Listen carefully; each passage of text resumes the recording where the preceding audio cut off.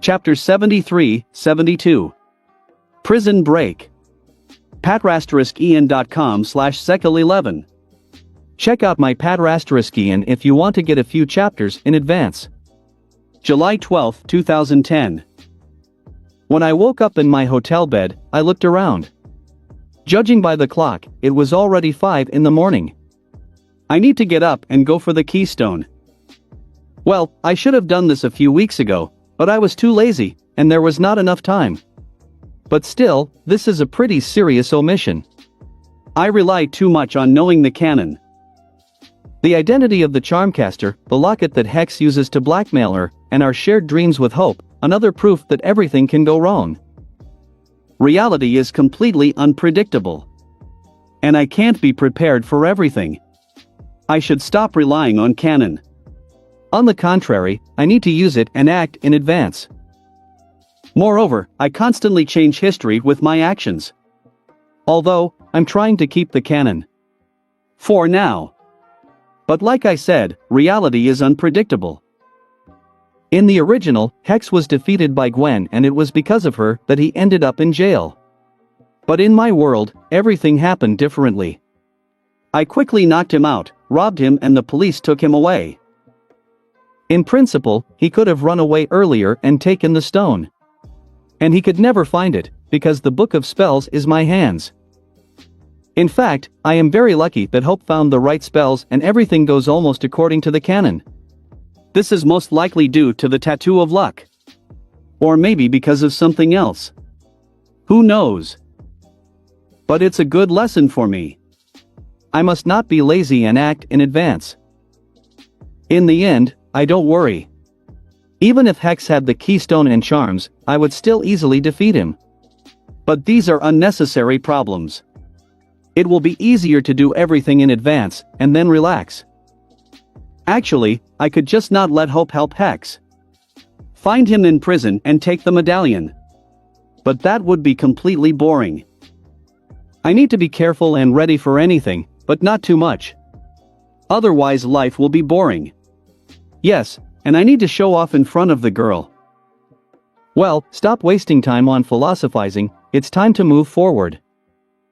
Dressed in a new shirt, I did all the necessary morning routines, and using my infinity tattoo, I teleported to a place chosen with the help of a map in the desert near the city. To find the keystone, I need use a special spell. I remember him from the Arcamata book. Long live eidetic memory. But, as always, everything is not so simple. I need to read the spell over an open fire. Bonfire, that is. That is why I had to come to the desert. Transforming into Heat Blast, I threw a fireball at the ground. I was frankly too lazy to look for firewood, so I found a place where there was at least some grass. I don't need a fire for a long time, so this we will do. The grass caught fire and turned into a small fire, from which smoke poured into the sky. As a man, I sang. Dark Era Derosha Nagasto. Bezel's keystone, reveal your location.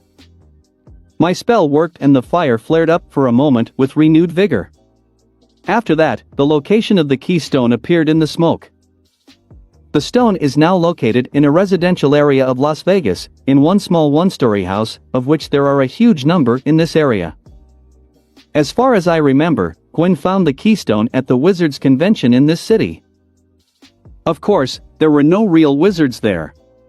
Only conjurer, fake mediums, and sellers of magical fakes. This is Las Vegas. What else to expect from this city? So, Gwen bought a bracelet from one of the saleswomen. The saleswoman herself was either a gypsy or simply mowed down under her.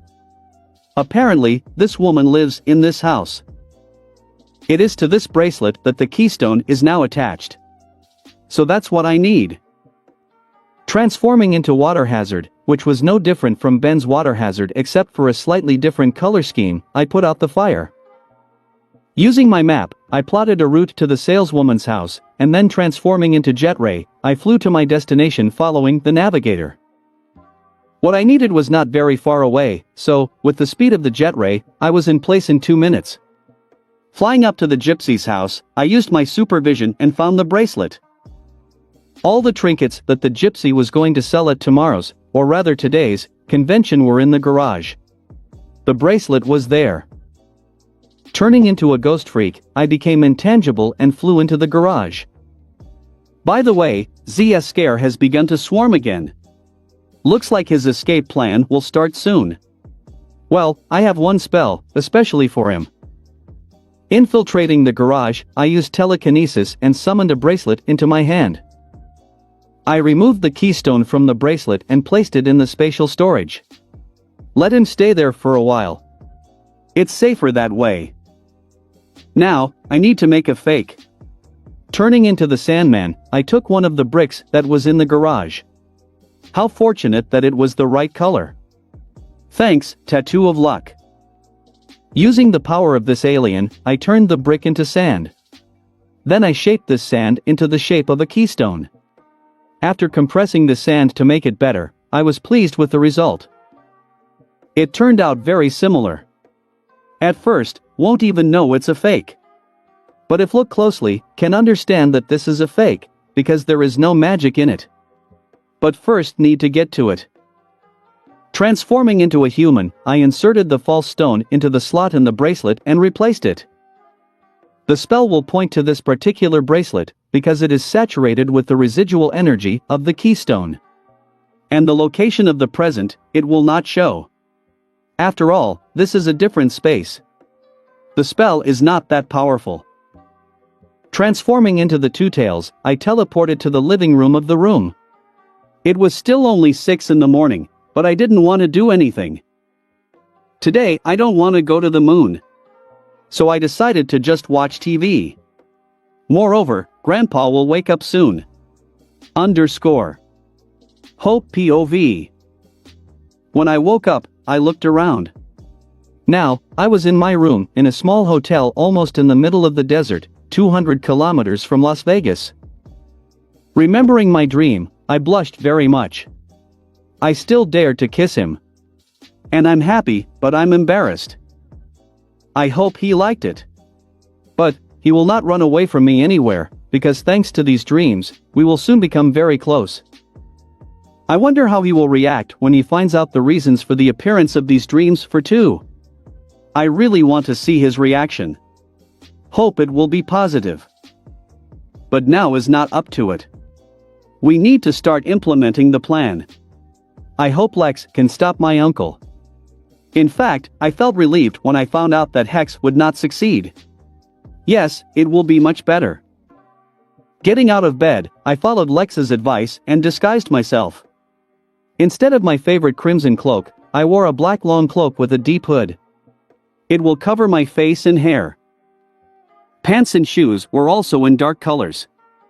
It turned out very well. It is unlikely that they will recognize me, but my magic bag stands out very much. Well, there's nothing to be done, without this I'm like without hands. Leaving the hotel, I went to jail. This town was specially created next to this prison for workers. So, it turned out very convenient. But it took me 2 weeks to find this place. This is a secret government prison. All sorts of weirdos are put here, like my uncle. 20 minutes later, I was standing in front of the entrance to the prison. Using spells, I knocked down the door and went inside. A siren sounded throughout the prison, signaling an attack. Guards with guns appeared in front of me. I took out a magic bomb from my bag and threw it towards the guards. One such bomb knocked out several guards at once and I was able to go further. 10 bombs later, and about 30 guards who were now knocked out, I walked up to the cell where my uncle was sitting. Looking through the small bars, inside, I saw Hex sitting with his back to the door and apparently meditating. Phalum Quarka Dominican. I read a spell that blew the door off its hinges and I was able to go inside. Charmcaster, how long have I been waiting for you? Uncle said. Well, of course, for a long time. I wouldn't even come here if I could. But instead, I said. Uncle, it took time to organize your escape from prison. Treat me with respect, niece. Otherwise, you won't get well. Hex said. Bastard. I'm pulling you out of jail, and you're threatening me. Where is the thank you? But then again, instead, I said, all right, uncle. What is this masquerade? Why do you need this coat? Hex finally turned around and saw me. Who would say he himself is dressed as for Halloween? I just decided to change my image. I said what first came to my mind. It doesn't matter, dress how you want. And now the staff. Hex ordered. Rolling my eyes at his behavior, I took out the Staff of Ages from my bag. Looks like whoever caught you did something to the staff. It has almost no power. I swear it's not my fault, I said, passing the staff to my uncle. At my words, Hex only snorted contemptuously and said, once the staff is in the hands of its owner, all its strength will immediately return to it. But taking the staff in his hands, Hex widened his eyes and said in amazement, you're right. The staff has only half the energy. For this, I will also avenge. Pointing his staff at me, he fired a beam of yellow energy straight at me. I didn't have time to do anything, I just tried to defend myself with my hands. But, before reaching me, the beam split into two and attacked, thereby knocking out two guards who were trying to sneak up behind. Now, we need to find the keystone. An important moment is approaching, Uncle said, after which another beam broke through the wall so that we could get out. When I finish the ritual and regain my power, I will take revenge on the Legion who put me behind bars and destroyed my charms. Hex said as he cast a spell on the door to make it fly. The door flew up, I stood on it next to my uncle and flying through the hole, we flew away from the prison. After a couple of minutes of flight, I asked. So, the one who caught you was the Legion? Yes. I'm absolutely sure it's him. I personally saw one of his disguises. Red-skinned four-armed monster. Apparently, then he was just beginning to be a hero and I was not lucky to run into him. Hex said, with malice in his voice. Apparently he's been following the Legion ever since. Well, yes, his cell was full of articles about the Legion. Uncle vengeful, as always. Bad luck, Uncle. You will meet him again soon. After about 30 kilometers, we stopped to perform a ritual to find the keystone. I had to make a fire for this. You see, for such a powerful magician as Hex, this is below his dignity. Completely freaked out. Well, nothing, I have to endure you not much at all. But even that time passes excruciatingly slowly for me. Dark Era de Rocha Nagasto. Bezel's keystone, reveal your location. Uncle said. The fire flared up and revealed the location of the keystone. More precisely, his fakes, according to Lex. As I thought, he is in Las Vegas. Where else? What? It was a pleasure to see you. But it's time for me to go, I said and tried to run away. Hex fired a beam right at my feet to stop me and said, you can leave only when I give you permission. All right, Uncle, I said, bowing my head. Well, it was worth trying. Although I didn't really expect to be able to escape. Now I have to be with him to the end.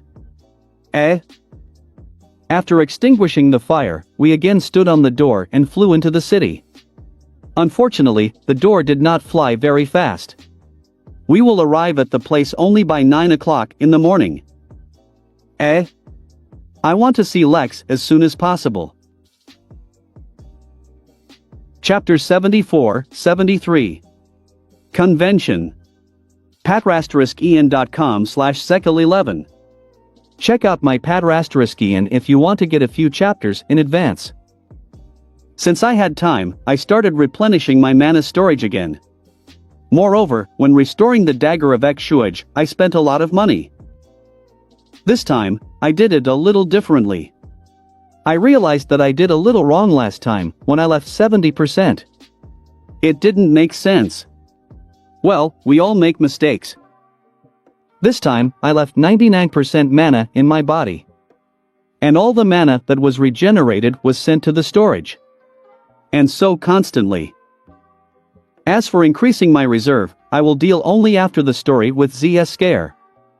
I don't want to take any more risks.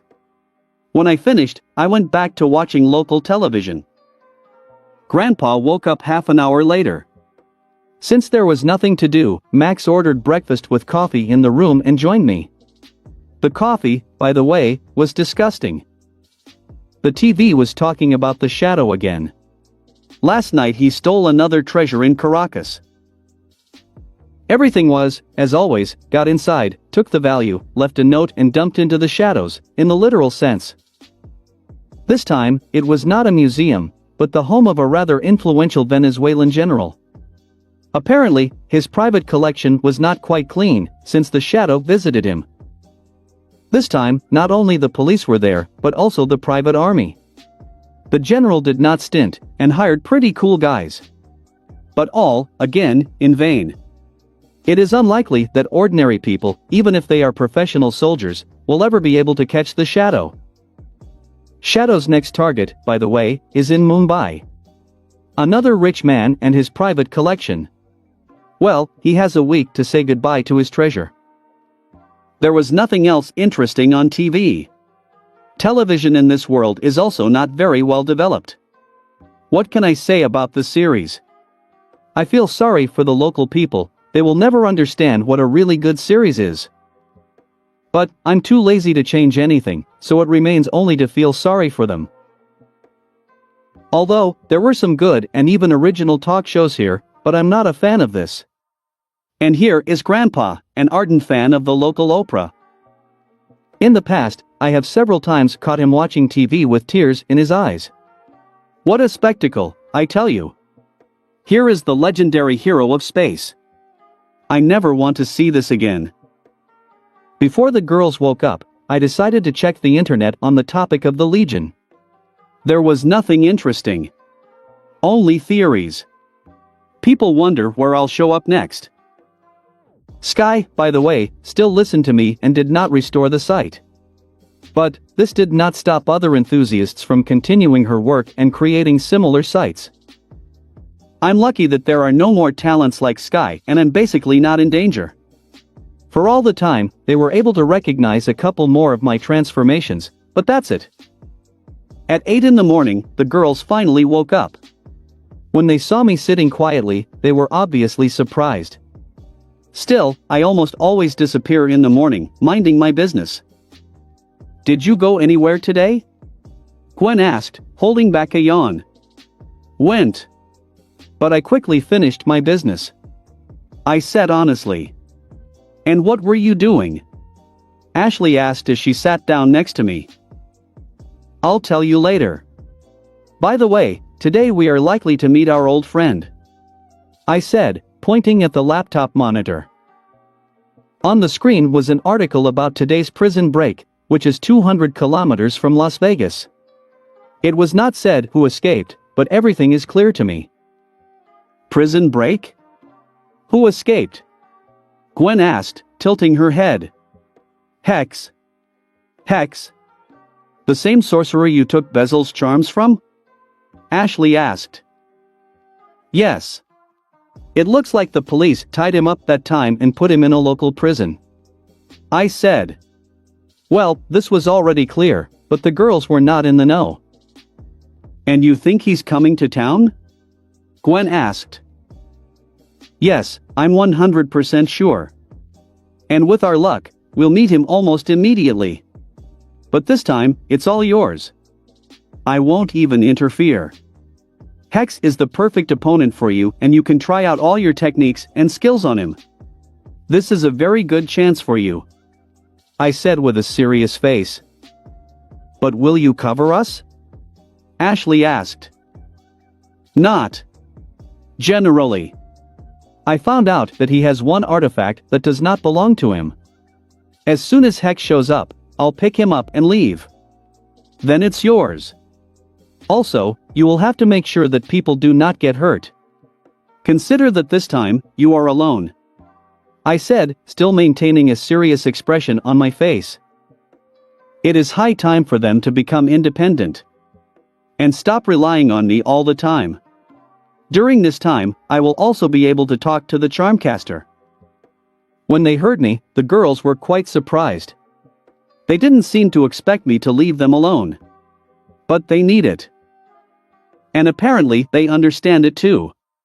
They looked at each other for a moment and nodded their heads. Okay, you can rely on us. We'll manage. Gwen said with confidence in her voice. Yes. We are not little girls. Besides, we are strong. No wonder you trained us so much. Hex can't handle us. We'll put it up quickly. Ashley exclaimed, raising her hand. The right attitude. Discarding all the recent seriousness, I said with a smile. Do you know where Hex will go? Ashley asked. Yes. Right here. I said, and brought up an advertisement for the Wizard Convention on the monitor. This is? I just wanted to go there. Gwen said, surprised. Well, I told you that with our luck, we will definitely run into Hex. Even if I hadn't found out about his plans, we would still have met. With a smirk, I said. How did you find out about his plans? Gwen asked. Well, let's just say I have a spy. She wants to get rid of Hex, so she asked for help. I said honestly. She? And who is she? Gwen asked, narrowing her eyes. I'll tell you later. If everything goes well, she can become our magic teacher. After all, you won't get far with 2 books and magic constructions. I said, trying to calm the growing conflict. She wants that artifact you want to take from Hex? Ashley asked. Yes. Well, since everything has been discussed, go get dressed, it's time for us to leave soon. I said. Gwen and Ashley wanted to say something else, but decided to leave me alone. Thank God. When they went to get ready, Grandfather came up to the sofa, who heard the whole conversation and asked. Do you really think they're ready? Yes. It's time for them to get real combat experience and test their skills in real combat. I said smartly. You're right, no training can replace a real fight. But I'm still worried. Thoughtfully, said Grandpa. Don't worry, Grandpa. I'll leave a clone to look after them. And besides, we have the charm of resurrection. And honestly, Hex isn't all that dangerous. Right now, his staff only has half the power. Everything will be okay. I said reassuringly. Well, if there's going to be a clone there, then I don't need to worry. With a sigh, said Grandpa. Well, that's good. I warned the girls and reassured the grandfather. After 15, the girls were ready, so we went to have breakfast. Despite the fact that the hotel was pretty cool, the buffet was poor. And the products were so. Good thing we're not picky. After breakfast, we went to the Wizard Convention. This event itself took place in one of the 5-star hotels, which has a casino. In such places, such conventions often take place, so it's not surprising. Since we arrived quite early, we decided to take a walk and see what there is of interest. If you don't know that magic really exists, then it's very cool here. But, unfortunately, we have all seen real magic and technologies that are difficult to distinguish from magic. The same Omnitrix, an example of this. Therefore, we were frankly bored. At least me and Gwen for sure. It's hard to tell from Grandfather what he thinks. I'm sure he wasn't impressed either, after all he'd seen a lot in his life. But Ashley here was interesting. She liked all those conjurer, fortune tellers, and fake paraphernalia. Gwen was clearly unhappy with this place and soon broke down. There is nothing real here. Some fakes. I thought there would be real magic here. It would be better not to come here at all. Gwen puffed indignantly. What else did you expect from Vegas? I asked. But I thought that since magic really exists, there would be at least something magical here.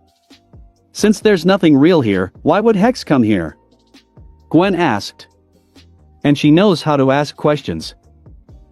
A place like this convention is not where any true magician will come. So, logically speaking, this is the perfect place to hide something magical.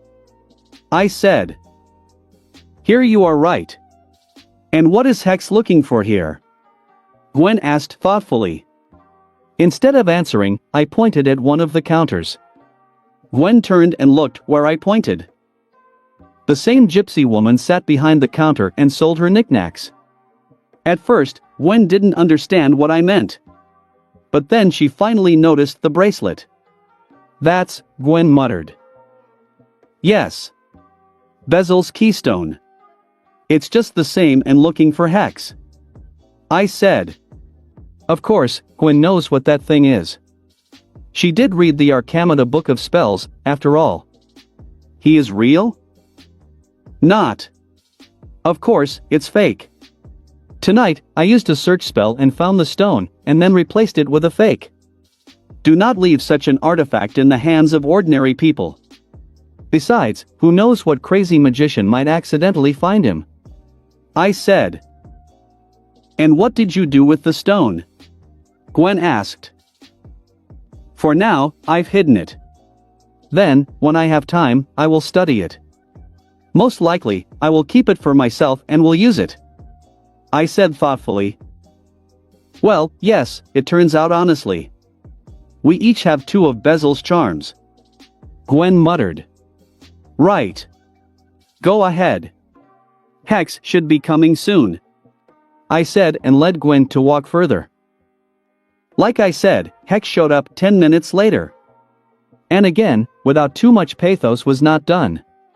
Breaking through the upper window, he flew into the room, shrouded in red smoke. Chapter 75-74. Hope. patrasteriskian.com/sekel11. Check out my Patrasteriskian if you want to get a few chapters in advance.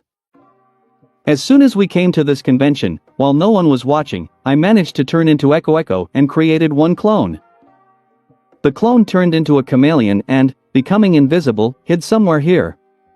He will help people, and if the girls get into trouble, he will save them and defeat Hex. After that, I started to constantly use X-ray vision and check the area. Even when talking to Gwen. I wanted to be ready for Hex's arrival. Also, I was wondering what Hope would do when they arrived. Will she go with Hex inside? Or stay outside? It turned out the second. Hex himself, I noticed a minute before he broke through the window in the ceiling of the room. Hex and Hope flew to the building itself on an iron door.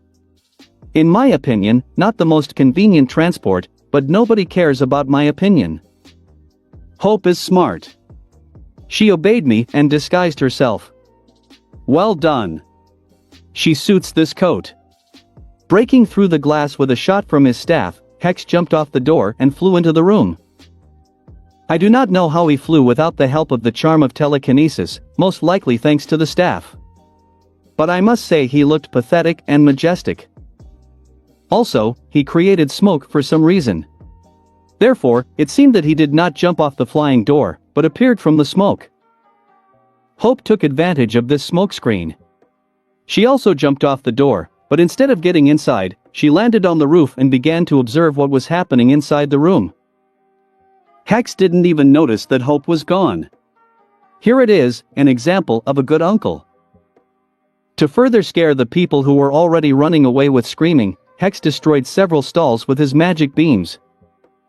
While Hex was having fun scaring people, the girls and I managed to hide and put on our costumes. Before coming out of hiding, I used my X-ray vision again and looked at Hex. Last time I searched Hex, I didn't find any locket or key, so it's safe to assume he hid them. It is unlikely that Hex would have left something that could control Hope, as there was a chance that she would find the locket and escape from him. So, the locket is hidden somewhere on his body.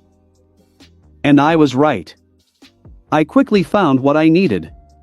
Hex has 2 leather bracers. And in one of them, to be precise, in the left one, there is a hiding place. Last time, I didn't take off his bracers, so I didn't find that stash. But now, I have supervision and I can see everything. Before attacking Hex, I quietly said to the girls, I need his bracer. When it is in my hands, it is completely yours. The girls only nodded, confirming that they understood me and would act as I said. I wanted to do it quickly and without a full fight, so while Hex was looking for the keystone, I was able to sneak up on him from behind. After creating the Iron Man glove construct, I fired my repulsor at Hex in the back. But, either Hex heard me, or he had excellent instincts, he managed to twitch. Instead of his back, the shot hit Hex in the right shoulder. But it was even better this way. Hex turned around to me, and this was a great chance for me. Since Hex was slightly disoriented, I was able to act. Jumping into the air to Hex's level, I hovered with telekinesis, and then creating a sharp throwing knife, I threw it at the sorcerer. Following my wish, the knife went straight into Hex's left bracer and cut through it. Also, it's cut Hex's arm pretty badly, but who cares? The bracer began to fall to the floor, and I turned into Jet Ray and fired 2 lasers from my eyes at Hex. Hex, who had just begun to recover from the pain in his arm, took the attack on his chest and flew several meters away.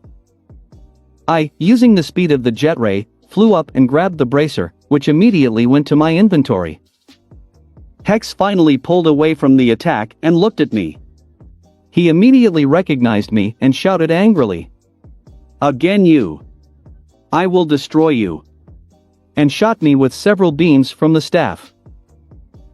I became human again and just created a big blue shield that protected me from Hex's attack. Since I was no longer interested in him, I said to the girls, "He's yours." Hex didn't understand what I meant and just growled as he continued to attack my shield. By the way, even a crack did not appear on the shield. Still, the strength of the staff is still not enough. The girls were finally ready. Hex, who was still attacking me, was hit by lightning and flew back a few meters again. It even got a little on fire. Since the girls are fighting, I can leave everything to them and finally meet Hope. The clone, if anything, will help the girls, so I don't have to worry. Transforming into the Two Tails, I teleported to the rooftop. I ended up behind Hope, who had been watching what was happening downstairs all this time. Emanations of happiness emanated from her. It is not entirely clear what exactly she was pleased with. The one that Hex got for nuts or the fact that I took the bracer. Hope most likely was aware of this hiding place, but could not pick up the medallion herself, since Hex always had the bracer with him. As far as I remember, his clothes were not taken even in prison. Which is rather strange and illogical. But maybe he used some kind of hypnosis to keep the guards from taking his stuff. But, apparently, his hypnosis was not enough to get out of prison. In general, I decided to finally announce myself and finally get to know Hope, in reality. Noticing the transformation, I took off my suit and said, "Hey." With this, I scared Hope very much, as she jumped up and almost fell down through the broken window. I caught her with telekinesis and put her on the roof, away from the hole, so that she would not stumble again. Once on her feet, Hope clutched her chest and sighed. Looks like she was really scared. Finally coming to her senses, Hope lifted her head and finally looked at me. And then it happened. As soon as we looked into each other's eyes, my magic just flared up and raged all over my body. The same thing happened to Hope, judging by the haze of pink mana that was coming out of her body. My body was also emitting haze, but it was blue in color. Hope now seemed to me the most beautiful girl in the world. I really wanted to jump on her and do very obscene things. My arousal has reached an abnormal level. But, I was able to control myself. Hardly. It took all my willpower not to literally knock Hope to the ground and F***K her right there. Judging by her completely red face and her legs rubbing against each other, Hope felt the same way. After a couple of minutes of silence, Hope was able to squeeze out, "Hello?" Hearing her voice made me feel worse. It was the cutest, most beautiful, sexy and erotic voice in the world. Keeping myself under control, at least trying, I took out the bracer from the inventory. Seeing the bracer in my hands, Hope Promo beamed and smiled brightly. She tried to approach me, but immediately stopped. As we approached one step, we felt that the excitement intensified. Using all my inner strength not to rush to Hope, I opened the cash and bracer and took out the locket and key. Throwing the bracer away, I carefully looked at the things that Hope needed so much. The key was clearly made of magical metal. Small runes were carved all over its surface. I didn't know them, so that's all I could figure out about this key. I threw the key to Hope. She caught it and put it to her chest. And again she gave me a bright smile, after which she put the key in her creepy magical purse. I understand that you are glad, but do not smile. So it's only worse. Shaking my head, pushing aside my excitement, I looked at the locket. The medallion itself was small. The size of a coin. It was red, I would even say bloody. And again, it had a lot of runes on it. True to others, but to me, it means practically nothing. Until recently, I would not have known what to do with the medallion, because I do not know how to properly destroy such things. Still, it can be really dangerous and will only make things worse. But now, I have what I need. Taking out my new dagger, I activated it with my mana and tossed the locket up, and then, in one swift motion, I cut the locket in half exactly. The dagger that can cut through everything magical has shown itself just fine. It's good that I took it. A wave of red magical energy emerged from the cut locket. When the wave touched Hope, she was engulfed with energy and the sound of breaking glass thundered. Hope closed her eyes for a moment, then the haze of magic around her intensified. I'm free. Thank you. Hope said with a bright smile and tears in her eyes. Apparently, she was no longer going to endure the excitement. Running up to me, Hope jumped into my arms and kissed me on the lips. Hope wrapped her legs around my waist and tightly clung to me, continuing the kiss. Holding Hope, I kissed back too. We both understood that all this would not end with a simple kiss and we would go to the end. But Hope didn't seem to mind at all. She was only too happy to continue. And who am I to refuse a sexy girl? Moreover, due to the state of our magic, we definitely wouldn't stop. Therefore, I didn't think too much and decided to enjoy the situation. I grabbed Hope's ass with my hands and tightened my grip on her soft buttocks. At this, Hope groaned erotically and stopped the kiss, said in an excited voice. Lex, take me. This completely blew my mind, and knocking her to the ground, I began to kiss her more aggressively. At the same time, I also began to knead her chest. Hope kept moaning and flailing her hips at my touch. On the last of my sanity, I realized that we can't have sex on the roof of some building, so using the infinity tattoo, I transported us to a safe place. Chapter 76, 75. Girls vs. Hex. patrasteriskian.com/sekal11. Check out my Patrasteriskian if you want to get a few chapters in advance. Lex's clone POV. After being created, I turned into a chameleon, and merging with the environment, I climbed to the ceiling. From here, I have an excellent view of the entire convention, so I can safely watch the subsequent battle of the girls against Hex. If anything, I can always come to the rescue. Half an hour later, Hex finally showed up and immediately wreaked chaos. I had to act quickly, and first of all, I protected a couple kissing behind one of the souvenir tents from the glass that fell from the ceiling after Hex broke it. Next, I had to deal with the crush that was about to form at the exit, as ordinary people wanted to be as far away as possible from the terrible magician that was destroying the stalls throughout the room. Transforming into a spider monkey, I went to the door and with all my might destroyed half of the entire wall so that all people could run out into the street without trampling each other. Although, nevertheless, there were a couple of individuals who managed to fall to the floor and I had to save them already from the fate of turning into a flapjack. Fortunately, with the help of the web, this was not difficult to do. Unfortunately, this led to the fact that some people noticed me and even managed to take a photo. Here fans of Legion will be happy. I don't have Morgana with me, so I can't do anything about it. When most of the people left the premises and no one else was in immediate danger, I hit again so as not to draw Hex's attention. It was at this point that the original decided to act and entered into a short-term confrontation with the evil sorcerer. Pretty quickly, having received the bracer that we needed so much, the original pathetically retired, leaving everything else to the girls. After recovering from Ashley's attack, Hex with a crazy look began to search for the one who attacked him. And since there was no one else in the room except Gwen and Ashley, he quickly found his opponents. The problem was that the original made him very angry and now Hex was in a real rage. It no longer mattered to him that his hated enemy had managed to leave somewhere, now he just needed to throw out his anger and in front of him, there were two excellent goals. Animo cataractum. Hex called out, raising his staff before Gwen and Ashley could attack the sorcerer again.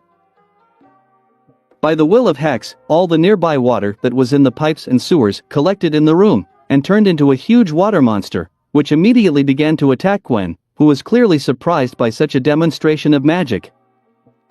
It looks like Hex decided to even the odds and called in an assistant to keep Gwen busy while the sorcerer himself deals with Ashley.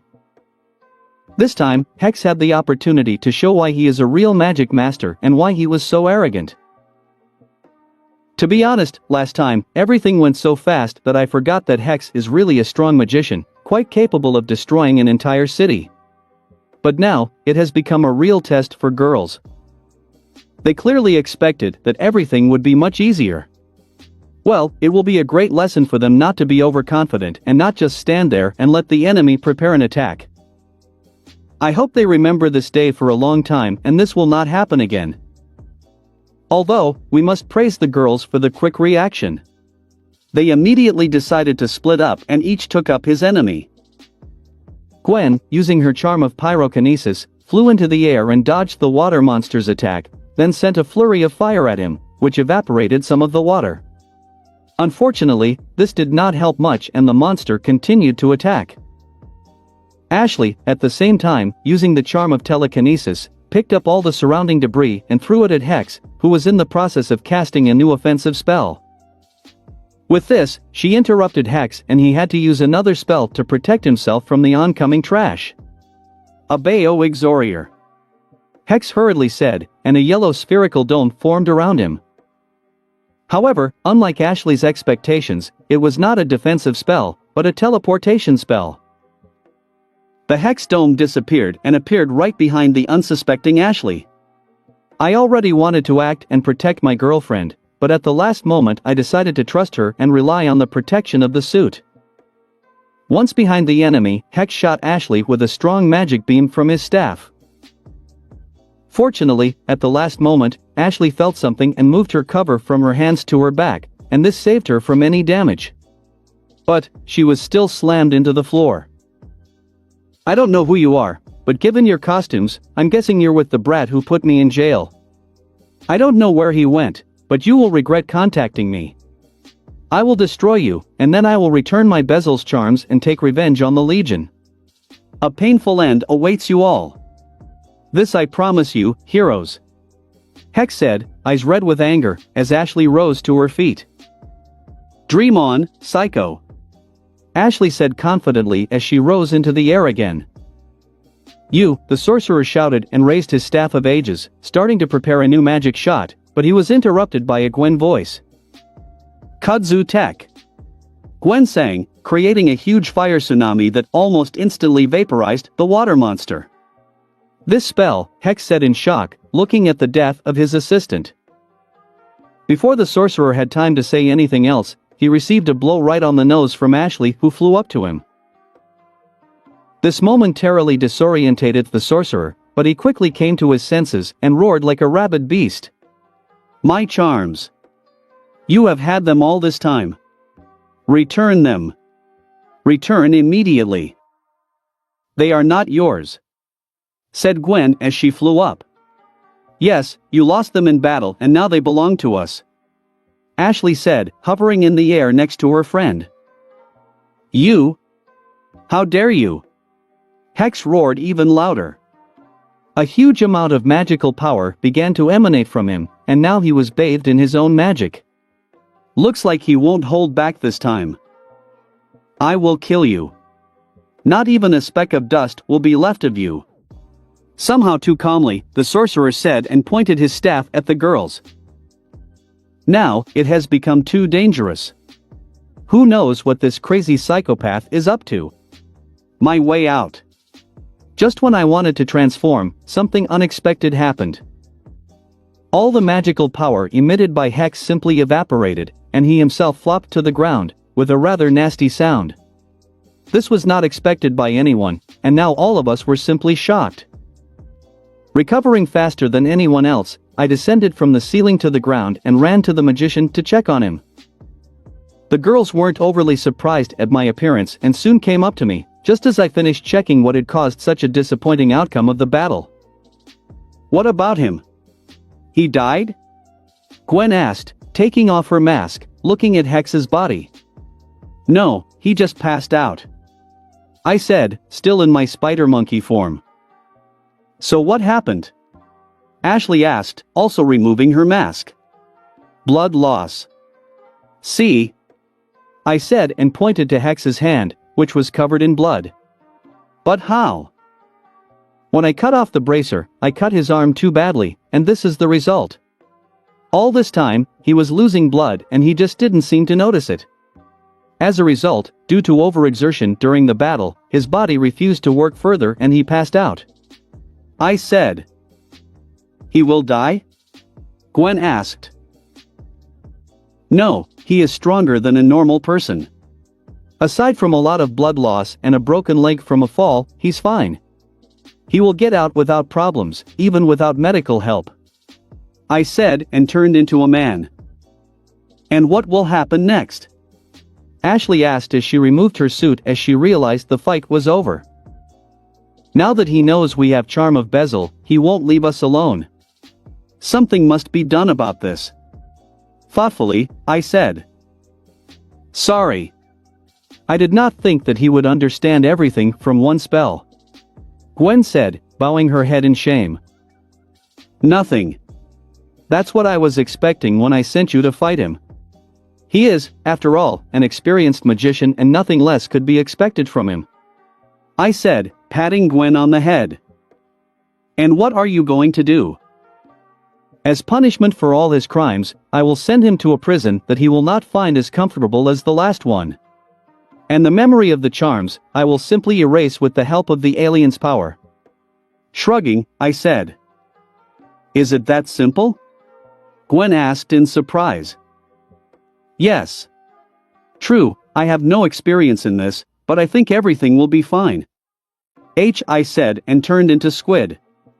I hope this alien's instincts will help me not fry Hex's brains, otherwise it will be uncomfortable. Flying up to the sorcerer's head, I placed 2 of my tentacles on his head and set to work. After finding the memories of the last battle, I carefully began to change them so that Hex would not find out about the charms. Everything worked out fine until I accidentally pushed too hard and Hex's entire memory shattered into pieces. Still, my telepathy is too strong and out of control. F******. I said to myself and quickly began to pick up Hex's memory shards. After 15 minutes, everything was restored, but I do not know how well it turned out. The main thing is that Hex is still alive and able to think. I seem to have lost nothing and even managed to do what was necessary. He again thinks that I have already destroyed Bezel's charms and even the keystone. Now, he must calm down.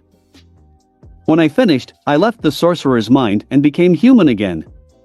Things are good? Gwen asked. Seems to be yes. There were some hiccups, but it all worked out. Okay, let's end this. It's time to go back, Grandpa Max has been waiting for us. I said and sent Hex to Null Void, using the projector that I was given for this. This time, I still took the Staff of Ages, since now I have someone to give it to. Hope will definitely need this piece of wood, especially once she's powerful enough to use it.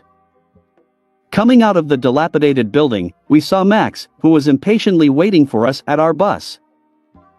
Seeing that we were safe, Grandfather broke into a smile and gave us a thumbs up. Since the cops were due to arrive soon, we quickly got on the bus and drove to our hotel. Along the way, the girls talked about the past battle and received well-deserved praise from grandfather. I wonder where the original went. Something he loaned. I hope nothing happened. Looks like, for a while, I'll have to replace it. I thought at last. Chapter 77-76. Hope 2. patrasteriskian.com/sekal11. Check out my Patrasteriskian if you want to get a few chapters in advance. July 13, 2010. Hearing the ringtone, I sleepily opened my eyes, took the phone in my hand and answered the call. Listen? It's me. Where did you disappear to? According to the plan, you were supposed to be back by now. I heard my own voice on the phone.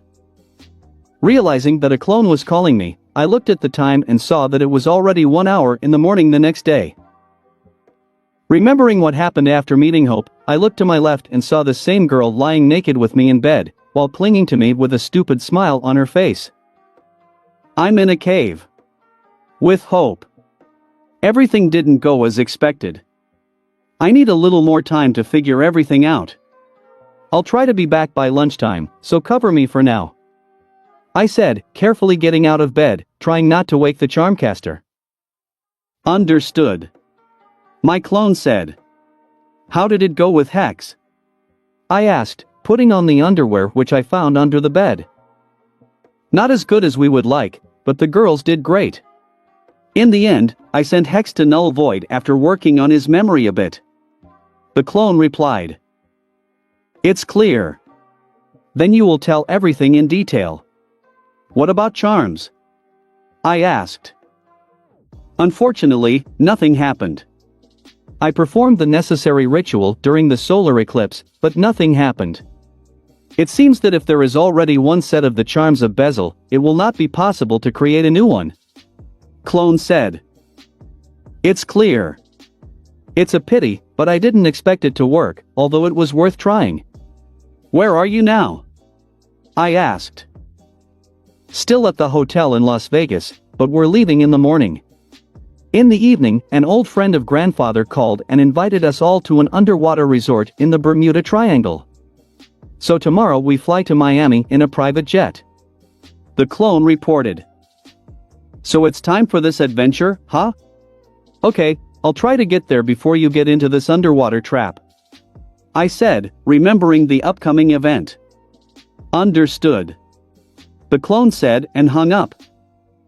Turning off the phone, I was again glad that I got Echo. Unlike Ditto's hive mind, Echo has a self-awareness of his own that is no different from mine, so he is able to act quite independently without my guidance. At the same time, the clone is completely devoted to the main body. In general, as they say, if you want to do something well, entrust it to the loyal clone. Lex? Hope's voice was heard, who nevertheless woke up after hearing the noise. I'm here. You can sleep for now, it's late at night. I said, walking up to the girl. Where are we? The girl asked, looking around the interior. We are on my spaceship. In the captain's cabin. I said and opened the portholes through which one could see the hangar.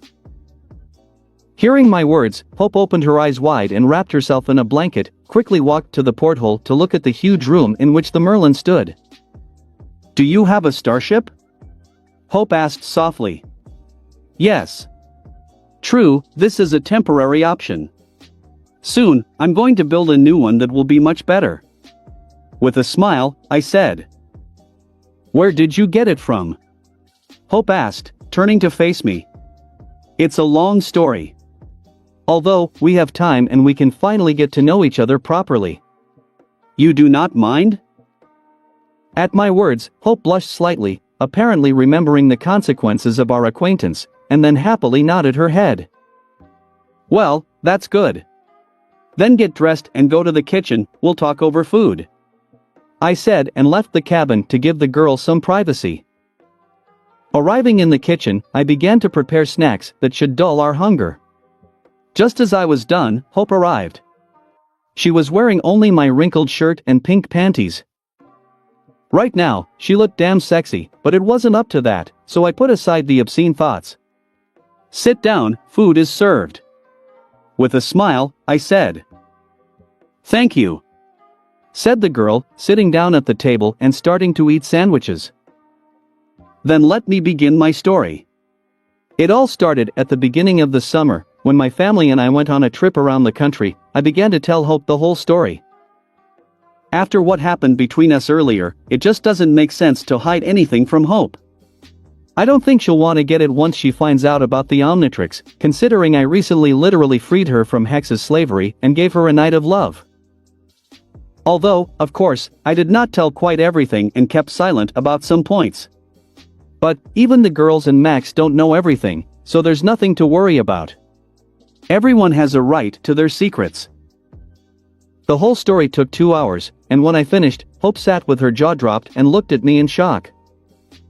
This is my kind of summer. Even though it hasn't even been a month and a half. With a smile, I said. After getting over her surprise, Hope looked at my watch, which I had deliberately removed my disguise from, and said in a hushed voice. I thought I had serious problems in life, but compared to you, this is nothing. I had only problems with my uncle, and you are being chased by a real intergalactic dictator. Something like this. But I managed. As for Hex, you don't have to worry anymore. I said.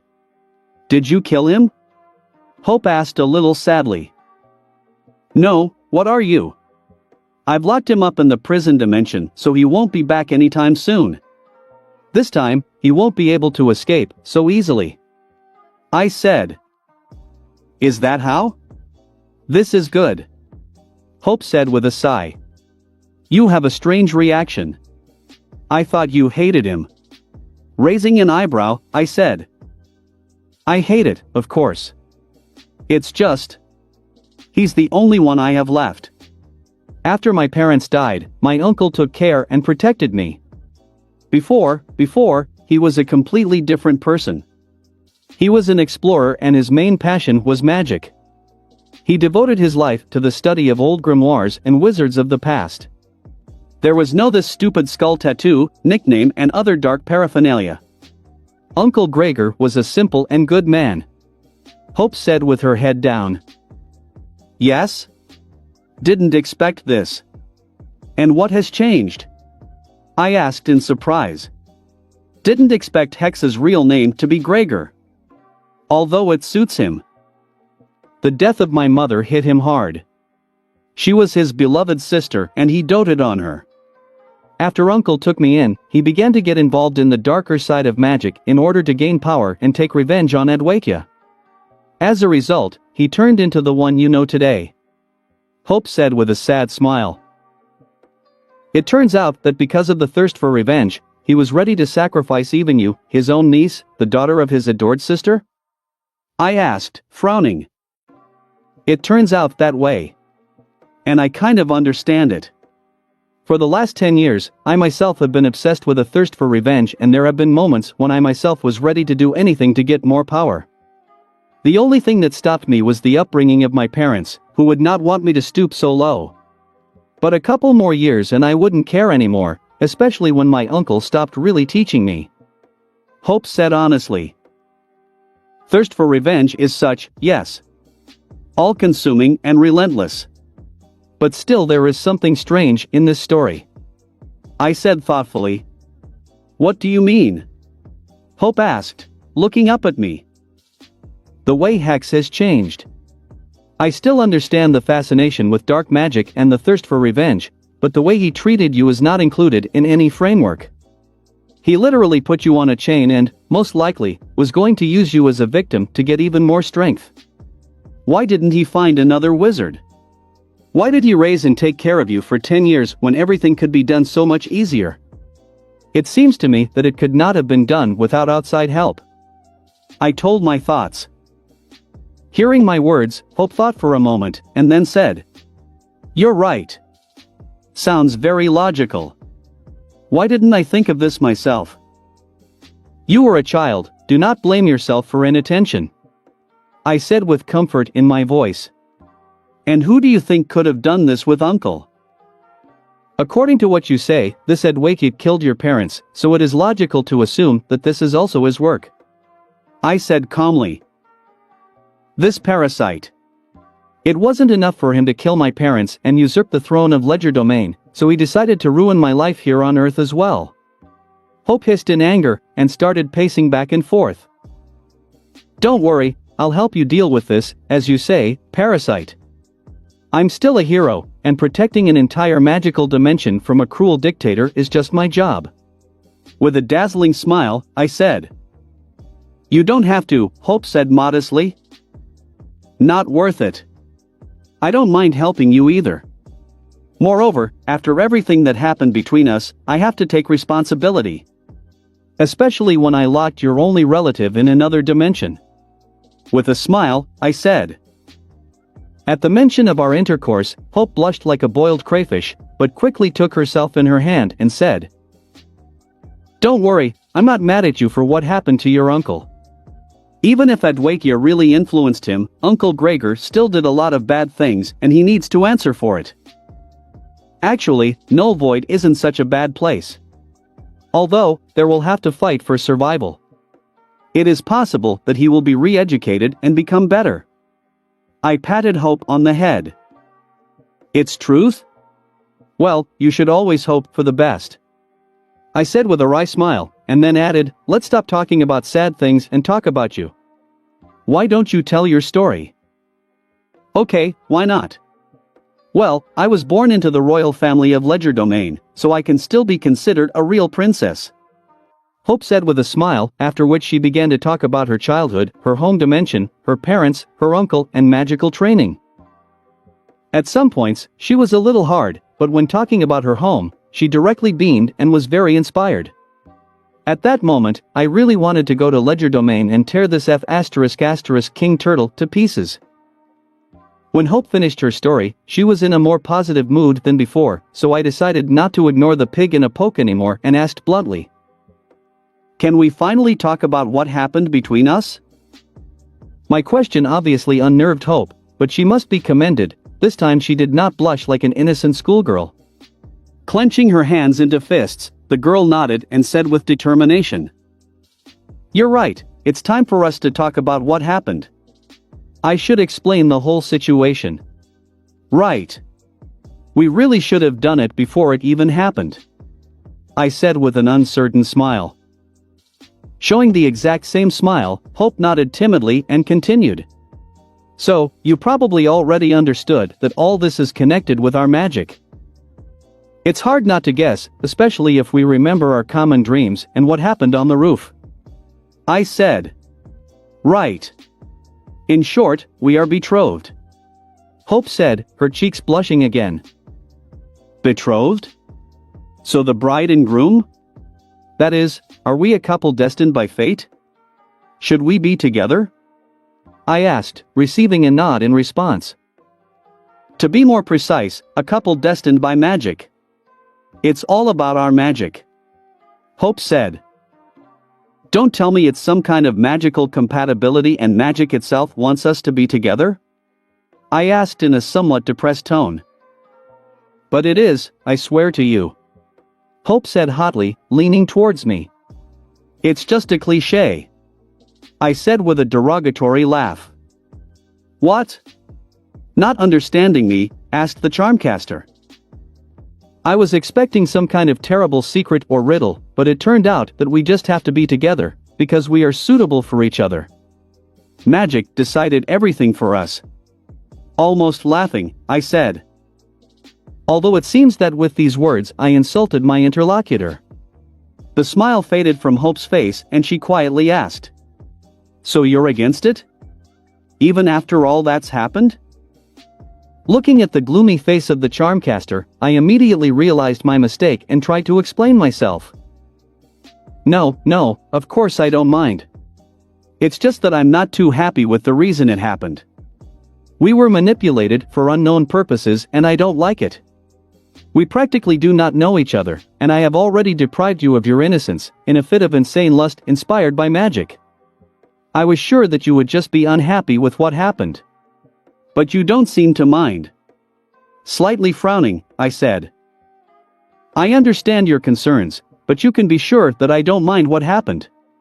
On the contrary, I really liked everything. You were gentle and gave me indescribable pleasure. Hope said, blushing a little at the end. Thanks, I'm glad to hear that. I said, placing my hand on Hope's. Even I was taken in by these words, and redness appeared on my ears. Never before had a girl said such words to me. With a warm smile, Hope squeezed my hand and continued.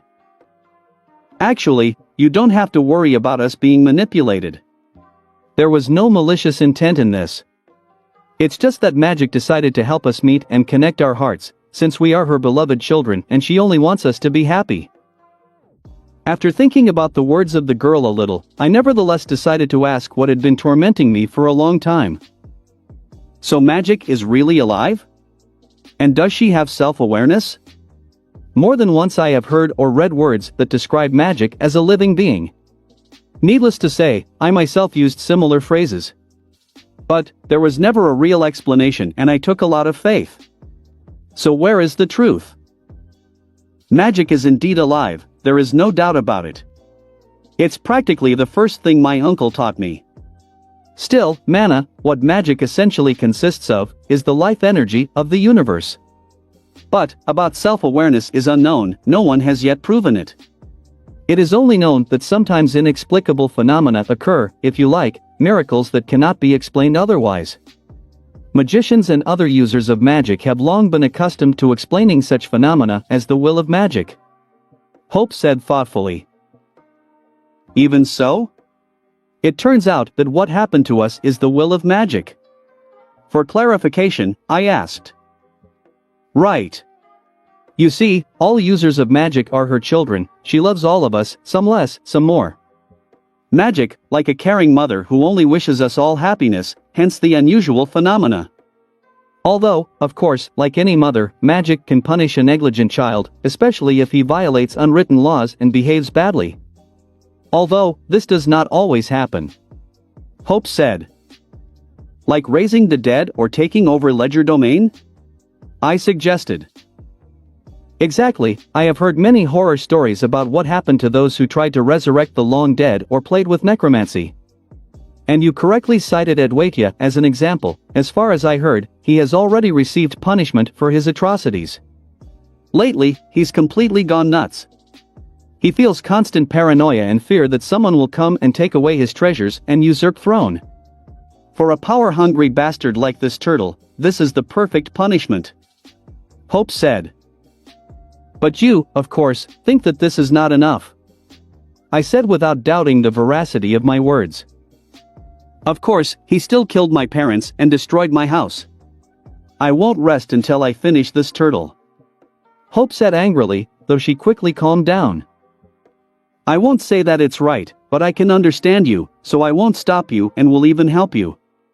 I said, although I knew that Max would not be pleased with this, sometimes just need to finish what started. Thank you. So where did I stop? Hope said, smiling at me, and then continued, oh, yes. As you understand, magic has not yet been fully studied, it is unpredictable and uncontrollable, therefore it is not always clear whether there will be consequences and whether a reaction will appear, therefore there are still magicians who do not shy away from breaking the rules. But, for all the time of their existence, the magicians were still able to understand and even predict some of the events that were inspired by the will of magic. And that's exactly what happened to us. Nodding my head, I said. Yes. What happened to us is called magic wedding. Hope said, again unable to contain her embarrassment. Wedding? So we're married now? I asked in surprise, not expecting this at all. Yes.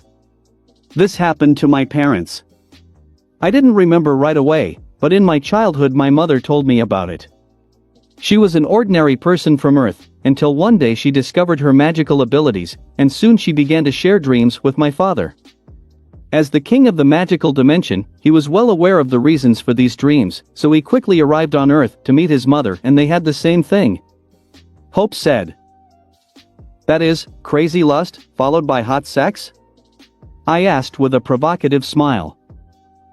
Don't say that. I feel awkward. But you're right. Sex itself is the ritual that ends the wedding. An unbreakable vow that binds us for the rest of our lives. Lightly hitting my arm, said Hope.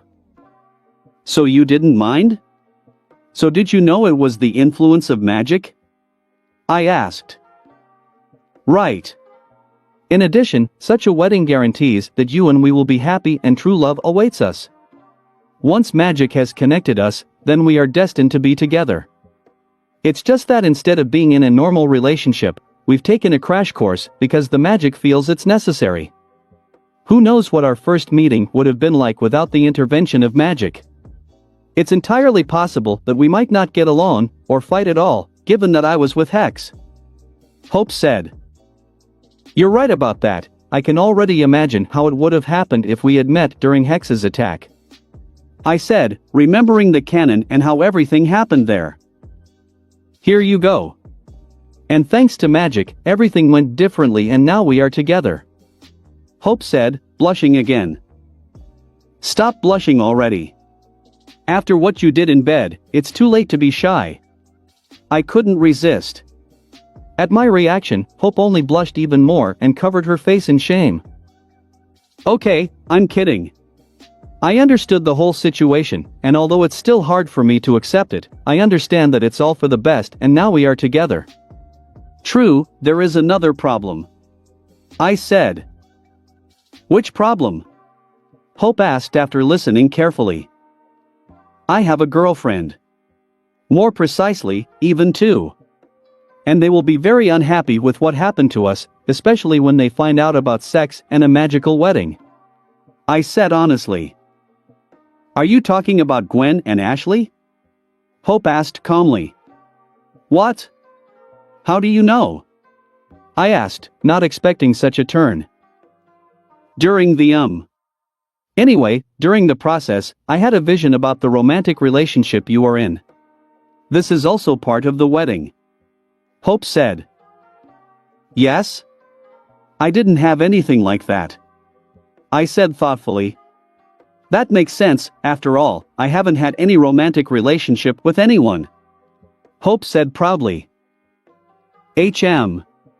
All clear. So what do you think of Gwen and Ashley? I asked, looking strangely at Hope's proud face.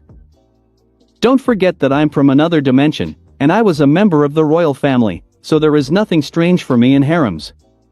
I don't mind if you have mistresses, after all, I don't need to be jealous, you are already mine, and I am yours.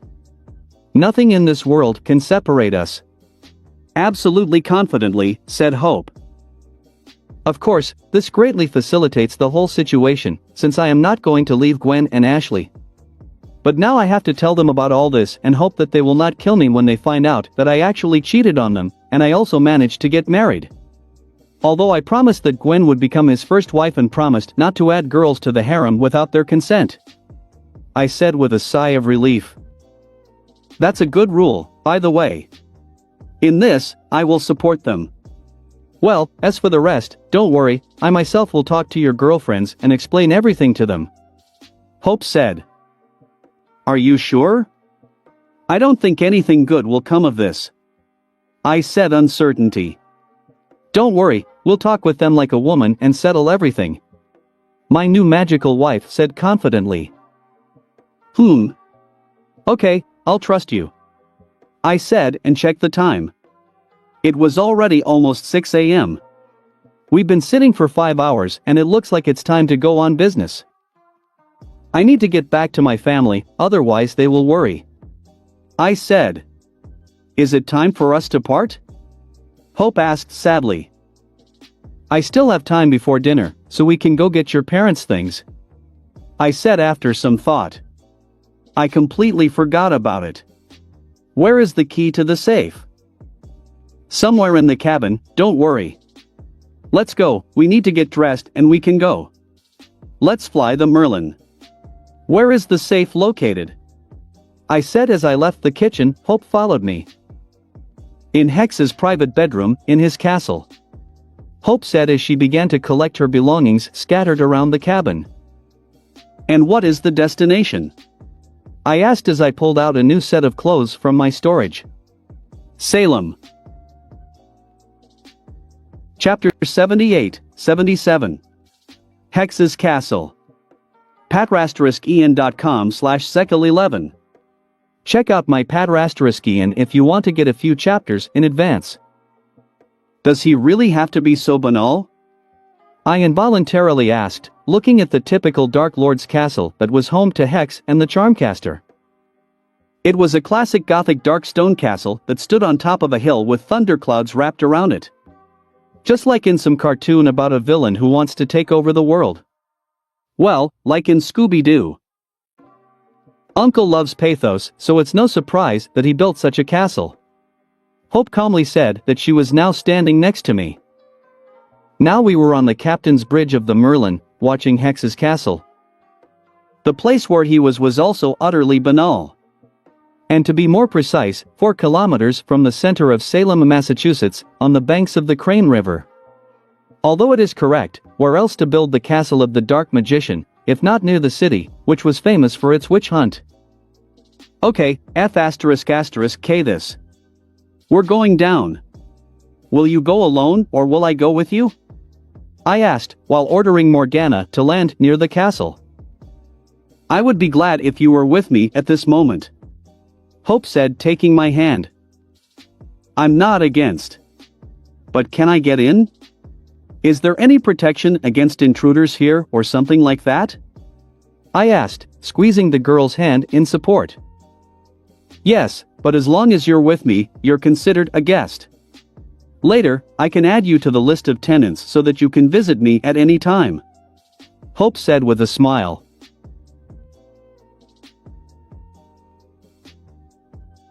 Okay, then let's go. I said and led the girl to the ladder so that we could go outside. We landed on the beach of the river, so it was not far to go. After leaving the ship, I ordered Morgana to activate stealth mode so that no one accidentally stumbles upon my spaceship. And how do the locals react to such this masterpiece of architecture? I asked as we walked slowly along the beach. Ordinary people cannot see the castle. Uncle imposed a special ward that does not allow people without magic to see what is in this territory. For everyone who is not a magician, this place is a ruined, abandoned country club. So no one cares about this place. Hope said. Is that how? Clever. Useful ward. I said, surveying the territory, which had its own unusual, mystical charm. Yes, it's a pity that my uncle didn't teach it to me. Old asshole. Hope said, frowning.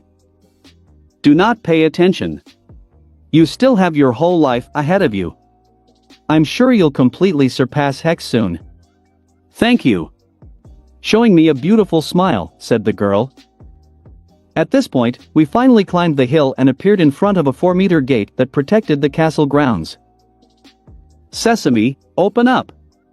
Hope said with her hands up. At her command, the gates opened on their own, letting us inside. Seriously? I couldn't help but ask anyway. I know it's silly, but charming the gate was my first serious magic assignment. At the time, I was only 9 and had just recently read Ali Baba and the 40 Thieves, and this is what came out of it. Hope said awkwardly. I don't say anything. Very suit. Trying not to offend the girl, I said.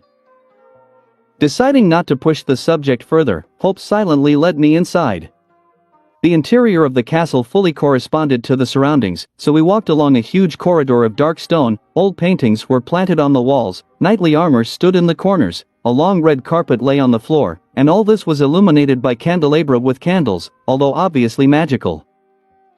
After passing the corridor, we reached the stairs and climbed to the 3rd floor. Hex's room was the only room on the floor, so we were immediately in front of the doors leading in. They were also huge and majestic, like those at the entrance, but these were also decorated with jewels. Hope put her hand on the door and hesitated a bit before pushing them. The doors opened without problems and we saw the interior, which could only be compared with the chambers of kings. I was never allowed to come in here.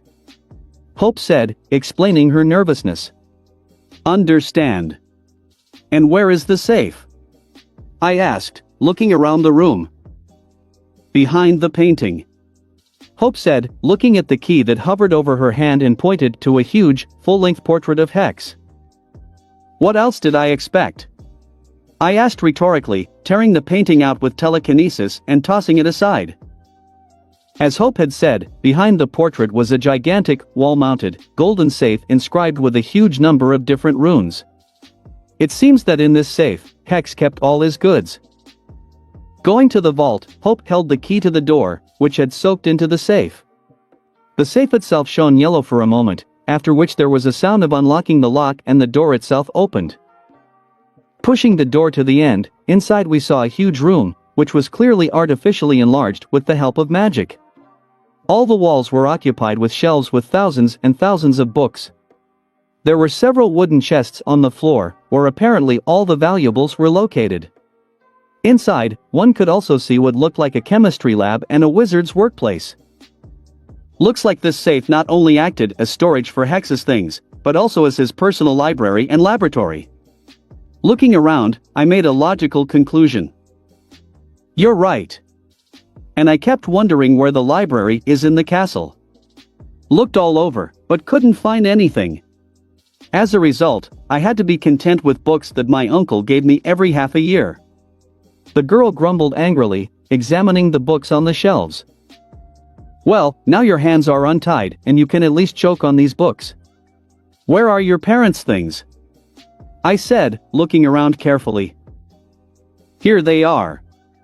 Hope yelled happily as she rushed to the locker next to the wooden table. Nearby was also a mannequin, which was wearing something between a witch's robe and a woman's dress. It seems to be exactly what the Charmcaster wore in the Omniverse. Approaching the girl, I saw how she sorted through various things that lay in the locker. There, I saw a photo album, a teddy bear, a gold pendant, an antique pocket watch, and a host of other memorabilia for Hope. Strange, there is no grimoire here. Where did he go? Hope said, picking things over carefully. Grimoire? Such a small red book on elementary magic? I asked, realizing that it could not have done without me. Yes, that's right. Do you know where he is? Hope asked, looking at me carefully. I have it. More specifically, Gwen. During our first meeting with Hex, I took it from him along with Charms of Bezel. Even then, I wondered why Hex, the master of magic, would carry around a book on elementary magic. I said honestly. This grimoire belonged to my mother. She accidentally found him in a thrift shop, and it was thanks to him that she learned magic. After that, she initiated her uncle into magic, and after that she met my father. Further you know. Hope said a little sadly. That's how. Then I will return it to you at the next meeting. I said. Now I understand why the grimoire was with Hex. He wore it as a reminder of his sister and the time they first studied magic. Thank you. For me, this is really important. Here, you can take this book as compensation. It has everything you need to become a full-fledged magician. I taught myself from it. Hope said with a smile, handing me a huge and thick black book that was lying on one of the shelves. Picking up the book, I looked at the cover and saw the pentagram symbol, as well as the inscription Magic for Dummies. Author, Bezel. Thank you. I said awkwardly, not quite understanding how to react to this. My pleasure. Hope said with a smile, obviously not seeing anything strange in this.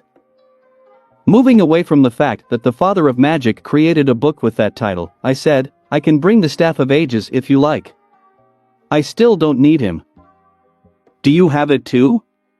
I'll be glad if you give it to me, although I won't be able to use it until I become a master. Hope said a little sad in the last part. Don't worry, now you have all the resources you need to quickly become one. I said and stroked the girl on the head. Accepting the stroke, Hope showed a beautiful smile before saying, actually, I wanted to give you a present. Here. Hope handed me an antique pocket watch that was on the shelf with her parents' other things. Is that your father? I asked, looking at the clock. They obviously were not 1 century old, but at the same time they were in excellent condition. They were clearly magical and had hidden powers. Yes. They were passed down from generation to generation in the royal family of Legerdemain. As a tradition, the current king gave this watch to his heir on their wedding day. The girl said. I can't. I tried to refuse, since it's a family heirloom, but I was stopped. No, take it. Now you are my husband. They belong to you. When we get rid of Adwaita, you will be king of Legerdemain. Hope said seriously, clutching the watch in my hand. Realizing how serious it is for a girl, I nevertheless accepted the watch, while adding, I understand, although I do not want to become a king. Don't be afraid, I will rule and you will be my partner on the throne. Hope said with a smile. Okay, so what's next? Will you stay here? Or will you leave? We can take the safe and just move it to my base. I said, ignoring the girl's last words. I'll stay here. Hex won't be back anytime soon, so I'll have time to remove him from the list of tenants, and he just won't be able to enter the castle. He overdid it too much with the defense of the castle, so now he can't destroy it himself. Especially without the Staff of Ages. Good. Here we are done. Now there is only one left. I said. What? I need your help with the ghost problem. I said, realizing that this was the perfect chance to end Zskyer, once and for all. Chapter 79-78. ZS Scare. patrasteriskian.com/sekil11. Check out my Patrasteriskian if you want to get a few chapters in advance. A ghost? Hope asked, looking at me strangely. Right. To be more precise, with ectonurite. As I told you, my watch contains DNA samples from a large number of aliens. If I'm not mistaken, a little over 1 million. And one of these samples belongs to a member of the ectonurite race from the planet Anerphatos, named ZS Scare. I began to tell the essence of the story. And you have any problems with this alien? Hope guessed. Right. You see, I did not just say the word ghost. The ectonurite is the classic image of a ghost, with all the appropriate abilities and powers. That is, invisibility, intangibility and body possession? Hope guessed correctly. Exactly. As you can imagine, this alien is incredibly useful and I use it often. In fact, he is one of my favorites. But, the problem is that ectonurites have one unpleasant feature. In some unknown way, the consciousness of representatives of this race is able to exist even in one strand of DNA. I said. You mean that this ZS Scare's consciousness is in your watch right now? Hope asked in shock. Yes. And like a real ghost, he's trying to take over my body. I said seriously. But how did it happen? And why doesn't he just leave or ask you for help? The girl asked, looking at me with concern. As if that bastard is going to let the Omnitrix out of his nasty paws. It wasn't by chance that ZS Scare ended up in the watch. Long ago, he accidentally learned about the Omnitrix from the files of one of Vilgax's drones, which crash-landed on his planet where he was Ectolord High. And as you know, ZS Scare decided to get such a powerful weapon that would help him realize his ambitions. And I must say, his plans were far from good. As a result, ZS Scare went in search of the watch on this very probe, and went through the entire galaxy, moving into different creatures in order to get information, until he accidentally ran into the watchmaker's assistant. During this time, she was on the planet Flores Verdance and was scanning the local races to add them to the Omnitrix's database. As a result, ZS Scare moved into exactly the alien that the assistant was scanning at that time, thereby adding his DNA to the Omnitrix. Discarding his old body, he transferred his consciousness into the strand of DNA that ended up in the database.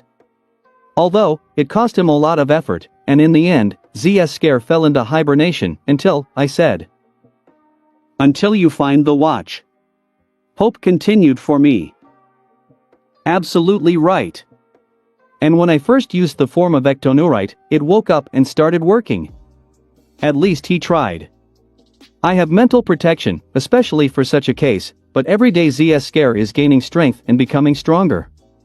Sooner or later, he will break through the protection and take over my body, and with it the Omnitrix. I said gloomily, though embellishing the situation a bit. I'm not sure if ZS Scares has the strength to do it, with all my features. But, letting everything go by itself is not good either, so it's best to deal with it in advance. But this is terrible, we need to urgently do something about it, Hope said fearfully, starting to panic. Calm down, calm down. No need to be nervous. I already have a plan to get rid of this parasite. And just in this, I need your help. I grabbed her by the shoulders and tried to calm her down. What? Hope asked, looking at me in confusion. There was a spell in the Arcamata book of spells that should help me get rid of the ghost inside the clock. I said, taking out a sheet with the spell Bodig Zabarito Carpes Nebagir guys Lithan Intruders Yushin from the inventory. Looking at the paper carefully, Hope asked thoughtfully, is this an exorcism? Yes, this should banish ZS Scare. Although, first I'll have to let him take over my body. That's exactly why I need you. I won't be able to drive out ZS Scare myself when he controls my body. Besides, it will be necessary to restrain him somehow so that he does not escape. So what do you think? I asked, finally getting to the point.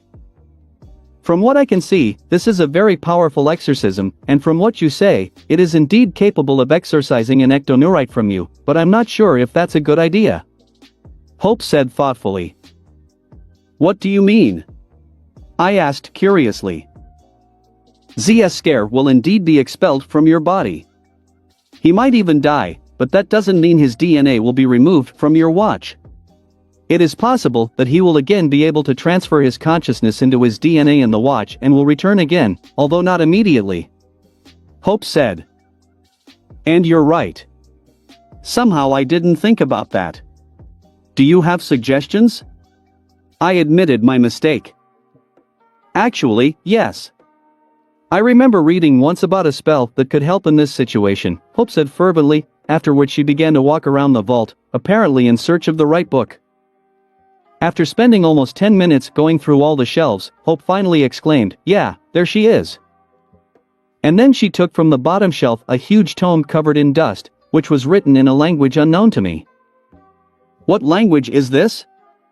I asked curiously, looking at the unfamiliar script while helping Hope open the book. Mother tongue of Ledger Domain. If you want, I can teach you later. Hope said, turning over huge pages made of leather. Well, at least not human.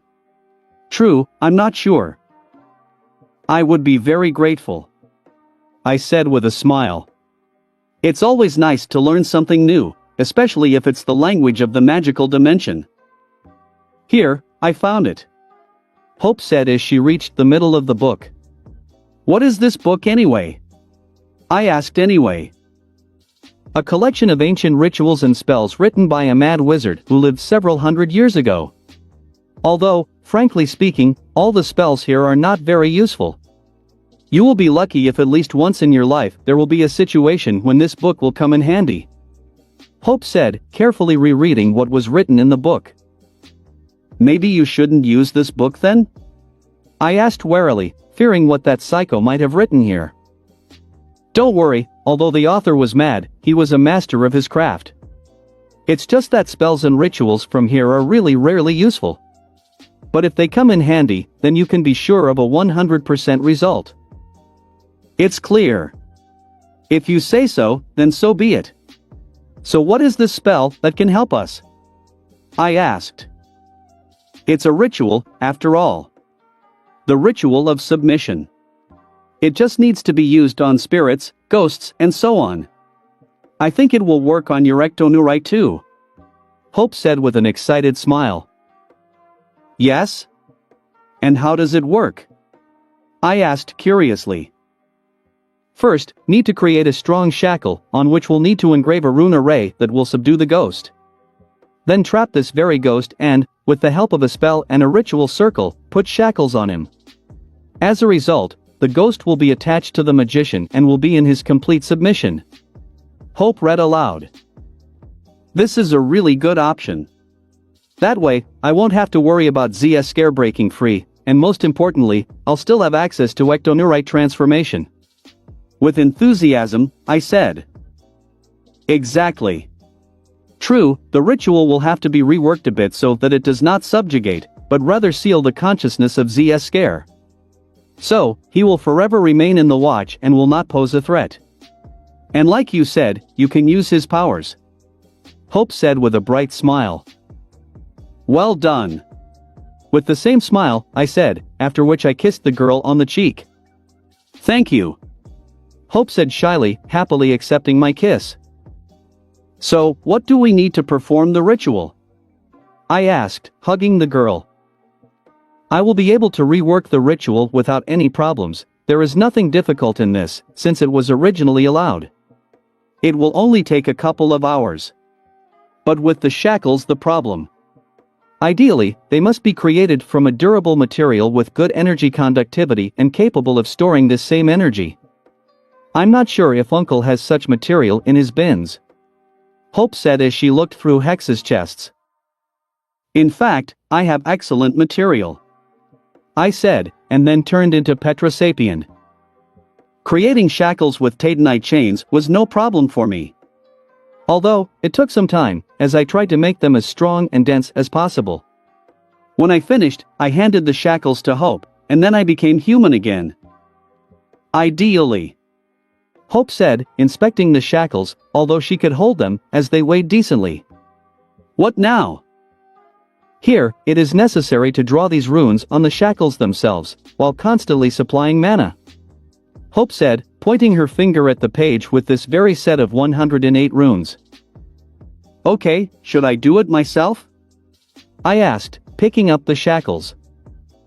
Yes, since you are the one sealing ZS scare, it is necessary to use your energy. And while I redacted the ritual. Hope said, after which she picked up a piece of paper with a pen and began to draw something on it.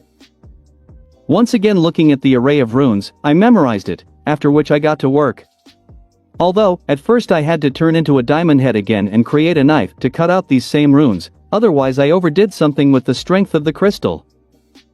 The whole job took me 2.5 hours. Fortunately, I have a steady hand and did not have to remake anything. I finished. I said, putting aside my Tatanite knife. Okay, I did too. We go to the basement, there is just a room for rituals.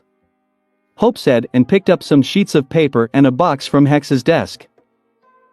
And how do we restrict ZS scare? I don't think he'll just stand by and wait for you to subdue him. I asked, jingling shackles, which after my work had changed from turquoise to dark blue, the color of my magic. Almost forgot. It's good that you reminded me. Hope said, after which she opened one of the chests and took out an ordinary-looking white brick. Brick? From the Wailing Wall in Jerusalem. Holy place. This should deter any dark creatures, including your ghost. Hope said with a smile as she led me into the castle dungeon. The interior of the cellar was no different from the rest of the castle, so I did not see anything new. Leading me into a large round room, Hope took out several of her stone creatures from her magical purse, which immediately increased in size and received something similar to ordinary crayons in their hands, began to draw a ritual circle following the commands of their mistress. Conveniently. I said, looking at how the golems were working. Not that word. I love calling these babies. My mother taught me this. Hope said with a smile. In 10 minutes the circle was ready, after which it was the turn of the brick. Having received the sacred relic in his hands, one of the golems crushed it into powder, after which he poured a small circle into which I stood, following the instructions of the charmcaster. That's it, you can start. Once ZS Scare has full control, I will activate the ritual and shackle him. Hope said, looking at me seriously. Fine, but be prepared, it's going to be a disgusting sight.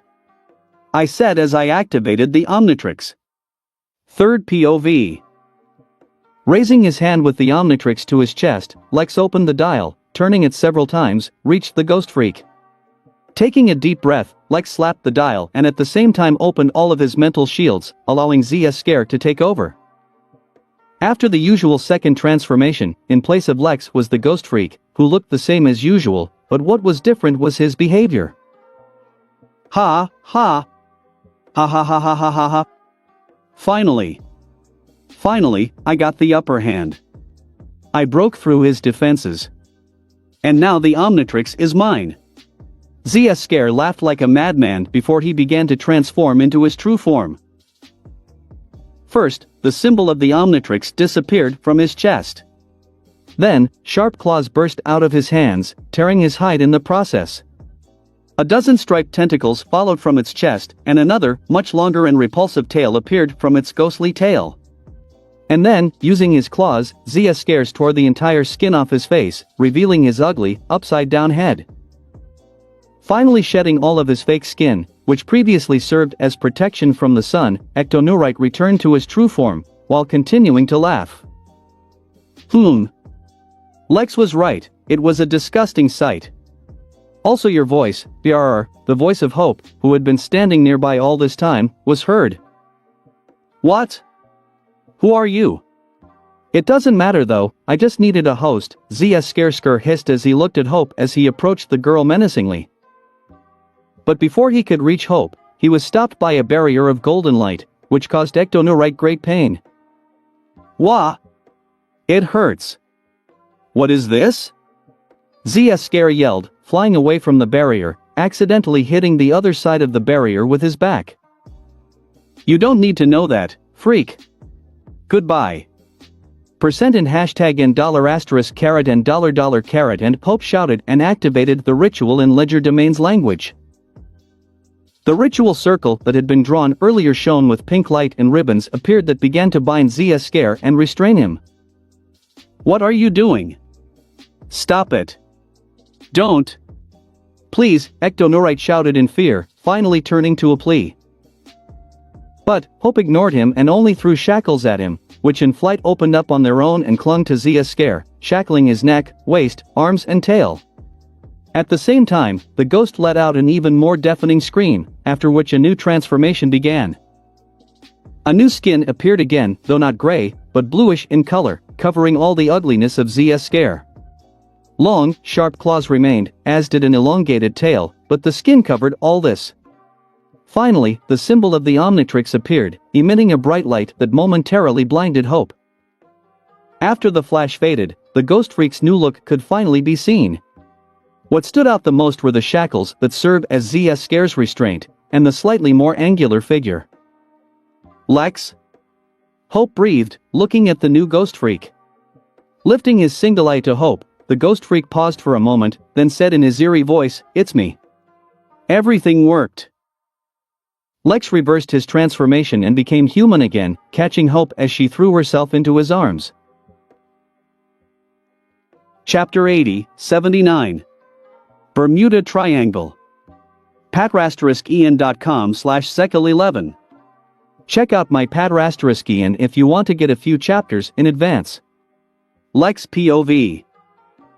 Are you sure everything's alright? Once again, it seems to be the 6th time, Hope asked me. Once again I tell you, everything is fine. I am me again. Zia Scare's mind is sealed and asleep, I'm sure of it. I said soothingly, taking Hope's hand. Now, I have told the full truth. As I regained control of my body and became a renewed ghost freak, I felt Zia Scare's consciousness recede into the background and no longer show any signs of activity. It's still there, but now it's harmless. To be honest, I've always felt uncomfortable as the ghost freak form, as I felt like someone was breathing down my neck. Over time, this feeling intensified and soon escalated into Zia Scare's attempts to break through my mental barriers. It was like someone was constantly scratching and pestering me. It didn't affect me much, but it was still very annoying. But, the ghost freak was too useful an alien not to use it due to a little discomfort. And now, after the ritual, all these strange sensations have disappeared. The only thing I feel is the very presence of ZS scare, but it is almost imperceptible and I can just forget about it and not worry about it. But now, it seems to me, the ghost freak himself has become stronger than he was before. Perhaps the whole point is that ZS scare managed to release his true form, and now the ghost freak has received all his power. I'm not sure if that's the case, but I'm better off. By the way, the ritual itself was rather strange for me. Allowing ZS scare to take over, I seemed to fade into the background and watch the single eye of the ectonurite happen. I have to say, it was a strange feeling. And by the way, it turned out that I could very well regain control if I tried very hard. So, in the end, there was no risk in this adventure. Okay, I'll believe you. But if something happens, let me know immediately. Hope said sternly, distracting me from my thoughts. Yes, ma'am. Saluting, I said with a smile. Don't clown. Hitting me on the shoulder, said the charmcaster. Haha, okay. I said chuckling, hugging the girl, and then continued, so, what are your future plans? I'll sort out Uncle's collection, check all the ingredients, resources, and treasures, and then study. I need to make up a lot. Also hugging me, with a satisfied smile, said Hope. Is that how? Well, good luck to you. I said, knowing full well how impatient she is now, because now no one will limit her thirst for knowledge. And you? Will you return to your family? A little sad, the girl asked. Yes. I've been gone for almost a day, they should be worried. Besides, we need to continue our journey. We were just invited to the Bermuda Triangle. A great opportunity to solve his mystery. With a smirk, I said. I understand. I will miss you very much. Breathing out, the girl said. Don't worry, we'll meet in just a couple of days. I'm sure you won't even notice my absence, especially when you're immersed in your books. I said, stroking my new wife on the head. Okay. Accepting the stroke, with a satisfied smile, said Hope. Next time I come, I'll bring your mother's book, The Staff of Ages, and the Arcamata Book of Spells. And then we'll decide when you'll meet Grandpa, Gwen, and Ashley. I said encouragingly, although I began to worry about the upcoming acquaintance. Thank you. Hope said, leaning towards me for a kiss, which I gladly gave her. After spending almost 10 minutes saying goodbye, I decided to do one last thing. Hold. With it, we can keep in touch. If you need help or just want to chat, you can call at any time. I said, handing Hope the smartphone.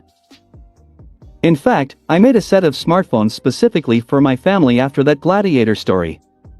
I had a free moment, so I made high-tech phones that are in no way inferior to mine.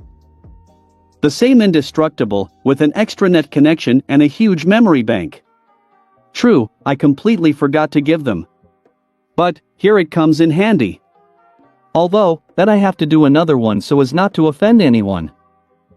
This is a phone? Hope asked, looking at my gift curiously. Yes. You're a smart girl, so I'm sure you can figure out how it works for yourself. It has my number on it. I said, at the same time looking at the time. It was already almost 11 a.m. I never had a phone, Hex was against any technology. Wanted too much to be authentic. Thanks a lot. Holding a smartphone to her chest, said, with a smile, Hope. Yes, that's his style. Well then, I have to go. I said, hugging her tightly. I really don't want to leave, but I have to. After standing like that for a few more minutes, I nevertheless let go of Hope and went to the exit. True, before I had gone a couple of steps, Hope again rushed to me and kissed me. Well, stop. I really have to go. I murmured as I kissed back. Good. Hope said as she moved away from me. Showing only a smile, I again went to the exit. I did not dare to use the telemat's teleportation. In a magic castle, you never know what will happen. Having left the castle without any problems, I took one last look at it and sighed heavily. All of this is difficult. Alright, time to get down to business. Morgana, please return the Merlin to the hangar. I turned to my beautiful AI. I was met with only silence in response. Morgana! Morgana! Morgana! I yelled, trying to get an answer. And again only silence. Don't ignore me, I know you can hear me. I said wearily. Oh, you're talking to me? I thought you forgot about me. This whore is more important to you. Morgana said with great jealousy in her voice. Half. Don't talk like that. Hope is a good girl. And don't act like that, you know perfectly well that you have a special place in my heart. I said tiredly, realizing that someone had a fit of jealousy. Then why do I still have no body? You promised a few months ago. I want to hug and kiss you too. I've been with you the longest, and already there are 3 bitches who get all your love and attention. First with anger, and then with resentment, Morgana said. I'll make you a body, but I can't make a simple robot. My wonderful artificial intelligence must have a perfect body. I said encouragingly. Really? I asked hopefully. Promise. I will create for you the body of a bio-android, which will be no different from a human one, and you will be able to feel all the delights of being a living being. Just wait until the end of the summer when I get all the resources I need. I promised. Fufufu, okay, I'll believe you and wait. But next time you're having fun with your whores, at least turn off the cameras in your cabin. I hate to see you feel good with someone else when I can't even touch you. Morgana said, regaining her laughter. Although it is not clear why she herself did not turn off the cameras, because she can. But, we will consider this a manifestation of female logic. As you say, my love. I said as I watched the Merlin disappear into the clouds. I created AI on my own head, and now I suffer. I don't even know how to approach the creation of her body. Now, it remains to deal with the Bermuda Triangle. I can't let my beloved family fall into a death trap, even if they can get out of it without any problems. It's better not to risk it again. In addition, this is another chance to get useful resources. Transforming into a chromastone, following the map from the Infinity Tattoo, I flew towards Florida. I had never used this alien before, so I figured why not? Crystal Sapiens fly at subsonic speeds, so I'll be there pretty soon. Deciding that for the time being to contact my deputy, I took out my phone and called Gwen's number, since the clone should now have her phone. On a note, we need to make a few more phones, or communicators, especially for clones, so that we can always keep in touch. Where are you? I immediately asked. Already in Miami. We are just boarding the next plane that will take us to the Grand Smith's underwater resort. The clone replied. Good. I'll be back before you land. I said and hung up, after which I flew faster to the center of the Bermuda Triangle. The Bermuda Triangle is an area in the Sargasso Sea that is bordered by a triangle with peaks in Miami, Bermuda, and San Juan. For several centuries, mysterious disappearances of ships and aircraft, and other anomalous phenomena have been taking place on this territory. Many have tried to unravel the secret of the triangle, including my grandfather, but the truth is that some cyber squids are to blame for everything, which are most likely the defense system of a spaceship that sank in that place a long time ago. When Donovan Grandsmith, an old friend of Max's, decided to build his resort in the Bermuda Triangle, understandably to attract tourists, he originally planned to use the energy of volcanic vents as a power source, but nothing came of it. As a result, in search of a solution to this problem, Donovan found an energy source at the bottom of the triangle, which belonged to these very cyber squids, which the latter did not like very much, and pretty soon they will visit the resort for their property. And since the resort is located on the water, it cannot end in anything good. And since my family is the first guests of the hotel, we are all going to be in a shitty situation. Of course, for us this is not such a problem, but it will notably spoil the rest. And I wish my family all the best, so I will take care of everything in advance so that we can relax in such a unique place. With similar thoughts, I finally got to the approximate middle of the Bermuda Triangle and instantly plunged into the water, heading to the bottom. I didn't even change the transformation, because the chromastone can fly in the water and, with its help, I can light my way. And as for the air, you don't have to worry, because the infinity tattoo protects me and I can safely be at the bottom of the ocean, even in the form of a human. After about 500 meters, I noticed the first signs of activity, and pretty soon a dozen squid-like robots appeared in front of me, approaching me menacingly. Since I needed their base, I turned into an upgrade, and while the robots did not understand anything, I absorbed one of them. Having gained access to the squid network, I immediately swam to the bottom, where the mothership should be. The rest of the squids ignored me, because for them I became their own.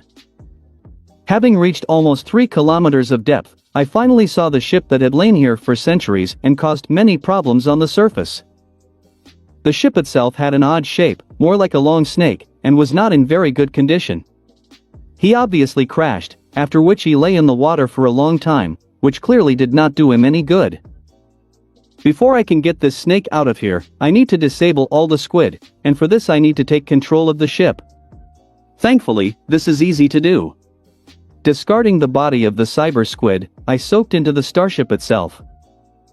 Oddly enough, despite the passage of time, it was still in working order, albeit in an emergency. It will not be able to take off, but there is still energy for work.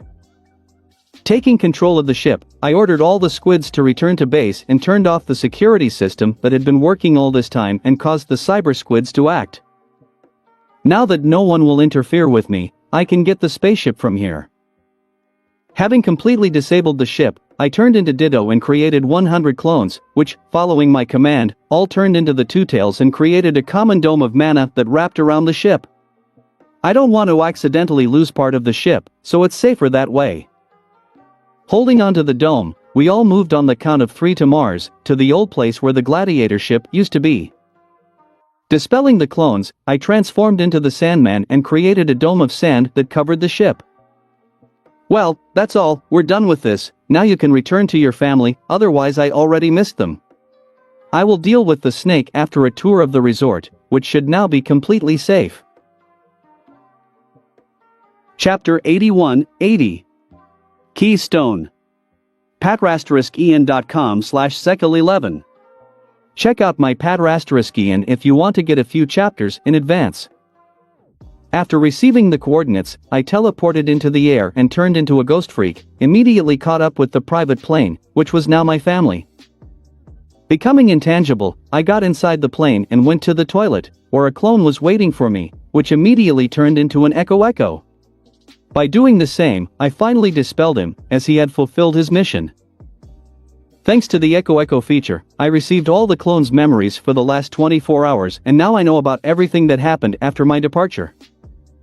Shortly after the battle with Hex, a solar eclipse began, and as the clone said, he tried to perform a ritual to create Bezel's charms, which did not work.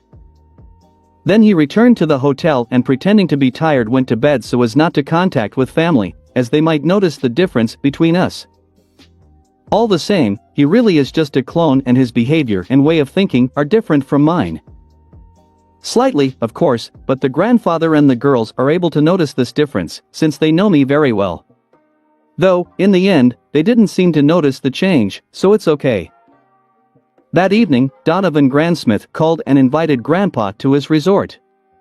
Since Gwen and Ashley were inspired by the idea of visiting an underwater resort in the Bermuda Triangle, Grandpa accepted the invitation.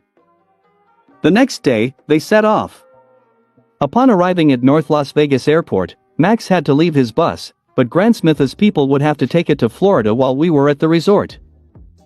A private plane was waiting for them at the airport, which took them to Miami Airport, in which they transferred to another plane, already owned personally by Grandsmith, and in which I was now.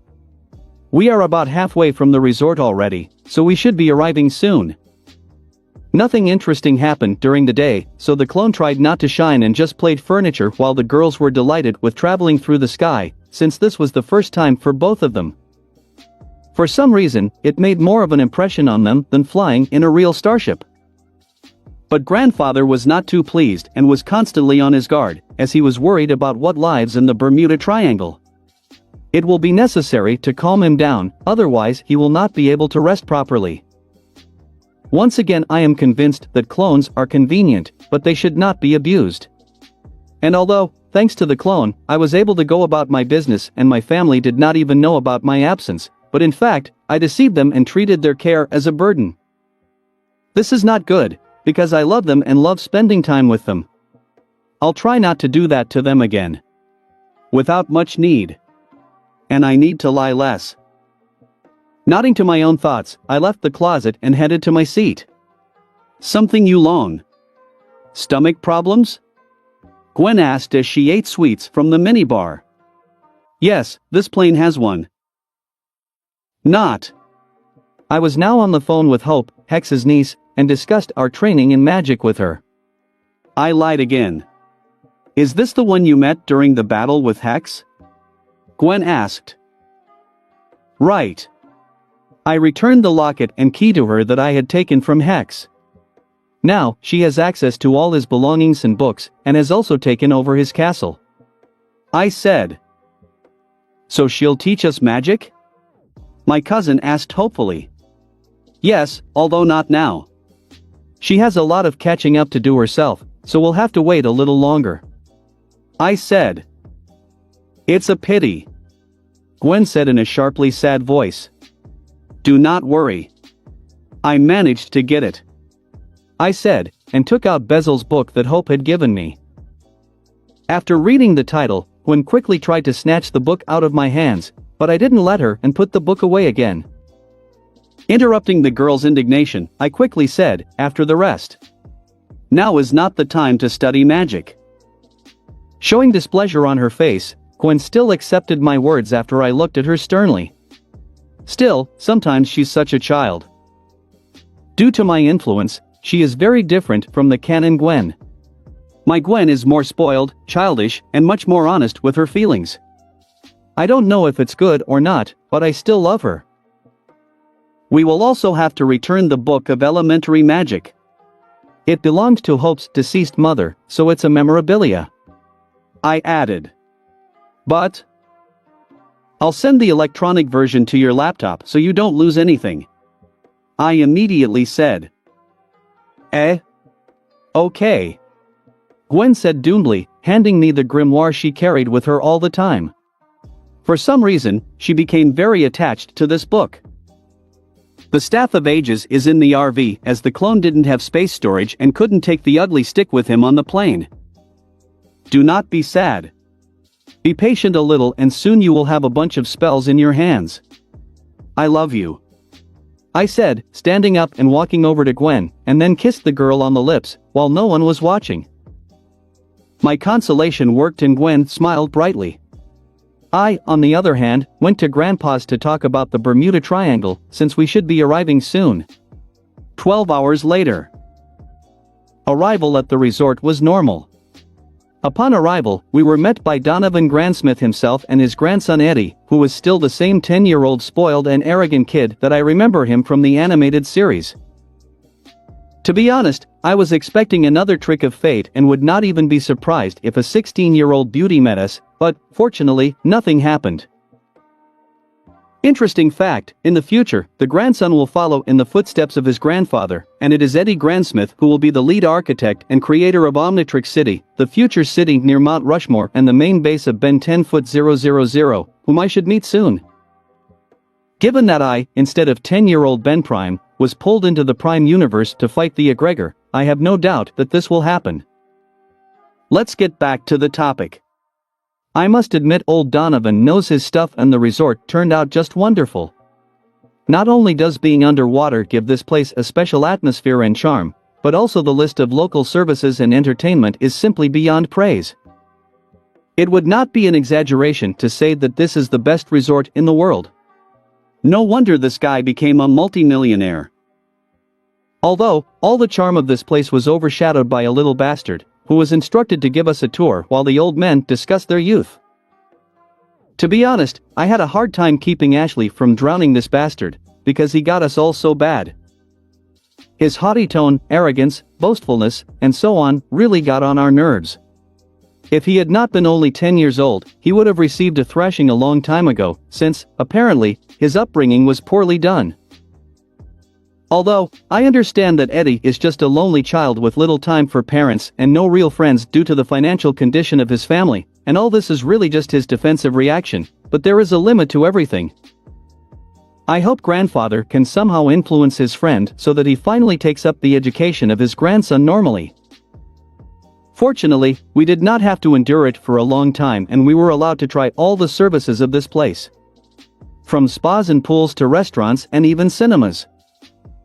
The undoubted advantage is that we were the only guests here, with full access to all the services, and all this was absolutely free. We all had a great time and we will not forget this holiday soon.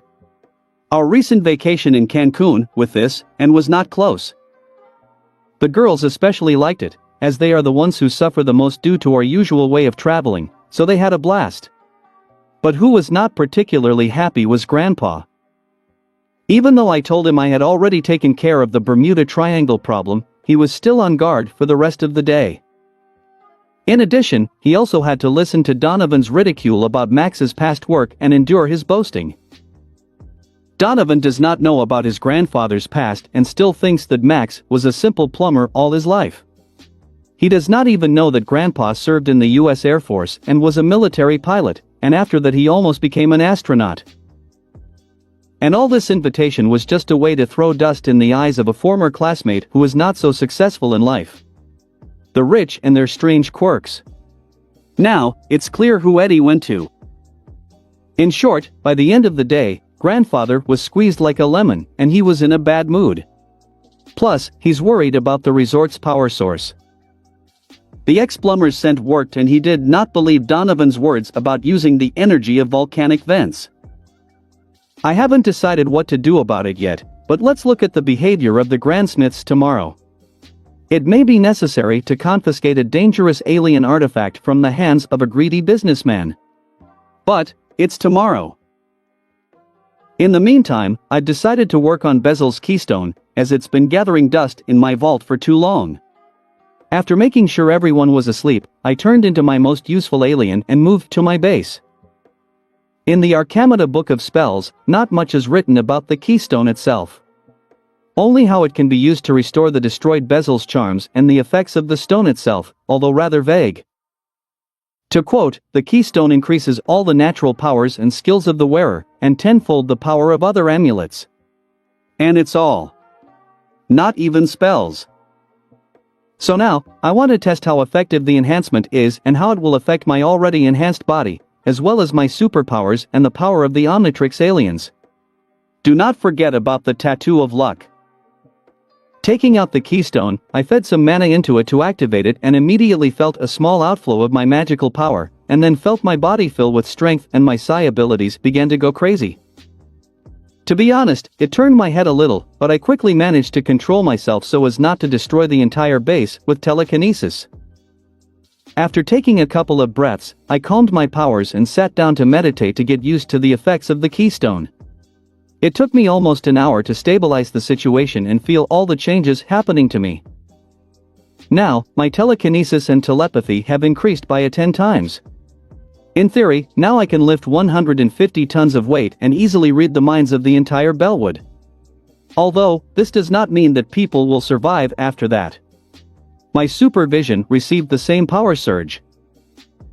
After quickly testing my new physical characteristics on the simulators, I saw about the same results.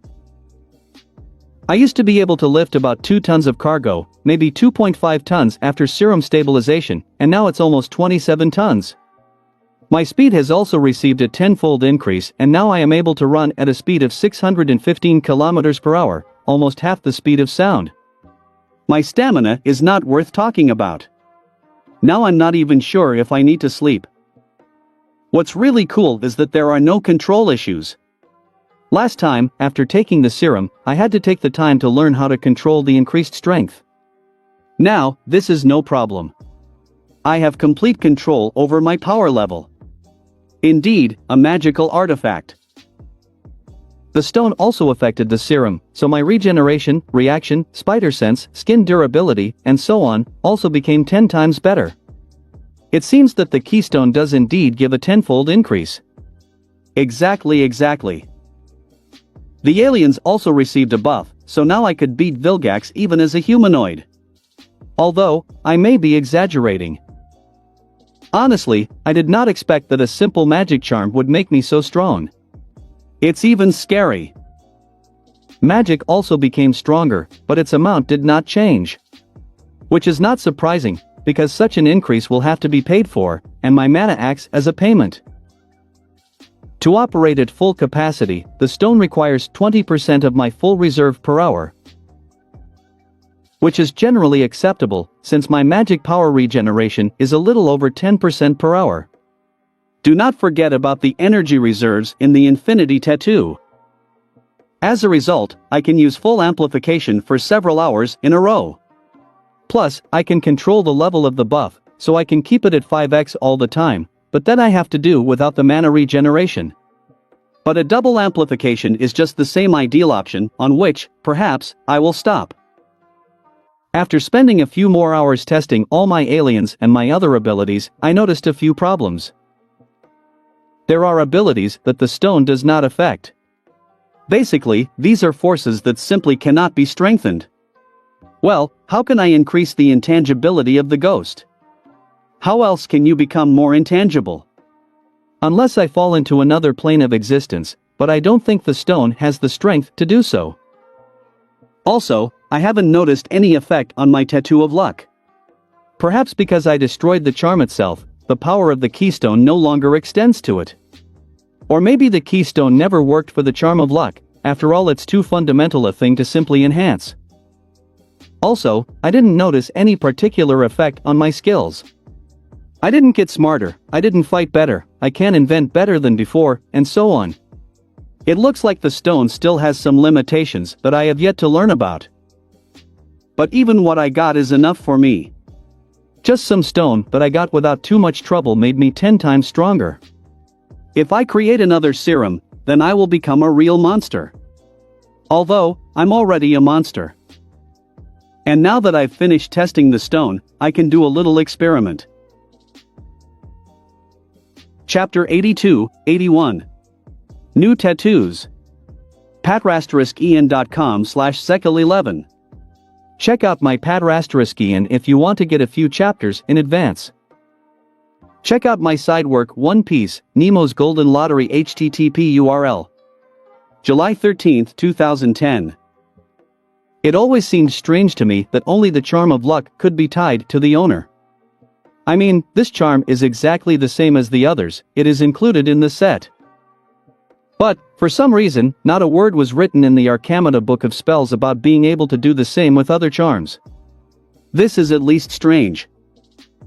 It is possible that, since my book is only a copy of the real one, some of the information has been lost over time. Or, the previous owner of the book could have simply deleted some information, just as I did recently. It is also possible that there are some inaccuracies in the translation, yet it is not a fact that the original was written in Latin. There can be many options, but what I want to say is that this has been haunting me for a long time and I still decided to check everything personally. And, as you can see, I'm going to tie the keystone to me, just like I did with the Charm of Luck. I'm willing to take the risk and lose the stone if something goes wrong. I'll be upset if that happens, but I've done without it before and will continue to if I have to.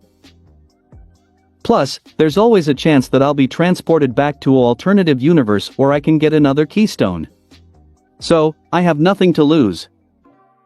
But if everything works out, the power of the keystone will always be with me and I will never lose it again. And the girls will also be able to perform this ritual with their charms.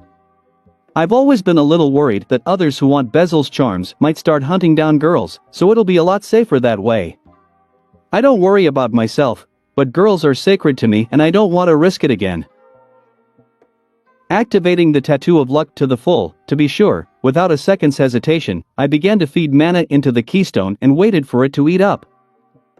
It turned out that unlike the Charm of Luck, the stone requires a huge amount of energy.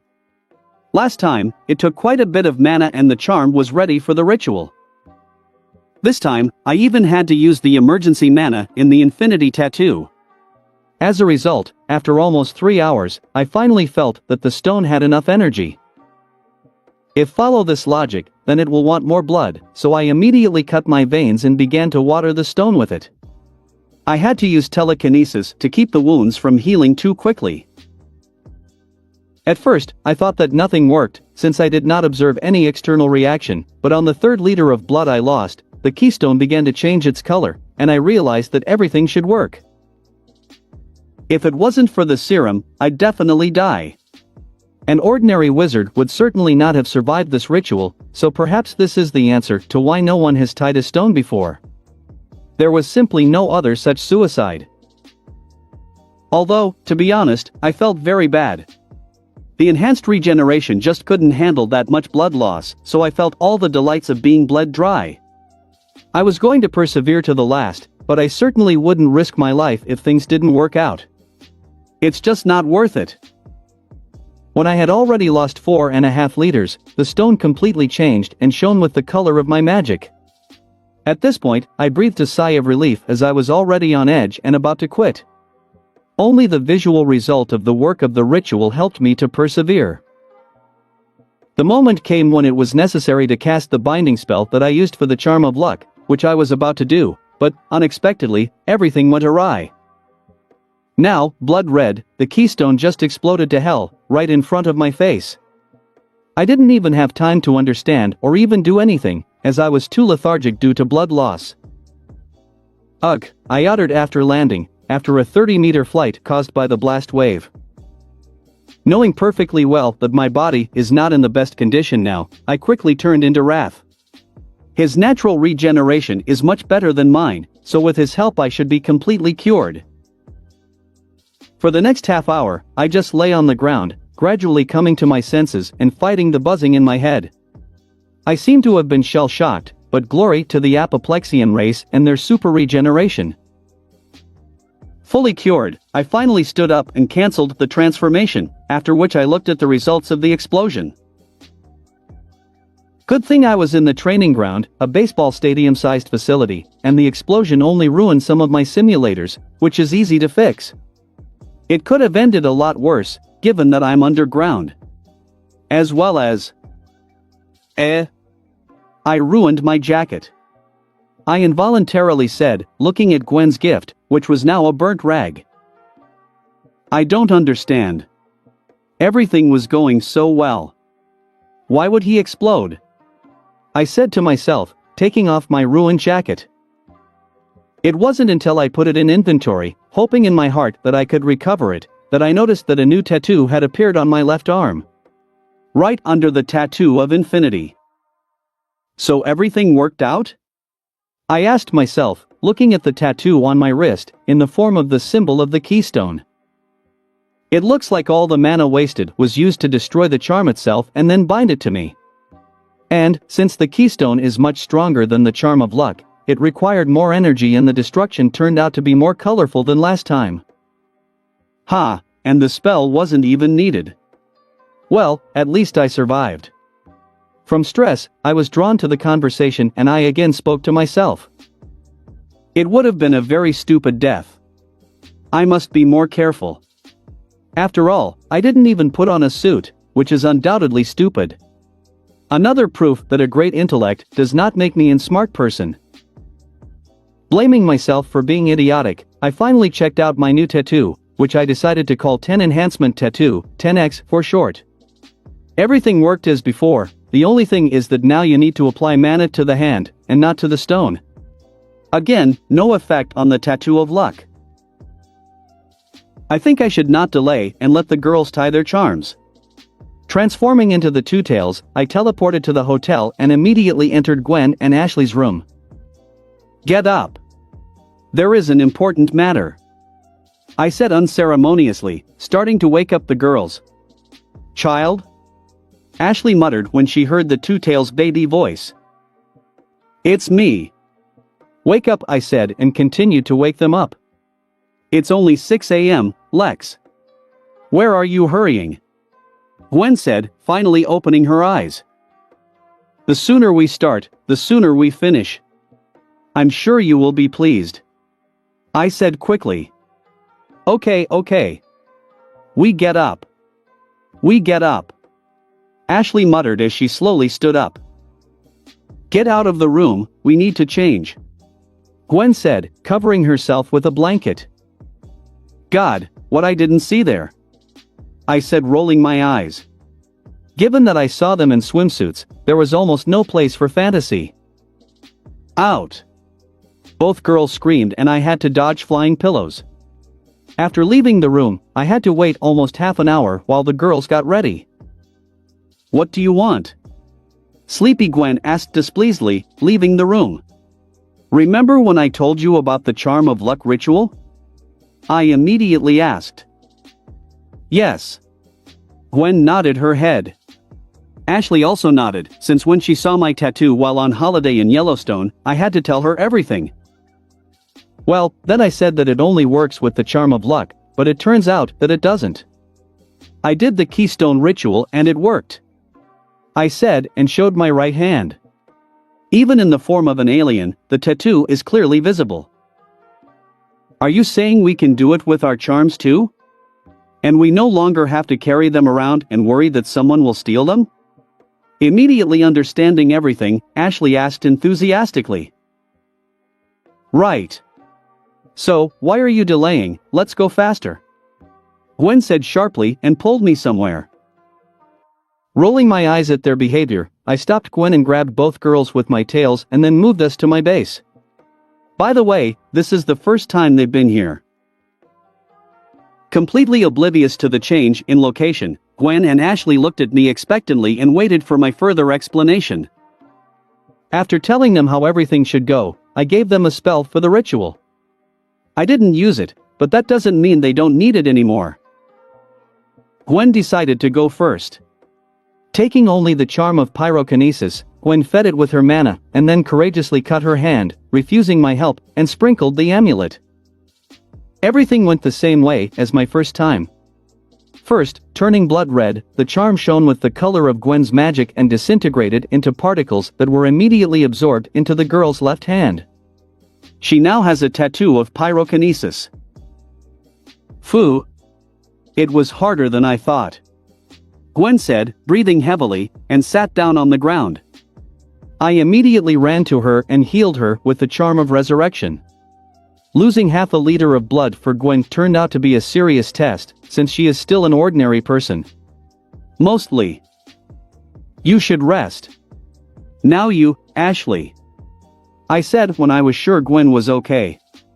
During the ritual, I was on my guard and if something went wrong, I would immediately protect the girl, so she was out of danger.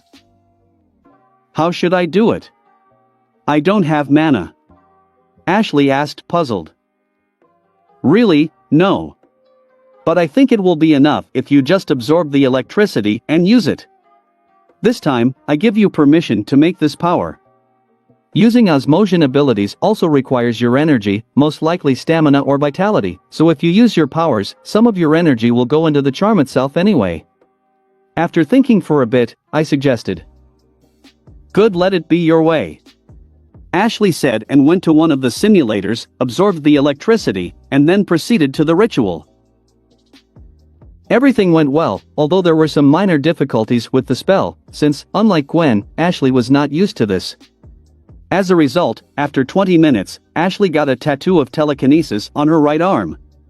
After healing, she still had strength left and she again began the ritual, after which Ashley received a second tattoo, this time of electrokinesis, on her left arm. With that done, Ashley immediately began testing her newfound powers, ignoring Gwen and me. Knowing full well that Ashley went into a rage, I also ignored her and turned to Gwen. Are you ready? Yes.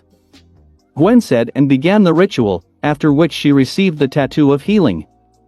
This time, she had to heal the wounds herself, using the newfound power in her right hand.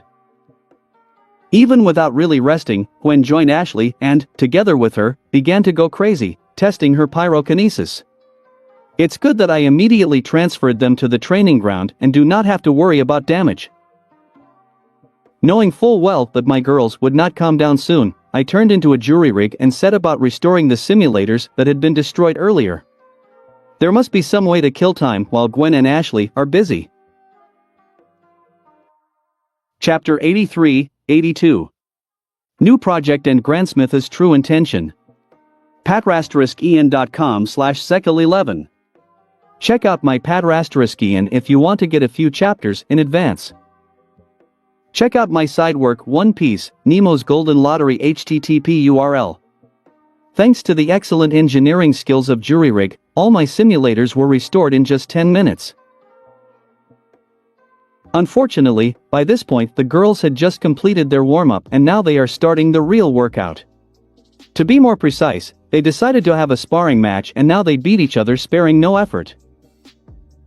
Ashley defended herself with a full stone cover, which she had recently begun to obtain, and attacked with her lightning and telekinesis. In response, Gwen poured fire on her opponent and attacked with the help of magical constructs, while defending herself with them. I decided not to interfere in their little fight, because I knew very well that they were only playing and not trying to seriously harm each other. Gwen's fire cannot penetrate Ashley's cover, and Ashley's electricity cannot penetrate Gwen's shields and reach her. They just want to have some fun and let off some steam. Who am I to stop two girls from destroying my training ground in a fit of combat excitement? So I decided to leave them alone and decided to visit my lab. It's high time to check the results of the analysis of the Technord mutation which I found in Detrovit's DNA. To be honest, I completely forgot about it. Just flew out of my head. Even eidetic memory does not protect against ordinary human forgetfulness. Fortunately, my beautiful AI reminded me that the analysis is ready. Turning on my supercomputer, I opened the research report and began to read it. The first thing I noticed was that I was wrong in my original judgment. At first I thought that this genome was a mutation that lay deep in Technord's DNA and was not active. But, when added to Omnitrix, my serum somehow activated the genome and I got Vulcan, Alpha Detrovit, which is stronger than usual and has abnormally high heat resistance. For the most part, I was right, but it was wrong to call this gene a mutation. This hidden genome can be called the true potential hidden within everyone. This, let it be for beauty, alpha gene, when active, is able to develop the alien to its highest form, with its full potential. For example, can take the elves. Often in fantasy stories there are ordinary elves and their better version, high elves, who are much more talented, stronger and more skilled in magic than the usual representatives of their race. So, it's the same here. It's no secret that all people are born different, some are less talented, some more, but what the alpha gene does is improve and develop its owner to the peak form of his race and turn it into an ideal, higher version that can be reached. All skills, strength and racial abilities are developed to the limit. Initially, I thought that I could create a serum from this genome that would further strengthen me, but out of ignorance, a real treasure fell into my hands. If I can find the alpha gene and activate it in every one of my aliens, as well as in myself, then I will get something much better than a small increase in my current abilities. I will receive the highest form, which will be much stronger than any representative of this race, and will reveal their full potential. Someone might think that this is the same as the Ultimatrix's ultimate forms from Ultimate Alien, but it's not. What was there is already the next stage of development, evolution, and the alpha gene brings the current stage to a peak, activating the higher form, or alpha form. I mean, it solves my old problem. When I found out that my aliens were standard strength and no different from 10-year-old Ben's aliens, I was very upset and tried to find a way to fix it. The answer was the Omni Enhancer Serum, which really helped, but I was still not very happy, as the best opportunity to improve the heroes was waiting for them to grow with me. But the alpha gene changed everything. If I manage to properly activate it for everyone, I will get an incredible boost, because even Vulcan has not yet reached its peak and can become even better. It's not even worth talking about what happens if I activate the alpha gene in myself and my family ones. The mere increase in life expectancy and natural skill is already worth a lot. Just imagining the result of the symbiosis of alpha forms, my serum and the keystone, I'm thrown into ecstasy from the possibilities that are opening up. Not to mention the ultimate forms, which I'll get one day too. It's incredible, I involuntarily muttered, realizing the possibilities of my accidental discovery, and then I turned to Morgana, honey, we are starting a new project, Alpha Forms. It is necessary to analyze the DNA of all my aliens and try to find their alpha gene. Yes, my love. Morgana murmured sweetly. First, I'll deal with this, and only then I'll think about how to activate it. If anything, I'll try to synthesize the alpha gene and transfer it by creating a new version of the serum. I muttered to myself. Darling, there are only 22 DNA analyses in my files, not counting yours and alpha detravite. Morgana's voice came from the computer. What? Oh yes. I haven't been collecting new alien samples since the discovery of the two tails. We need to fix this. Thanks for the reminder, honey. I said. Always welcome. Sending me an air, although rather virtual, kiss, Morgana said. And I turned into Ditto, created a clone that would help me, and then I began to transform and take the DNA of aliens, whose material I had not yet taken. I started with my 23rd alien, Gax, and continued up to my latest acquisition, Wildvine, at number 51. Though, of course, I wouldn't risk turning into Alien X. I'm not ready to face Bellicus and Serena yet.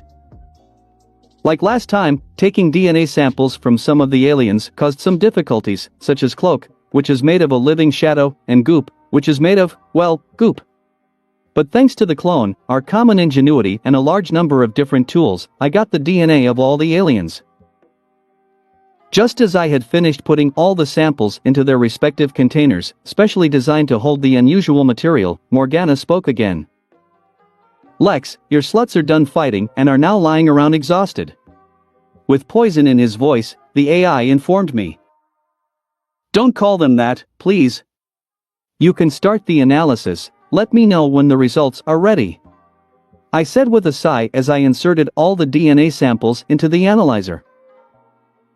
Hearing no response, I ran to the training ground using my superhuman speed enhanced by the keystone. When I got to the place, I saw a rout, worse than what the recent explosion had caused.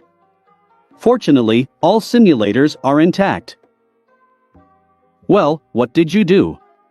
I asked with a heavy sigh, looking at Ashley and Gwen, who were now lying on the floor and panting. Huff, huff. Sorry, Gwen began. We got carried away. Huff, Ashley continued. Nothing wrong. And how? Satisfied with your new tattoos? I asked with a grin as I sat down next to them. After recovering a little, Gwen stood up and said with a smile, very much. Now, I feel that this is my strength, and not borrowed from the charms. It has become much easier to control fire and combine it with magic. Plus, I'm now completely immune to fire. Yes, I have the same thing with lightning and telekinesis. Matter absorption works great with the new abilities, and it's not as hard to combine them now as it used to be. Ashley said with the same smile. Only, I'm not sure about the power of the charm of resurrection. I can heal myself and others, but what about resurrection? We've lost our lifeline. Gwen asked seriously. Do not worry. Now, we can assume that the charm are destroyed, which means they can be restored. We just need to wait for the next solar eclipse. I said. And somehow get another keystone. Gwen reminded. Yes, that too. Fortunately, I have an idea how to do it. In the meantime, let's go back. Grandpa is probably already worried. It's time to continue our holiday. I said and immediately turned into the Two Tails, teleported us to the underwater resort of Grandsmith. The rest of the stay went well. Donovan and Eddie, for some reason, became more friendly and sincere, so we enjoyed the rest of the day. I even checked with the help of telepathy why such a drastic change would occur. Everything turned out to be simple. Grandsmiths are just very used to the fact that because of their financial wealth, people constantly treat them with respect, fawning and hypocrisy, hoping to make at least some profit. From us, they expected such a thing and therefore turned on their defensive reaction for such a case. Although, this is illogical, since they themselves invited us, but apparently the rich have their own way of thinking. It is clear that their money did not give up on us and we treated them normally, humanly. Realizing this, both grandsmiths began to treat us accordingly. Although, it is not clear why, such a decision took them a whole day, but then again, the rich and their quirks. It turned out that Donovan is quite a normal and simple man. He even apologized to Grandpa and us for his ugly behavior and made Eddie do the same. And although the kid was still acting like a complete asshole, he tried to improve. He's just too accustomed to being sarcastic and doesn't know how to communicate well with people. After that, Grandpa's mood skyrocketed and he even forgot about the resort's power source. Max and Donovan finally had a normal conversation and even had a few drinks. Grandfather even slightly opened the veil of secrecy and told a little about his real past, although he tried to disguise everything so that there would be no recognition of the existence of aliens. I overheard a little and it turned out that Donovan and Max were in the same class and actually grew up together, after which they parted ways. And the most interesting thing was that Donovan was a passionate admirer of Aunt Vera and was in love with her in his youth. Although, he never found the strength to admit it, since he came from a poor family and considered himself unworthy of Vera. Therefore, he left Bellwood, hoping to make a fortune and become worthy of Vera. But, as is usually the case, he was sucked into the world of real estate and never returned to his hometown. As a result, he met another girl who became his wife, the mother of his son and the grandmother of Eddie. By the way, she died 8 years ago. It seems that this is the answer to the question why Donovan invited us to his resort. He remembered his youthful love and decided to find a way to Vera. And first, he decided to test the waters with Max and find out how his old lover is doing there. And yesterday's behavior was more like a test of how Max has changed in 40 years and whether Donovan can build a relationship with a woman he has not seen for so long. Still, if we behave like bastards greedy for his money, it is unlikely that Grandsmith would want to deal with Vera, whose family has changed for the worse. Actually, it's not a bad idea. Aunt Vera was a widow before I was born. Since her children grew up and left, she was left all alone and now lives alone in that terrible city. Why don't two lonely old men get together? I don't even think Max would mind. In the end, the day went well and our vacation here came to an end. Tomorrow we will be delivered to Miami and we will continue our journey. By the way, I still decided to let Donovan keep the alien core and use it as a power source for the resort. He won't abuse it and will treat it with extreme care, I'm sure of it. There is no point in destroying this beautiful place, especially if the Grandsmiths will soon become our relatives. Chapter 84-83 Magic for Dummies and End of Dr. Animo. patrasteriskian.com/sekal11. Check out my Patrasteriskian if you want to get a few chapters in advance. Check out my side work One Piece, Nemo's Golden Lottery http URL. July 14, 2010. So what do you end up thinking about this? I asked Grandfather, sitting down next to him.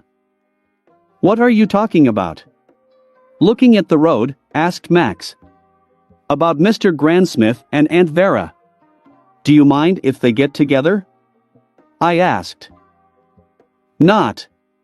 Donovan is a good man and hasn't changed at all in all these years.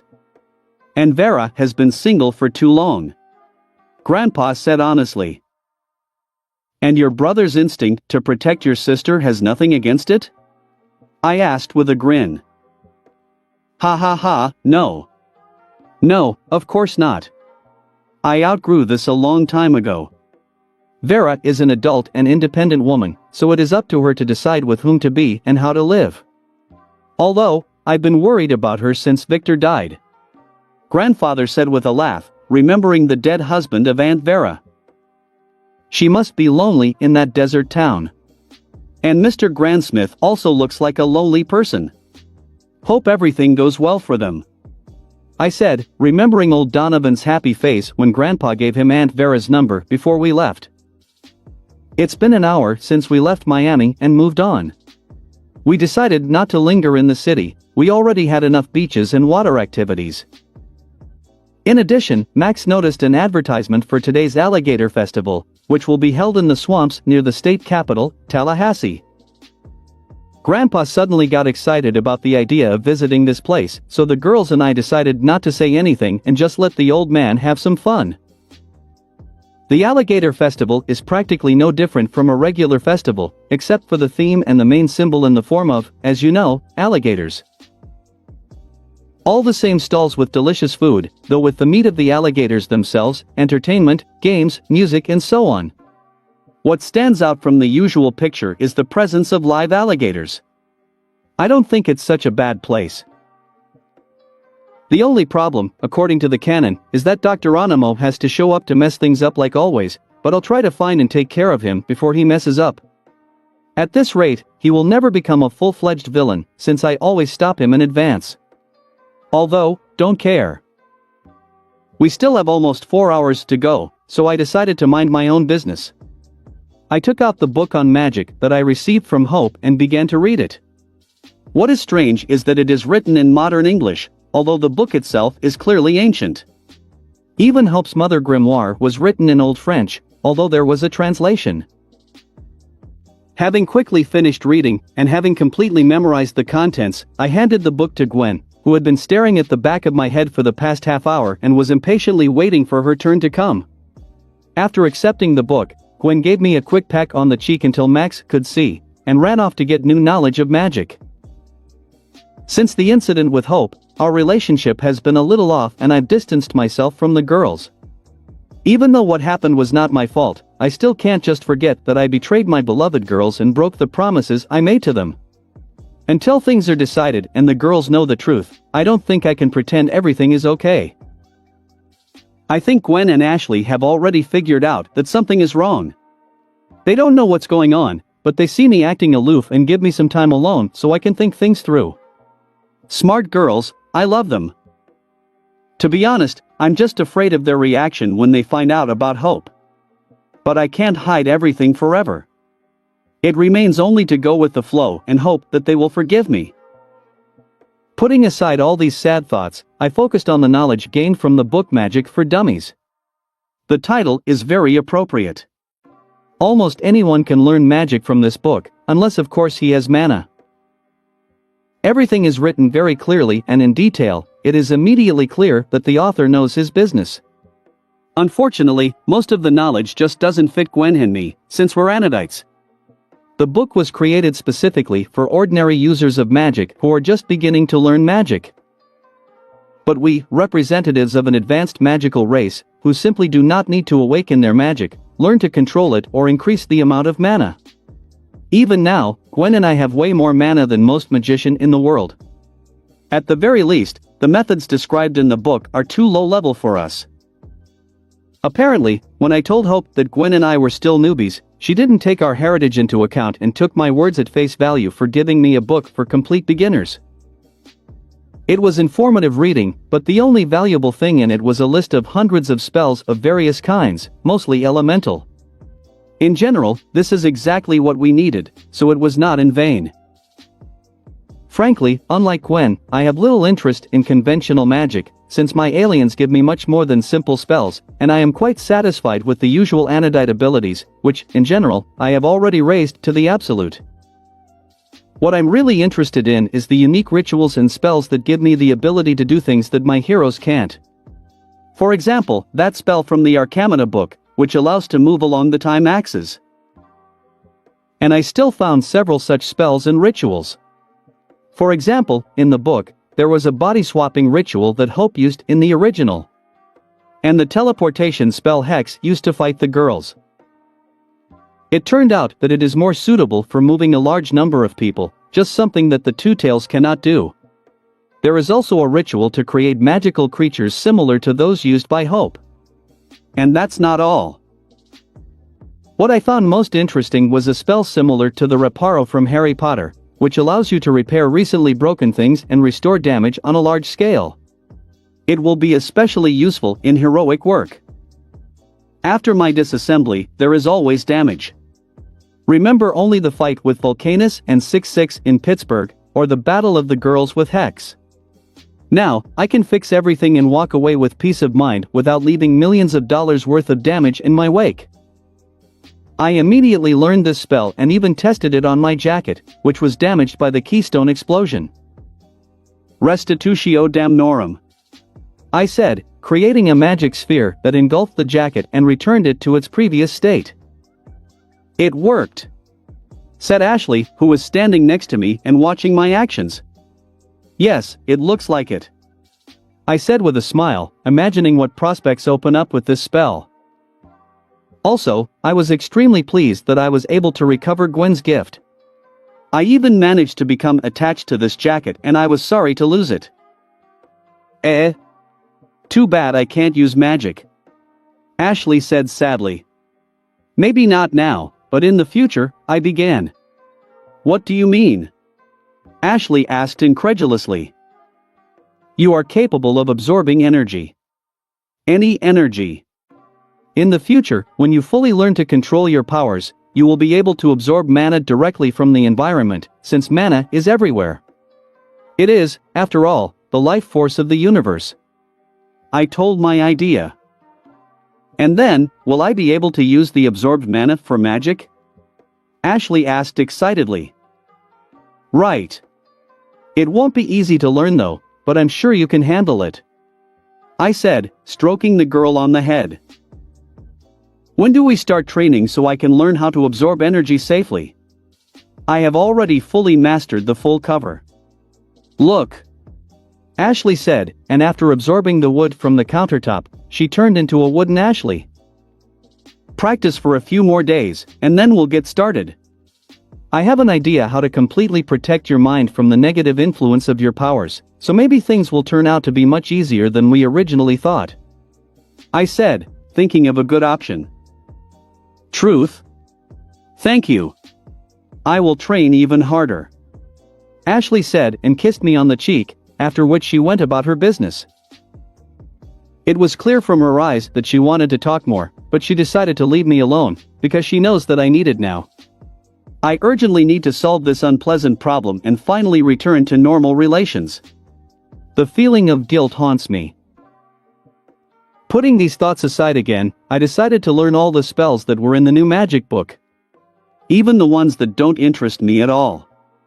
I may not use them, but it's always good to have a backup option in case of an emergency. There have already been cases when I could not use the Omnitrix, so these spells will not interfere. Anyway, there is nothing complicated about it. When I was done, we still had an hour to go, so I decided to get my hands on some of the promise I made to Gwen. Quickly moving to the cave, I took some of the debris from the Vilcags robots that I took after the battle on Mount Rushmore, after which I returned to the RV and began to invent. It's been a long time since I've done it myself, without the help of aliens, so it's good practice.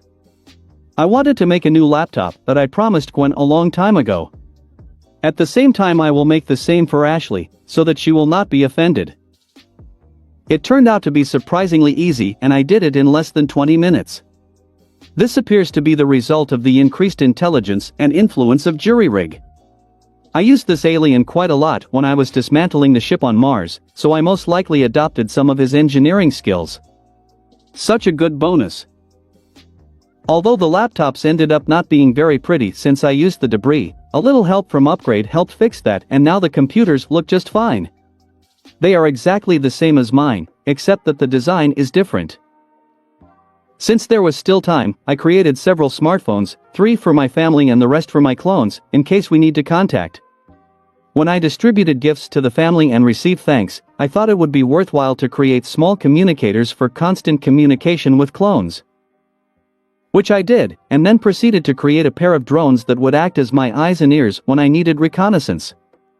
I will always have them with me and, if necessary, I will take them out of my inventory and send them in search. They will be just right for me today to find Animo in these swamps, since I'm not going to look for him myself. There is nothing else for me to do. I finished, just in time for the moment when we arrived at the festival. Immediately sending drones to search, I went to have fun with my family. Several hours later, the drones returned only when they had explored the entire swamp, and we were tired of exploring the festival. It turned out that Animo was simply not here. The drones even found the place where the doctor was hiding in canon, but it is empty and there is no sign that anyone has been there in the last 10 years. I don't understand anything. Morgana, look up Aloysius Animo in the police database. I ordered Morgana, having received the result of the search. Wait a second. I found it. Aloysius James Animo was arrested on June 3 for assaulting his landlord and vandalizing a mall. Upon his arrest, he was diagnosed with a severe head injury that led to retrograde amnesia.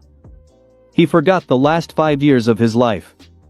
As a result, taking into account his situation, he was given a suspended sentence and forbidden to leave the city for 5 years. He is now in St. Elizabeth Psychiatric Hospital, where he is undergoing treatment and slowly recovering. Morgana told me. Oh, F***K, was all I could say, and that I asked myself. So I broke Dr. Animo? Now he does not remember his crazy experiments and knowledge gained? And now what I can do?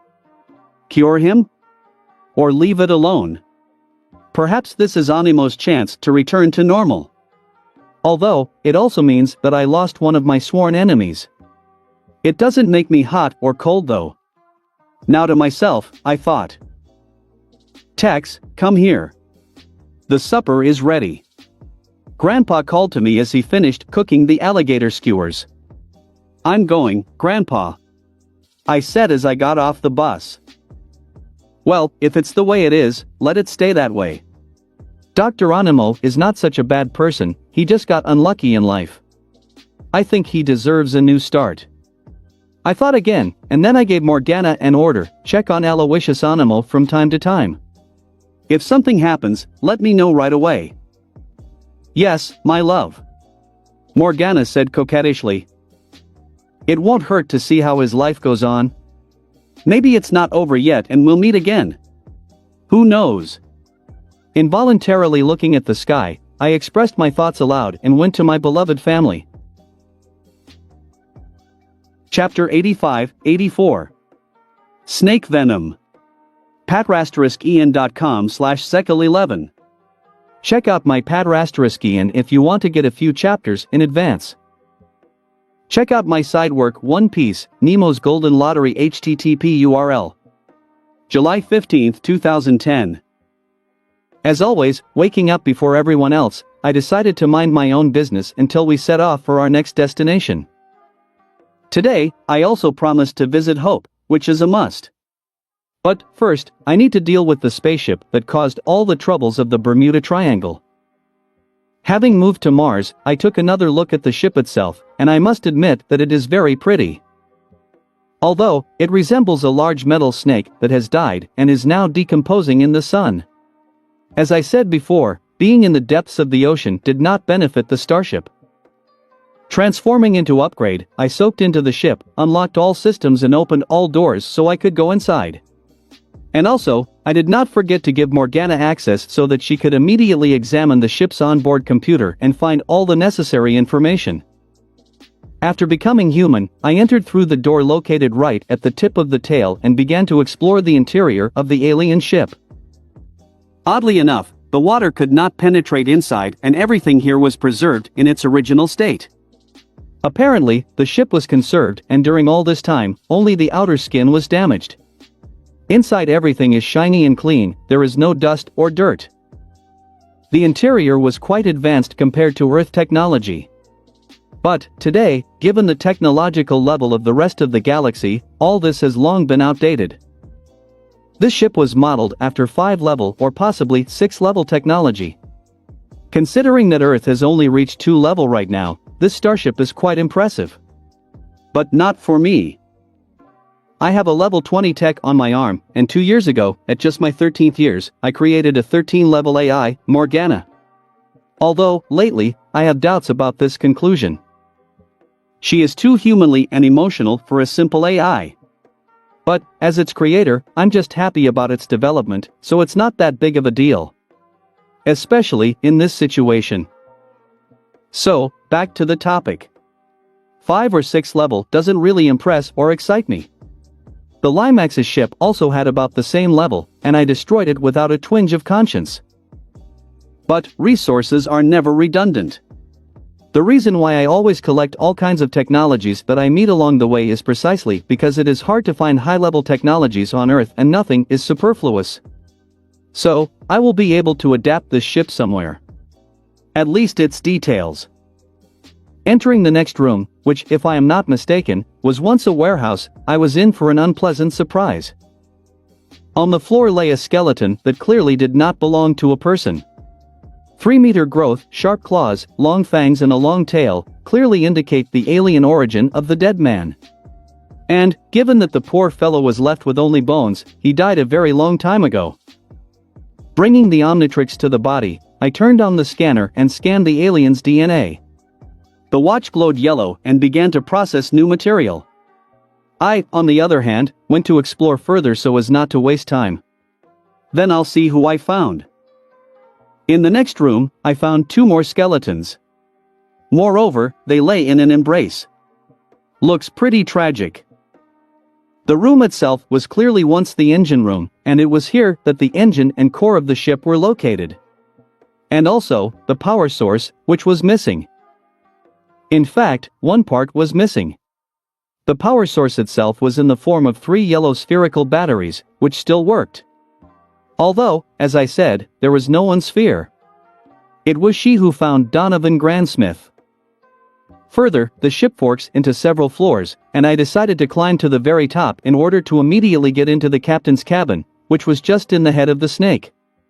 Along the way, I met a few more bodies. Entering the bridge, I saw another skeleton, most likely the former captain of the ship, as he was sitting, or rather, lying on the captain's seat. Also, I could immediately see a full-length holographic image, my favorite artificial intelligence. Looks like she's already taken control of the ship, even without my help.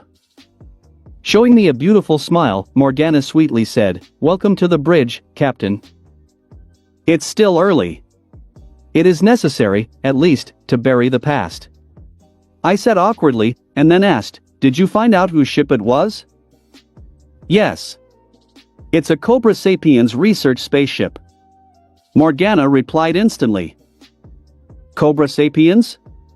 Now it is clear why the ship has such a design. If I'm not mistaken, their planet, Mamba 4, was destroyed by the Big Tick 200 years ago. Quickly recalling the information from the Plumber database, I said. Right. To be more precise, 213 years ago. Morgan replied. So their race is already extinct. And what was this research shop? I asked, looking through the front window at the beautiful landscape of Mars. The Big Tick practically did not leave the inhabitants of the planet alive, after absorbing the core of the planet. Of course, there are always lucky survivors who, for example, were in space at this time. But, they were often killed off by those cultists who always watched the Tick. They believed that they were lucky that the Tick chose them, and they should also die with their people. It's good that I killed this parasite and got rid of the cultists. From my thoughts, I was distracted by the voice of Morgana, who gave an answer to my question. The ship is called White Natrix. He was sent to search for planets suitable for colonization 745 years ago. And it looks like they managed to get all the way to Earth with their mission. But their planet was in the constellation of the Serpent, not far from the star Alpha Serpens. Almost 74 light-years from us. They have come a long way to die here. I said sadly. Right. Apparently, during the descent to the planet, there was an unexpected breakdown, due to which it was necessary to make an emergency landing. Continued Morgana, clearly not feeling the same sympathy for aliens that I do. Maybe she's as humanly as I thought. In the Sargasso Sea. I said. That's right, in a place that a few centuries later became known as the Bermuda Triangle. And what happened to the crew in the end? I asked. They died of oxygen starvation as they ended up unable to leave the ship due to automatic conservation. Suffocated, that is. Unpleasant death. What, after all, was the cause of the accident? I finally asked. I found traces of the computer virus that caused the ship to crash. Morgana said. Diversion. And who is to blame? I found several messages, and according to the contents, the captain of the ship was having an affair with a married woman. Her husband found out about this and hired people to make sure the captain never came back. Ah, love drama. Another planet, another race, another time, but at the same time, nothing changes. People are capable of terrible things, and all for the sake of love. Even if they are humanoid snakes. I said melancholy. Morgana looked at me very strangely when she heard me. Noticing this, I quickly decided to change the subject. So, in the end, the people hired by the jealous hubby injected a virus that caused a breakdown at the most inconvenient moment, leading to an emergency landing and activating the conservation protocol? Right. The conservation protocol was necessary to keep the ship for a long time. But, of course, it could not be turned on when the crew was inside. The virus bypassed this convention and sealed the ship, thereby killing the crew. And then activated the defense system, which released the cyber squids so that they would not let anyone near the starship. And the captain could die in agony, as the client wished. I guessed. After receiving only a nod, I nodded heavily, then involuntarily added, "Oh, it's all sad." "Okay, let's look at this Cobra Sapiens," I said and activated the transformation into my new alien. After a flash of light, I examined myself. Fortunately, I did not become a lamia, otherwise it would be inconvenient. And I can only say that a humanoid snake is the perfect description for this species. I was tall, almost 3 meters, had a lean, muscular body. From under my back, I grew a long and flexible snake tail. My eyes had a deep blue color and, as you might guess, a snake pupil. I had a long snake tongue, and my sharp front fangs exuded some kind of venom. The fingers on the hands were very long and had sharp, black claws that could also secrete venom. I was dressed in the usual black and blue bodysuit that the Omnitrix almost always provides. Although, this time there were gold stakes on the head, shoulders and tail. The clock symbol, as always, was on the chest. After a little jumping and stretching in this form, I was already able to determine my incredible flexibility, agility and reflexes. In fact, I'm quite capable of curling myself up into a ball. Which is not surprising, considering from whom this race originated. Already now, I can say that an incredibly strong hand-to-hand fighter will come out of this alien. With his natural physical characteristics, few people can defeat me in this form. Especially if I'm using the snake style, which is perfect for this body and which I luckily know.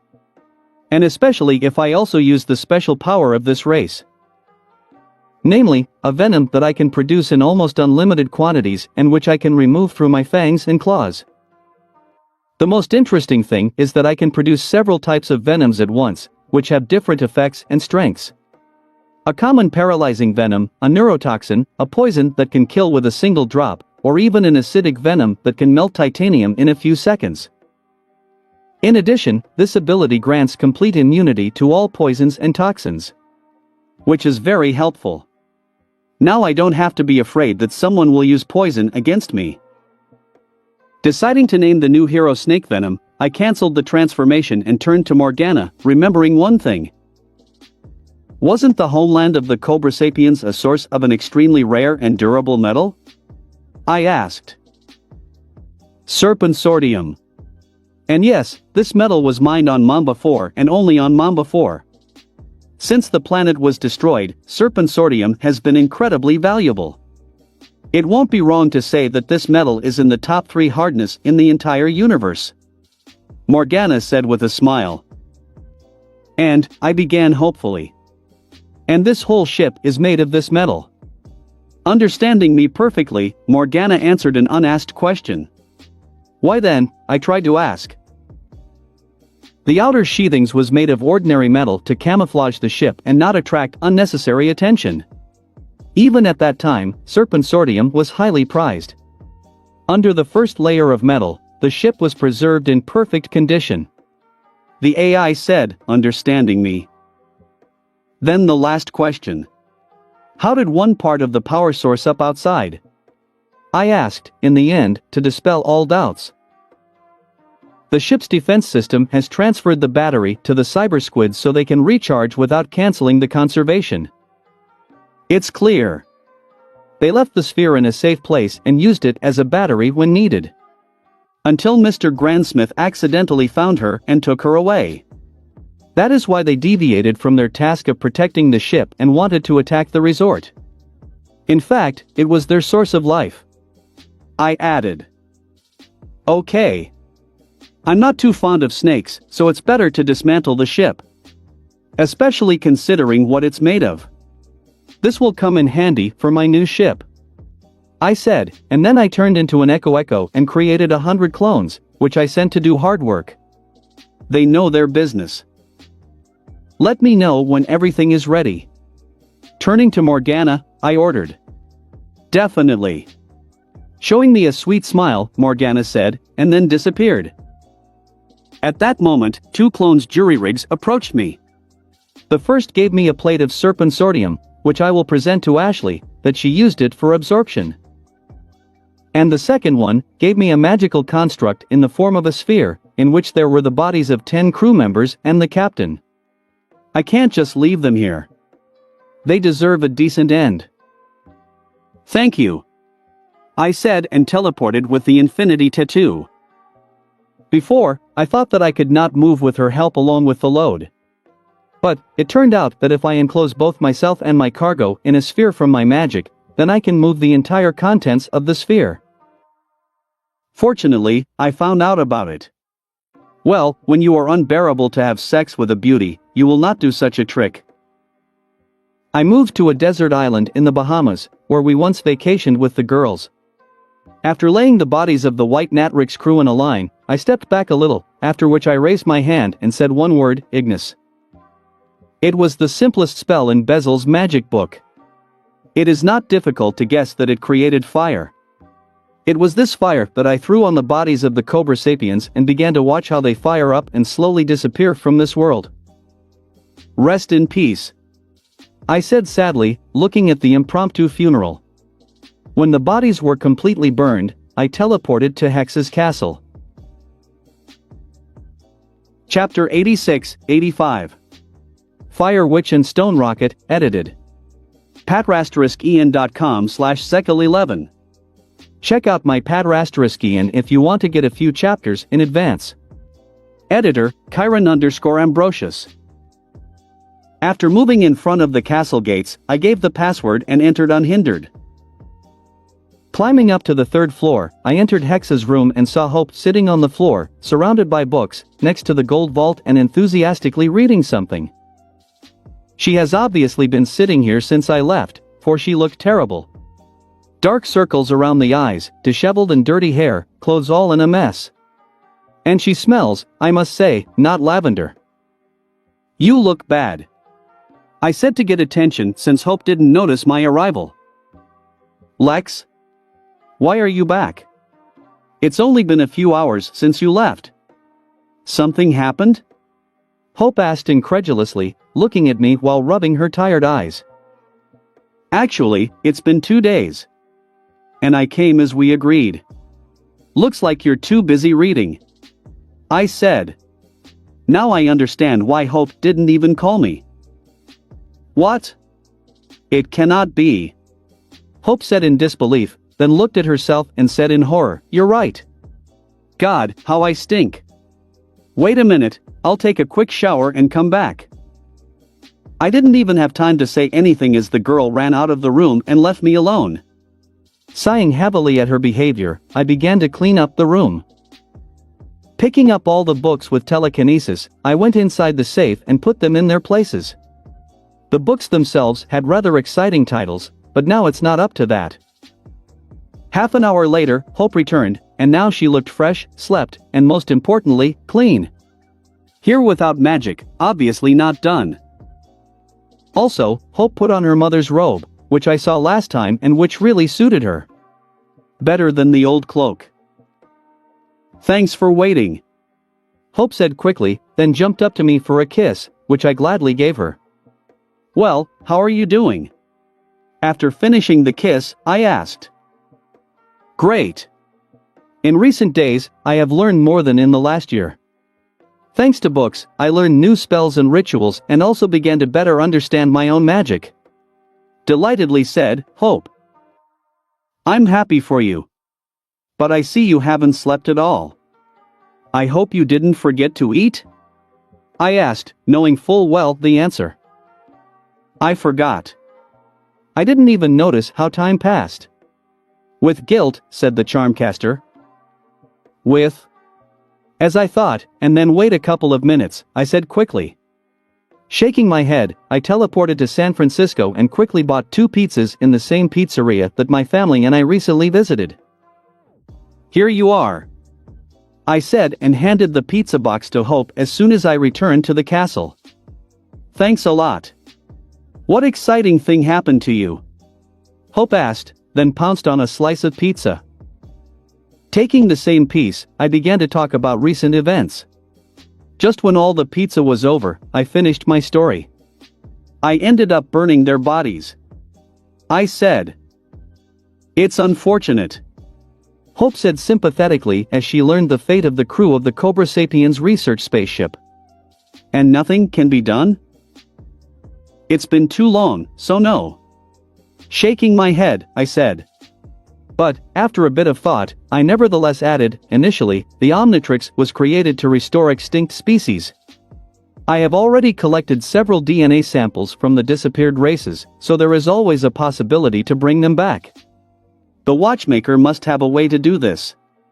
At a minimum, this is possible with the help of cloning.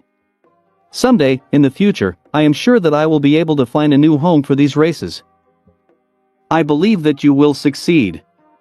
Hope said with a smile and kissed me on the cheek. Thank you.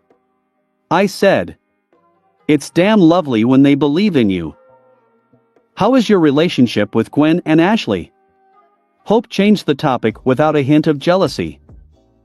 Hearing the question, I grimaced a little, honestly said, not really. My guilt is just killing me, and I usually can't communicate with them and try to avoid them. Do not worry. I'm sure they'll understand.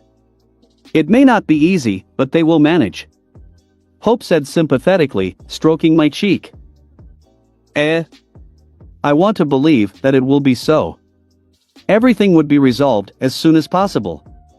Taking a deep breath, I said.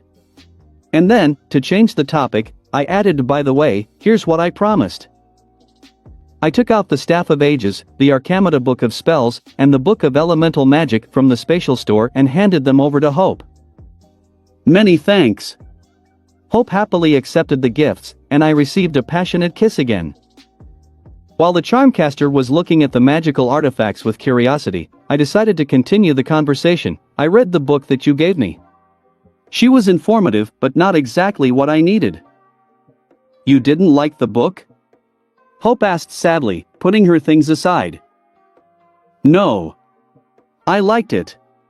But, it's too low a level for me. Because of my Anodite heritage, I find it much easier to handle magic than ordinary magicians. And the basic stuff, I just don't need it. I can do all this instinctively. I said quickly. Yes? Then I really envy you. It took me almost half a year of training to create the first spell. And this is considering that then I lived in a magically saturated dimension. Hope admitted honestly. Do not worry. I'm sure you're much better than me in all things magic. Maybe Anodites are intuitive, but we lack the ingenuity and control inherent in magicians who have spent years studying magic. I said. That's good to know.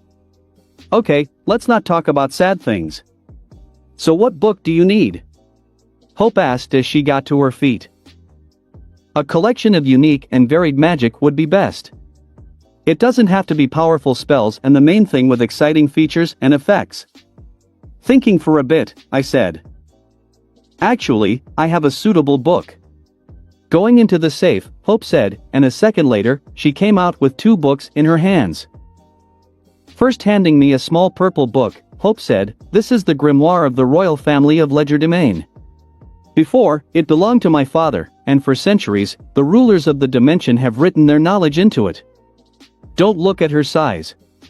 The grimoire is an authentic magical artifact with infinite pages containing several thousand spells. And just like you asked.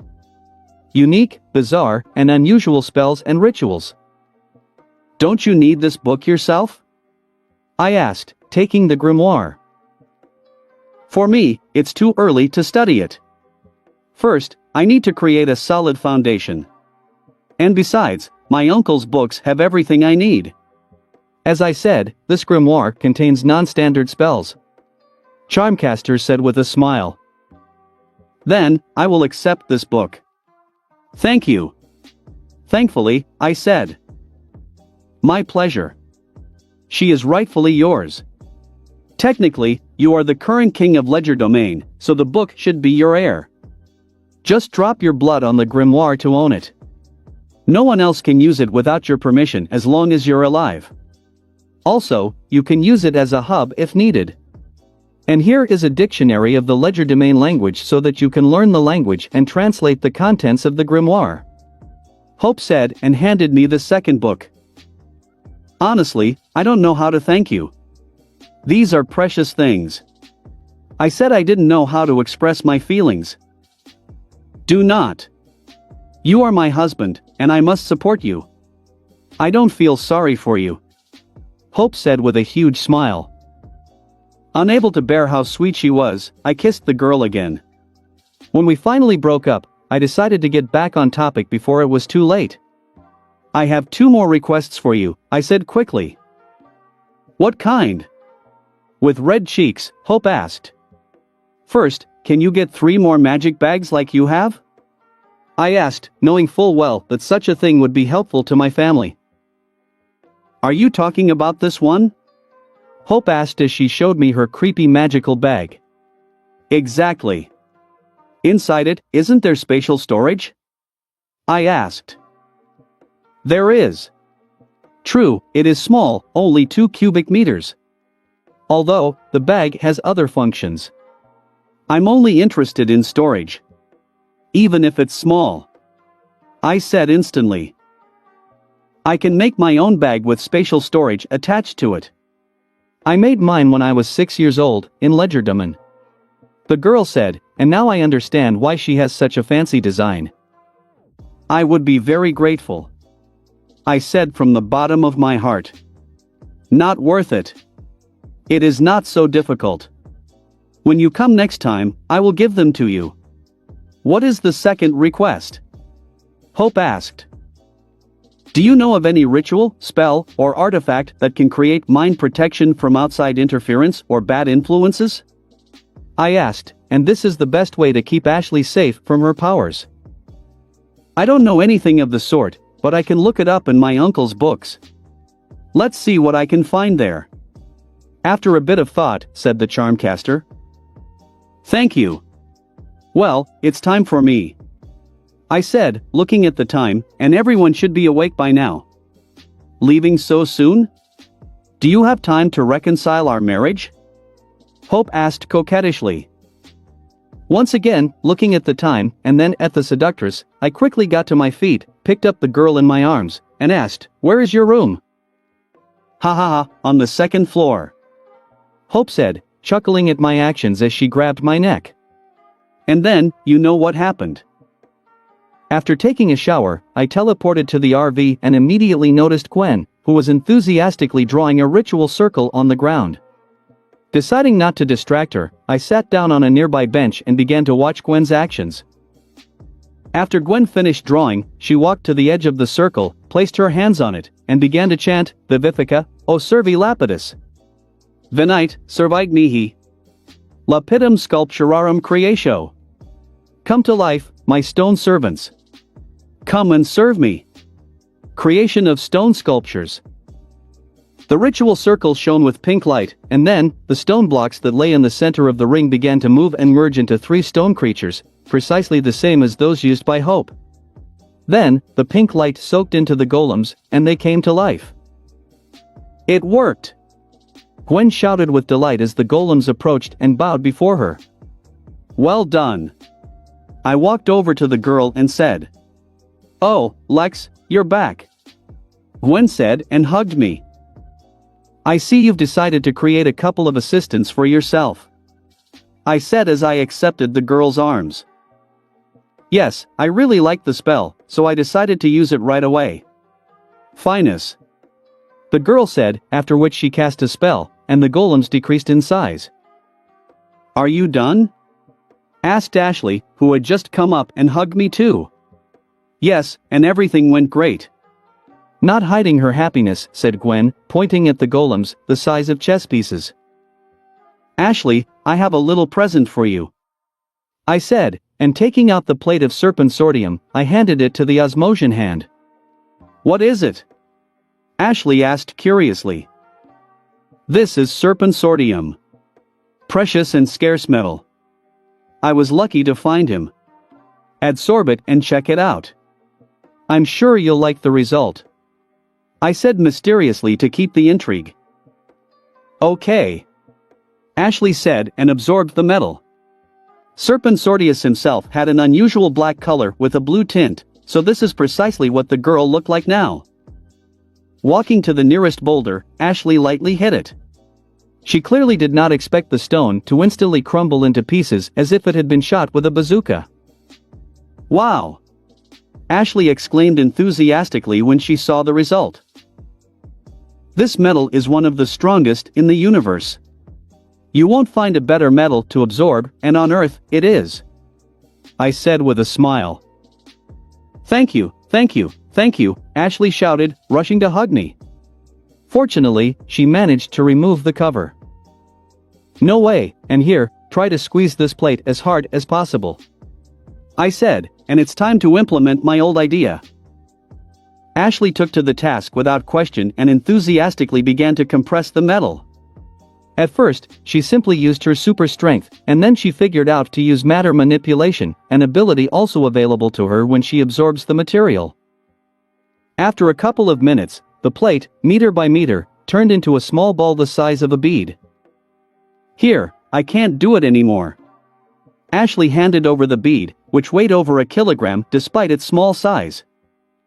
Because you just squeezed it, you managed to save all the material. This means you can use this bead to instantly create a full cover, no matter how big it is. It's better than the bracelet I made you before. You no longer need to carry materials with you or look for them nearby. Look, I said and turned into an Osmosian and then absorbed the metal. So, is this my race? Ashley asked with curiosity, examining my appearance, and seemed to have listened to my words. In general, collect all the materials you will use in battle and squeeze them. And then create a necklace or bracelet. The main thing is that the material touches your skin, so you can absorb matter not only with your hands, I said with a sigh, handing over the serpensortium bead and cancelling the transformation. Thank you. I understood everything, Ashley said and kissed me on the cheek, but then she added, what's that smell? Lavender? F***K. And Gwen, Ashley, Lex, come here. I think you will find it interesting. Grandpa shouted from the bus, thus saving me from disaster. We're going, Grandpa, I quickly said and got in the RV. Fortunately, my reaction did not seem strange to the girls, and they calmly went with me. Max wanted to show us a video of a fight between Hex and the girls, which he found on the internet. The video itself was called Companions of the Legion Against the Evil Sorcerer. The debut of the Fire Witch and the Stone Rocket. Stone Rocket? Ashley asked, dumbfounded. Fire Witch? Gwen asked in the same tone. Well, it sucks. Chapter 87-86. Unexpected Meeting, edited.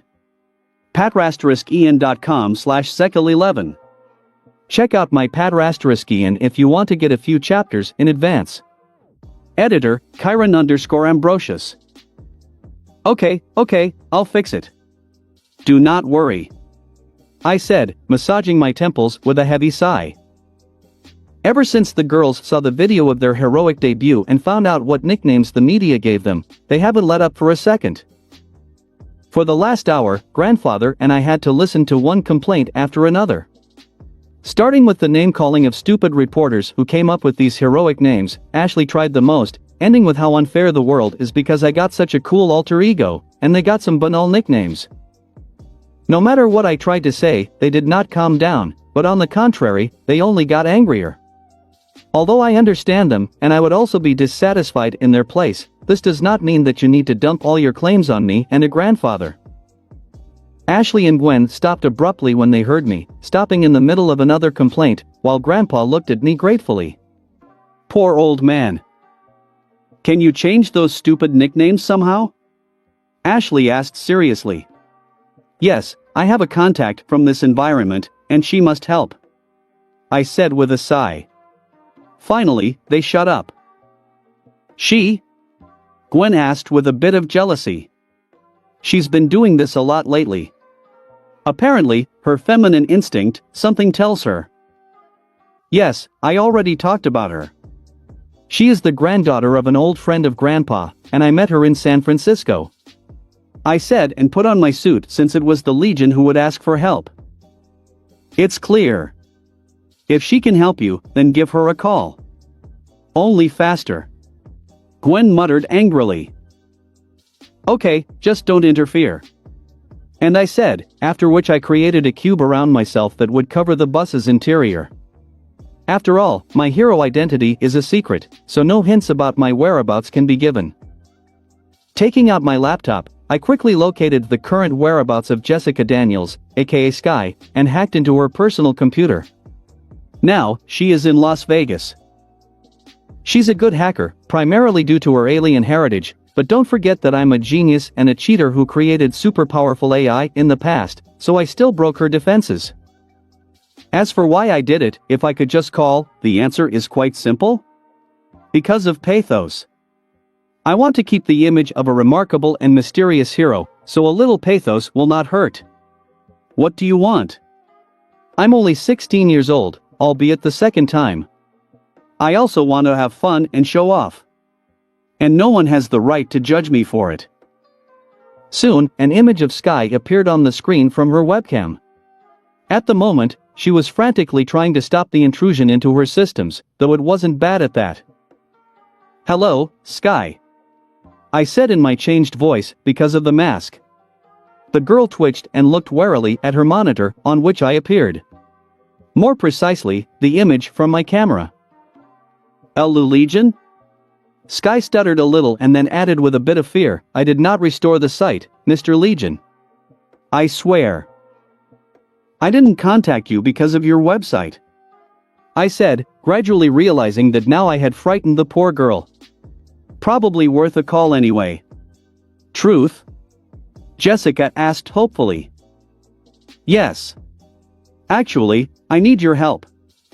I said, getting straight to the point. What? Do you need help? I'll gladly do my best. First with shock and then with enthusiasm, said Sky. I am glad to hear it.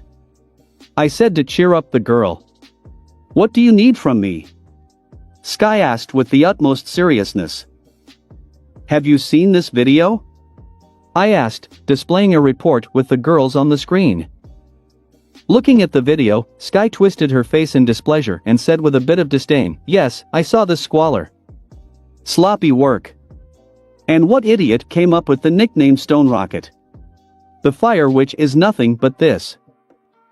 Feeling the approach of another tirade, I quickly interrupted the girl, saying, yes, you are entirely correct.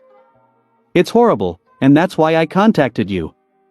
My partners are unhappy with the hero nicknames that the media has given them. And you want me to change those aliases? Jessica asked quickly. Exactly. Nodding my head, I said. Of course, I can hack news channels and edit videos, but, Sky thoughtfully spoke, but I quickly interrupted her. No, you don't have to. I can do it myself, but it's not a very good way. People will notice this and understand that the hacker has worked. I want more careful work, and I need people to decide on their own to change their aliases. I said. Even if all information is erased from the internet, people already know everything. It is unlikely that they will simply forget it, especially if they see that someone prevents them from spreading information. I did not ask Morgana to delete information about me because I knew perfectly well that it was already too late. Now, I'm more careful and try to stop the cameras from recording me. I don't want anyone to know that it's in my power to hack the entire internet and people's personal computers. If I abuse this, sooner or later, someone will figure it out and turn on me for sure. And I don't need it. Now it's too late to cry over spilled milk. Who knew that I would quickly attract attention while doing almost nothing? So what exactly do you want from me? Sky asked incredulously. I need your connections. You are in the fan society, and you know people who can influence the opinion of a large number of fans. So I want you to contact them and spread the word that the new heroines are unhappy with their aliases. I expressed my idea. Do you want the fans themselves to fight for changing pseudonyms, which looks like widespread unrest? Sky asked, gradually understanding. Exactly. In my opinion, this is the safest way. Of course, I can make everything more direct and simply demand a change of aliases, but I do not want to shine and attract too much attention, and I have too many things to do. It was not enough for the police to start hunting me because I was a vigilante. You never know what will come into the head of the people in power if they see a reaction from us. I said truthfully. I remember all the stories about Batman and Spider-Man very well, and I don't want to be hunted. This is still the real world, and, in fact, there are already enough people who are unhappy with my actions. Morgana is already following several senators who have tried to organize an order for my arrest. Unfortunately, they had financial problems, and unexpectedly unpleasant details from their past were revealed, so they are not up to me now. But that doesn't mean there won't be more of the same bastards. In addition, there is always someone in the government who wants to take control of a mighty hero and use him as a chained dog for the good of the motherland. Read the comics, and you'll see that I'm right. So, my current motto is not to shine and try not to attract attention. Although those who still do not calm down, I do not envy. I understand, and I will do whatever is necessary. You are a real hero, and you are doing a good job protecting our world from aliens. If you want to be inconspicuous, I will gladly help you. Sky said with great determination. Wow, I didn't expect her to believe in me that much. It's nice. Thank you. I'm very grateful to you. As for pseudonyms, instead of the Fire Witch, let it be the Mystic, and instead of the Stone Rocket, the Rogue. I said, having just come up with pseudonyms. I think it fits very well. Thanks for the idea, Brian_Growl. Sounds very cool. I'm sure everyone will like it. Sky said with a smile. Well, that's good. And how are you? Did you talk to your grandfather? I asked. Yes, he told me everything about his past. I would never have thought that the world is so big for us that I am partly an alien. Sky said with great enthusiasm. That's right, our planet has become the epicenter of alien activity. Over time, there will only be more guests. Although, in truth, something always happened on Earth. No wonder so many half-breeds like you and your brother live on the planet. I said with a sigh. More aliens, more problems. And all on my fragile shoulders. I thought that the most significant danger is a government organization with alien weapons. With the same sigh, the girl said. You don't know about the Ancient Knights sect yet. Okay, thanks for the help. If you find yourself in trouble or need help, post a call for help on your social media page, and I will find out. Good luck. I said. Wait, I also wanted to ask why you said to ask my grandfather about Max Tennyson? Sky asked quickly.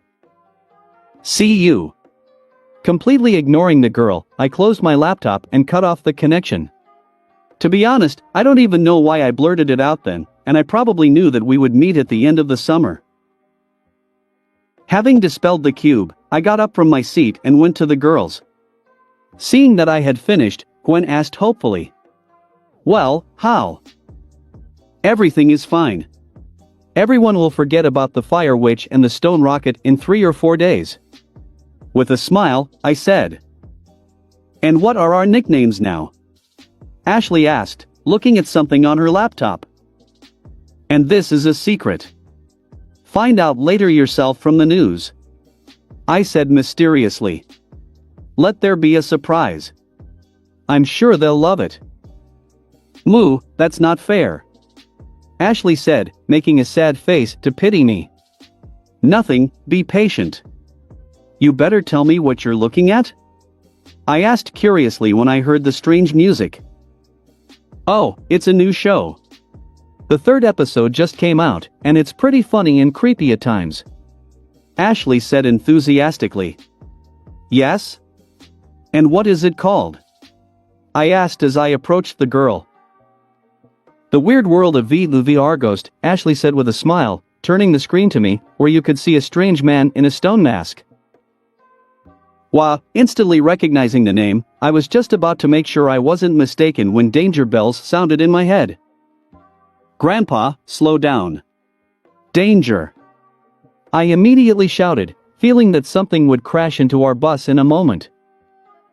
Since there was almost no time to act, I covered Grandpa, Gwen, and Ashley with a magic sphere to protect them. At the last moment, I tried to cover the whole RV, but the one who crashed into the side of our bus just broke the shield. The bus went off the road from the impact, and we flew into a ditch while rolling over several times. Fortunately, I did not spare the magic to protect my family, and no one was hurt. The most that happened to them was slight dizziness. It's good that I didn't have time to take off the suit, so it protected me from the blow. After quickly getting up and making sure that my family was alright, I quickly jumped out of the bus and looked at the one who was so brave to attack us.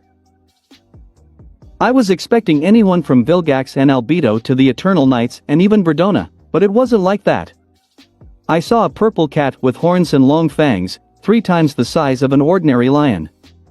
Now this feline creature was shaking its head and recovering from the blow. He accidentally bumped into us when racing through the forest at full speed, as far as I can tell. We had already reached North Carolina and were driving along a desert road that crossed a huge forest through which this animal ran. We were just unlucky as we ended up in his path when he crossed the road. Hey, are you okay? Having understood the situation, I turned to an incredible creature, trying to establish contact. Unfortunately, I was met only by the roar of a disgruntled monster, which was now angrily looking at me and clearly preparing to attack. Simultaneously, several more incredible creatures ran out of the forest. One looked like a giant, bear-sized, yellow monkey with the features of a sloth. The second one looked like a giant orange wolf with jagged horns on its head. And the third one didn't look like an animal at all, and I even recognized it, it was a real chupacabra. The creatures stopped and roared at me, after which they all attacked together. Since I perfectly understood that it would not be possible to resolve this peacefully, I covered my hands with armament mana and went on the attack. The purple cat was the first to reach me and immediately received a blow to the jaw, from which he flew several meters away. Next, I removed the goatsucker by throwing a magic disc at it, which exploded on impact, incapacitating the creature. I had to dodge the gorilla sloth, but I managed to create a mana web and threw it at the animal, which became entangled. Last, I swaddled a wolf that I had to hit so that he would not resist. The cat came to his senses and again rushed to me at this point. I realized that he would not calm down just like that, so I turned into my new alien and slashed the creature with my poison claws. The poison was nerve paralytic with a hypnotic effect, so the cat quickly fell to the ground and fell asleep. I did the same with the rest of the creatures. This is the safest way to disable them without harming them. What the hell is this? Ashley asked, shocked, as she got off the bus first. At this point, I cancelled the transformation. I think I can guess, you said, but I was interrupted by another creature coming out of the forest. This time, it was a tall, 2.5-meter humanoid gorilla cat. Ashley already wanted to attack him with her lightning, but since I recognized the creature, I quickly managed to stop her while saying, "Stop, Ashley. He is not our enemy. Uma? Wataramunu Omarumi. Me? I'm good, don't do the same to me as to them.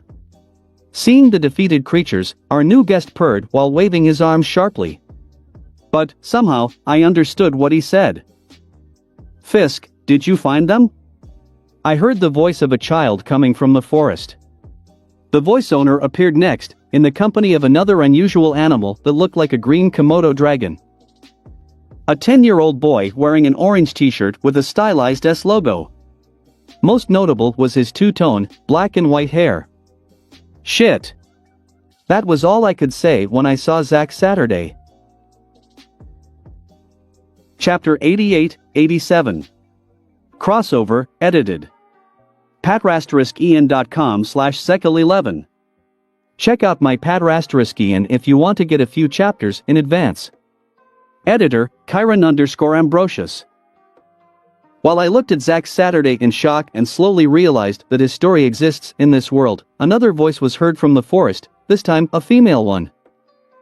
Zack, don't run too far. This is dangerous. Mom, look, here is the Legion. Real superhero. Zack shouted with delight as he took a good look at me. And it seems that he is glad to see me, his eyes are already shining with happiness. Soon, two more people came out of the forest. A black-skinned tall, muscular man and a beautiful woman with white hair. Both were in their late 30s, and as you can see, they were Zack's parents, Solomon and Drew Saturday. Quickly approaching their son, they shielded him and looked warily at Ashley and me while scanning the surroundings. Be careful, Zack. We don't know these people. The man said, looking at us warily. Hello.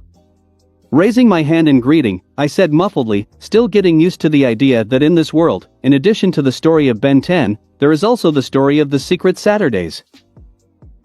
Fate is clearly playing with me, given that as soon as I learned about the existence of VV Argost, the primary opponent of the Saturday family, I immediately ran into the family itself. And, in this case, literally collided. The Secret Saturdays is an animated series that aired on the same channel as Ben 10 and had a similar design and the same genre. The animated series itself told, as is evident, about the Saturday family, two scientific cryptozoologists, Solomon and Drew, their son Zack, and their three adopted children, cryptids named Fiskerton, the Komodo dragon, and Zon. Although, apparently, they have not yet sheltered the latter. Saturdays travel the world, study cryptids, fantastic, rather even mythological animals like the Loch Ness Monster, Yeti, or Chupacabra, and protect them from the harmful influence of people, along the way, finding adventures on their ass and fighting villains. The plot of the series itself revolves around an ancient cryptid named Kor, whose powers allowed him to subjugate and control other cryptids. Through these powers, Vincent Vladislav Argost, a Yeti who pretended to be a man and hosted the show Weird World. Having obtained the abilities of Kor, Argost wanted to subdue all the cryptids, destroy all people and, in fact, take over the world. It is a typical villain with many ambitions and a thirst for power, and it is no different from Vilgax, except that the scale is smaller. The Saturday family wanted to stop Argost, which is basically what they tried to do throughout the series by searching for Kor's tomb. Kor itself was killed by Gilgamesh several thousand years ago when the cryptid tried to do precisely what Argost was planning. But before his death, Kor managed to transfer his spirit into the Stone of Kor. This ancient relic rested for several thousand years in the ground until shortly before the birth of Zack, a group of scientists, among whom were Zack's parents, found the stone, thereby freeing the spirit of Kor.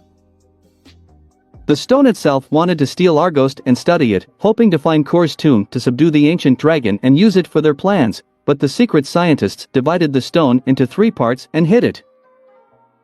Zack is the main character of the story, and as it should be in such an animated series, he has unique superpowers, consisting of the same control over cryptids. Since Zack was conceived during the discovery of the Kor stone, the spirit of the cryptid managed to settle in his developing body, turning Zack into his own vessel and bestowing his powers on the boy. It's funny because both Saturdays and Argost spent the entire first season looking for Kor when he was right in front of their noses all this time. And frankly, this could be guessed, given Zach's abilities. Unfortunately, being in this world of the Saturday family means that I will also have to deal with the core problem. Vilgax and the other Omnitrix hunters were not enough for me. Now I have to stop Arghost so that this stupid snow monkey does not destroy the world and kill my family. I've spent the last 10 years exploring other worlds in this universe, but instead, I should have turned my attention to my own planet. I had a mysterious world under my nose with many cryptids and other mysteries, and I didn't even notice it. Fortunately, I realized this before it was too late. And also, it opens up new perspectives for me. Unfortunately, I was not a fan of the Secret Saturdays, and I only remember the main plot and some plot twists, such as the one that Zach is the reincarnation of Core, and if nothing changes, then he is destined to destroy people. I will have to spend time exploring my own world to not be left without proper knowledge. All these thoughts flashed through my head at lightning speed, and finally, when I accepted the new one, Gwen managed to get out of the bus and notice our guests. "Is that Solomon and Drew Saturday?" Gwen asked, instantly recognizing the people who were still wary of us because of the knocked-out cryptids lying on the ground, without even returning my greeting. "Who?" Ashley asked, looking incredulously at the strange family. "Famous cryptozoologists and advocates of rare animals." Gwen replied instantly. I wonder how Gwen knew them when I had no idea that they existed in this world. The Saturdays themselves were still in a defensive stance, as they didn't know what to expect from us and were covering for Zach, who was trying to come up to me. But it stopped when Grandpa finally got out of the ditch and out onto the road. Clearly recognizing Grandpa immediately, Drew Saturday put aside her Tibetan fire sword that she had pointed at us earlier and said in shock, "Max?" Grandpa made the same expression and asked, "Drew? And Solomon? What are you doing here?" "We were chasing those cryptids. They escaped from smugglers who intended to sell them on the black market. We tried to calm them down and return them to their native habitat."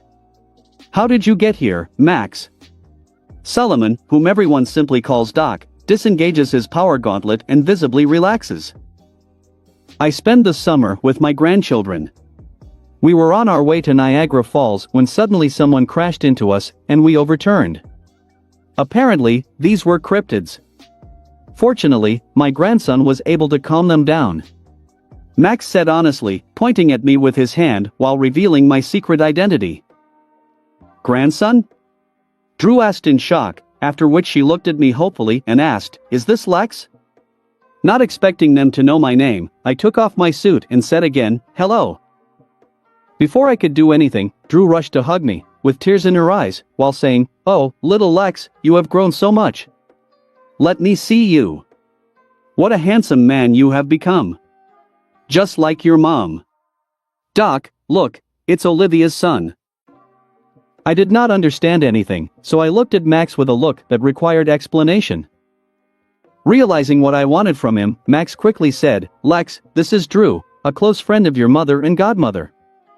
This is a twist I didn't expect at all." "Good to see you, Max. We haven't seen each other for 10 years since," Doc said, approaching his grandfather, completely ignoring his wife's behavior. "Since the funeral, yes.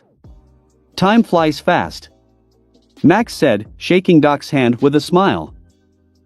"Wow, Fisk, did you hear? Legion himself is the godson of Mom. And look, he's still a teenager. This is so cool." Zach now spoke up, who also came closer to me, with his cryptid brother. "Umara Maruno MLO Morin.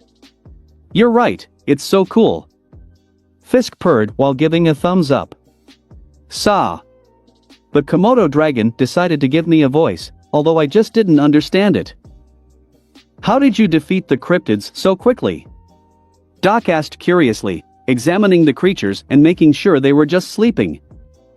"Dad, what are you?"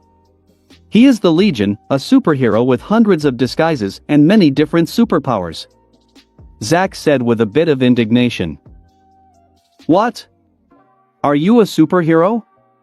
Max, how can you let Lex fight crime? He is only 16 years old." Drew shouted indignantly, finally stopping hugging me and yelling at Grandpa.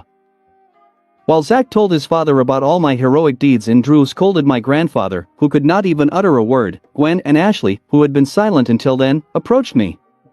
The latter asked quietly, "What's going on here?" "I do not know," I said honestly, rubbing the bridge of my nose, and then added with a sigh, "Probably a fateful meeting." "What a strange meeting," Gwen said involuntarily, looking at this commotion. "Not that word," I said, and then I wanted to say something else, but I was interrupted by a quiet meow right under my feet. I saw an adorable kitten with an unusual blue coat. Now he looked at me with his big and intelligent eyes. Picking him up in my arms, I involuntarily began to coo with him. Apparently, my inner cat lover woke up. "What a handsome. And what are you doing here?" I asked, stroking the cat. Noticing the cryptid in my arms, Drew stopped scolding Max and delightfully said, "It's a blue tiger cub." Recently, the scientific community changed his status as a cryptid, and now he is not considered a mythical animal. Such tigers can influence the probability field and attract good luck. Therefore, many want to get it to use its ability. It is not surprising that they tried to sell it at an illegal auction. Probability field, huh? So you did all this? Having begun to understand the essence of the matter, I asked the tiger cub while not ceasing to stroke him. "Meow." Nodding a little, the kid issued, clearly agreeing with my statement. "You mean he used his luck manipulation ability to escape the smugglers and bring the rest of the cryptids here?" Doc asked skeptically. "He must have been looking for safety, and that's what brought him here. Everything else was done by luck." Nodding my head, I said, and thought to myself, or he was attracted to my tattoo of luck. This is also quite possible. Considering how happy the tiger cub is now, this is a possible option. Drew said, pointing to the kitten, smothered by my strokes. "Okay, let's clean up all the mess first and deal with the rest of the cryptids, and only then we'll talk about everything." With a sigh, I said. "Right thought. I'm calling the ship," H-Doc said, pulling out what looked like a pocket computer. "Here is the blue tiger, Rakshasa, Calopus, Chupacabra, and Mappingwari. These guys have tried their best to collect the most unique cryptids from all over the world." Drew said, pointing at the blue kitten, the purple tiger, the orange wolf, the goatsucker, and the yellow sloth monkey. "It's good that we found and defeated them. Lex, sorry you weren't there. Mom and Dad were so cool and beat up all the villains. Even Fisk and I nailed a couple of guards," Zach began to tell enthusiastically, showing his friendliness. "Zach!" Unfortunately, he was interrupted by an angry cry from his mother. "Cute boy," Max said as he watched Drew start cursing again. "That's for sure," I said, at the same time rejoicing that another gender swap did not happen, and then adding, "We need to pull the bus out." Hearing me, Max looked in horror at the mangled RV and dramatically shouted, "Oh no! My bus!" "Don't worry, Grandpa. I'm sure it can be repaired," Ashley said in a comforting tone. "Yes, it seems that there was a spell in the new book on magic that would help restore the bus." In the same tone, said Gwen. "Gwen is right, Grandpa. Fortunately, I learned it," I said, and then using my telekinesis, I pulled out the RV and put it on the road. Then, I used Restitutio Damnorum to create a giant sphere that engulfed the RV and restored it to its original state. Unfortunately, the spell can only repair the damage done in the last 2 days. So, the bus was still the same old junk stuff with alien technology as before. Although, given how Grandpa is now happily hugging the bus, that's exactly what he wanted. "Was it magic?" Drew asked after seeing my actions. "This is so cool. /Humuramumu. /Kaskasksh. Zach, Fisk, and Komodo exclaimed at the same time. Showing apparent skepticism on his face concerning the magic delivered, Doc looked at the sky and said, "The ship has arrived. Come on, we need to bring the cryptids inside." "I will help," I said, and raised 4 cryptids with the help of telekinesis while continuing to hold the blue tiger cub in my arms. Is it an airship? Ashley asked curiously as the high-tech orange airship of the Saturday family descended. Yes, my dad built it, Zach said proudly. When the airship landed on the ground, Doc opened the gangway, and we all went inside. Chapter 89-88. Crossover 2, edited. patrasteriskian.com/sekel11. Check out my patrasteriskian if you want to get a few chapters in advance.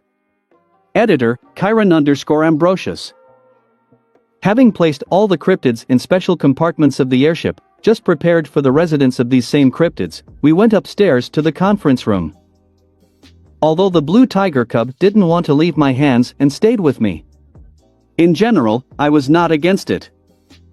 Sitting at a large table opposite each other, we all began to know each other in more detail. Finally, Gwen and Ashley were no longer ignored, and they too were able to take part in the conversation. It turned out that Drew Saturday was really my godmother. They studied together with Olivia at the same university, and since then, they have been close friends. They even belonged to the same secret organization. The Secret Scientists are a group of the world's most outstanding scientists who have protected the world from hidden and terrifying things. At least, according to Drew. Usually, there is nothing good in such organizations, so I should check them out. Oddly enough, Doc and Drew did not hide anything from me and told the whole truth about their past. Much of what was described came as a surprise to Zach himself, but the older Saturdays were not opposed to telling the entire truth. They even talked about the expedition that resulted in the discovery of the core stone. By the way, Olivia was also there, as were the rest of the secret scientists. Initially, there were only 50 scientists, but when Argos stole the stone, the secret scientists decided to retrieve it and infiltrated his weird world, resulting in only 8 people returning, including my mother, Drew, and Document. Although they still managed to get the Stone of Core. The Weird World is another castle of the Dark Lord full of traps and terrible cryptids. I already thought that the terrible truth would be revealed that Olivia had died not due to an accident but due to penetration into the Weird World, but it turned out that this was not so. My local parents were killed in an ordinary car accident a few months after the Core Stone incident. This is, of course, quite a terrible irony, considering that there is no sense in the Core Stone since Core himself lives inside Zach, but at the same time, 42 comrades were sacrificed by the secret scientists to take the stone from Argos and hide it away from him.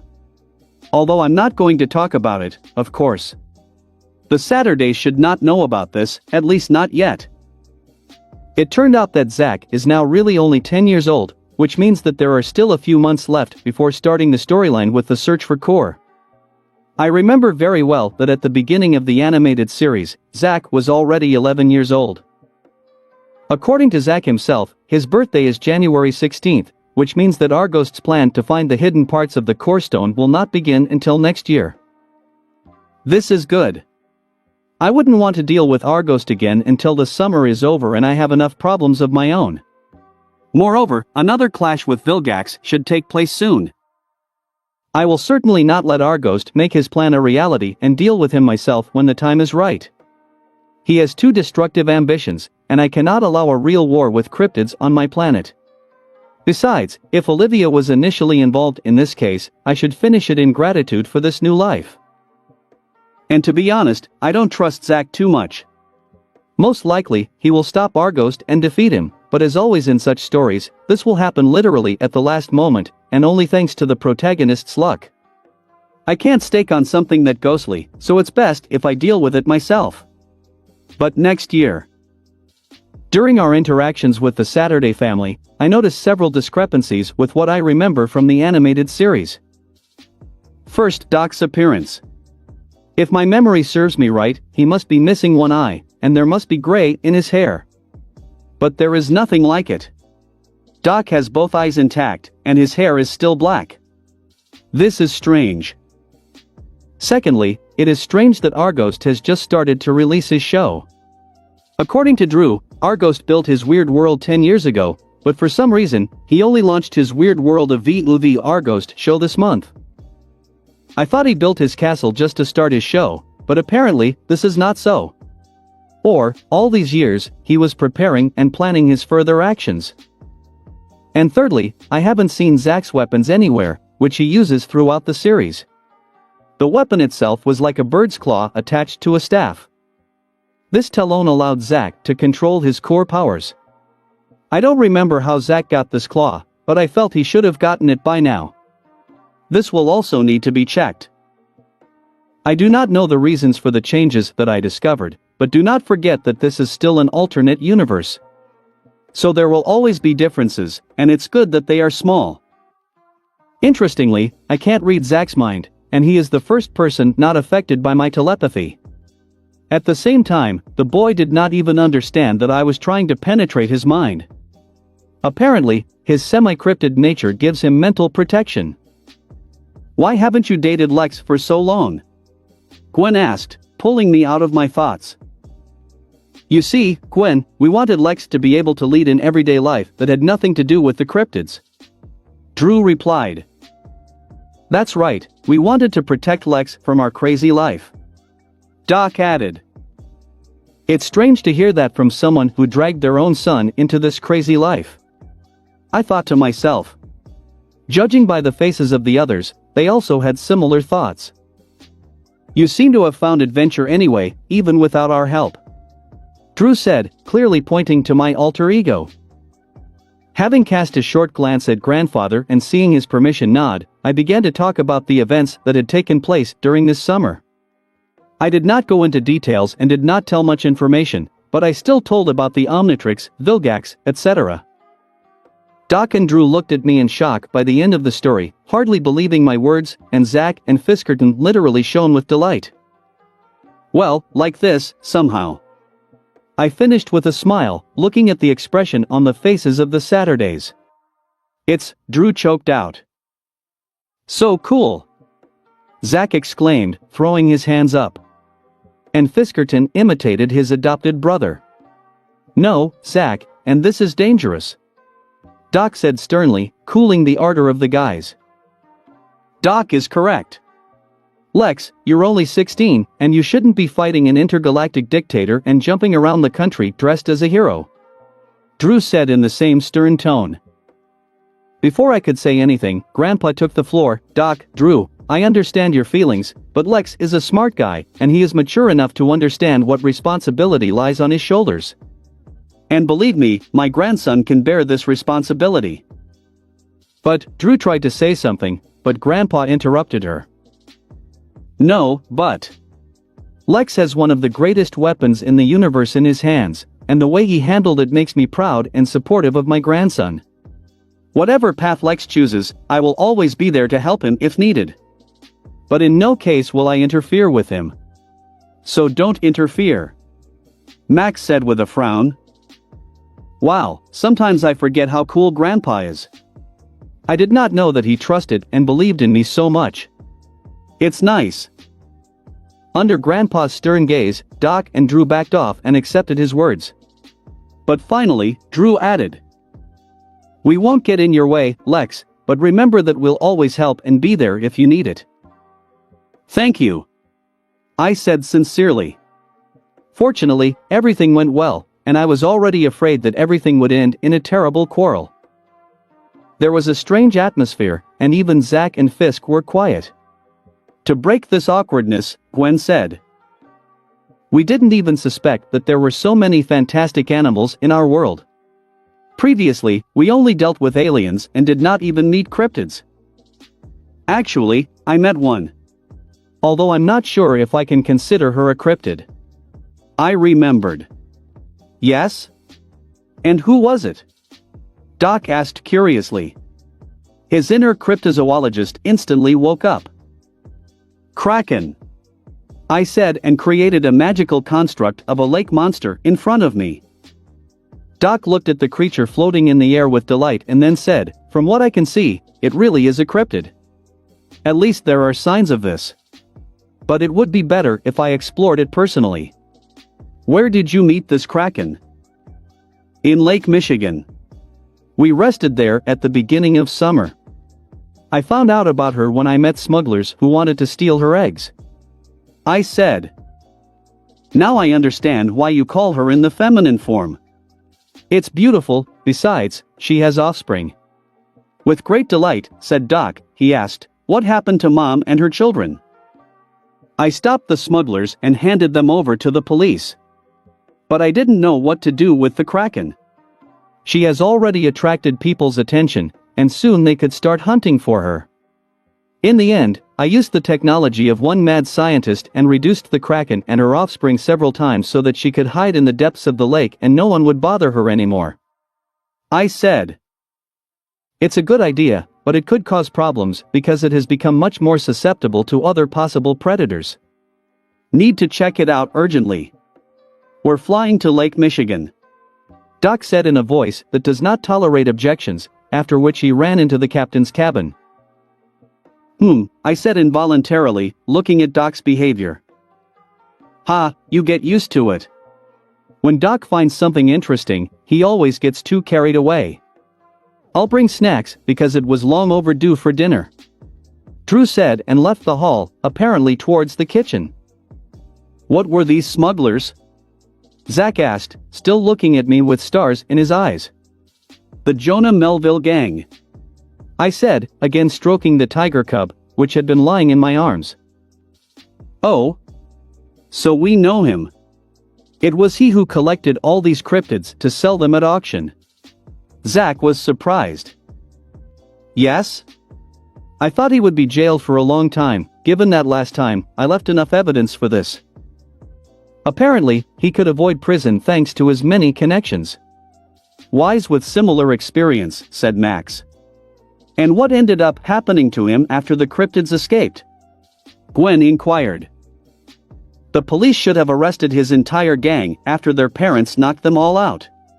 But we chased the cryptids, and then we met you, so who knows whether he was arrested after all or not. Zach said. I thought I would never hear from him again. I involuntarily expressed my thoughts aloud. Come on, let's check on the cryptids. They should be awake by now, and perhaps they need to be fed. Zach said as he left the conference room. Meow. Issued a ball of wool on my hands. Yummer rummer. It looks like the tiger cub agrees with Zach.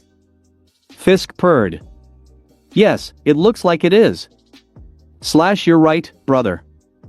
Zach and I said simultaneously. And then, Zach and Fisk stopped abruptly and asked in shock, do you understand Fisk? / Wimmerammer. You understand me? Well, yes. Although I do not understand how I do it. I said honestly. I'm not even using my psionic abilities. Do you really understand what he's purring in there? Gwen asked. I just nodded at her question while looking at how happy Fisk and Zach were about it. I can't believe you really understand Fisk. Previously, only I could fully understand it. Zach said with a huge smile. What about your parents? Ashley asked. They understand what Fisk means, but they can't understand his exact words. Zach replied. Oomoo. Fisk nodded his head. Well, it doesn't even need a translation.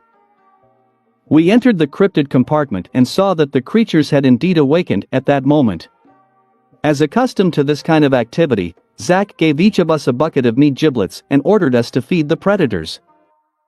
I approached Calopus and began to feed him. At the same time, the blue tiger cub climbed onto my shoulder and now sat and watched me feed the cryptid. I think he is still too small to provide him with meat, and I need to get milk. Lex. Ashley said, walking towards me. Yes? Mr. Saturday said he hadn't seen Grandpa since your parents' funeral.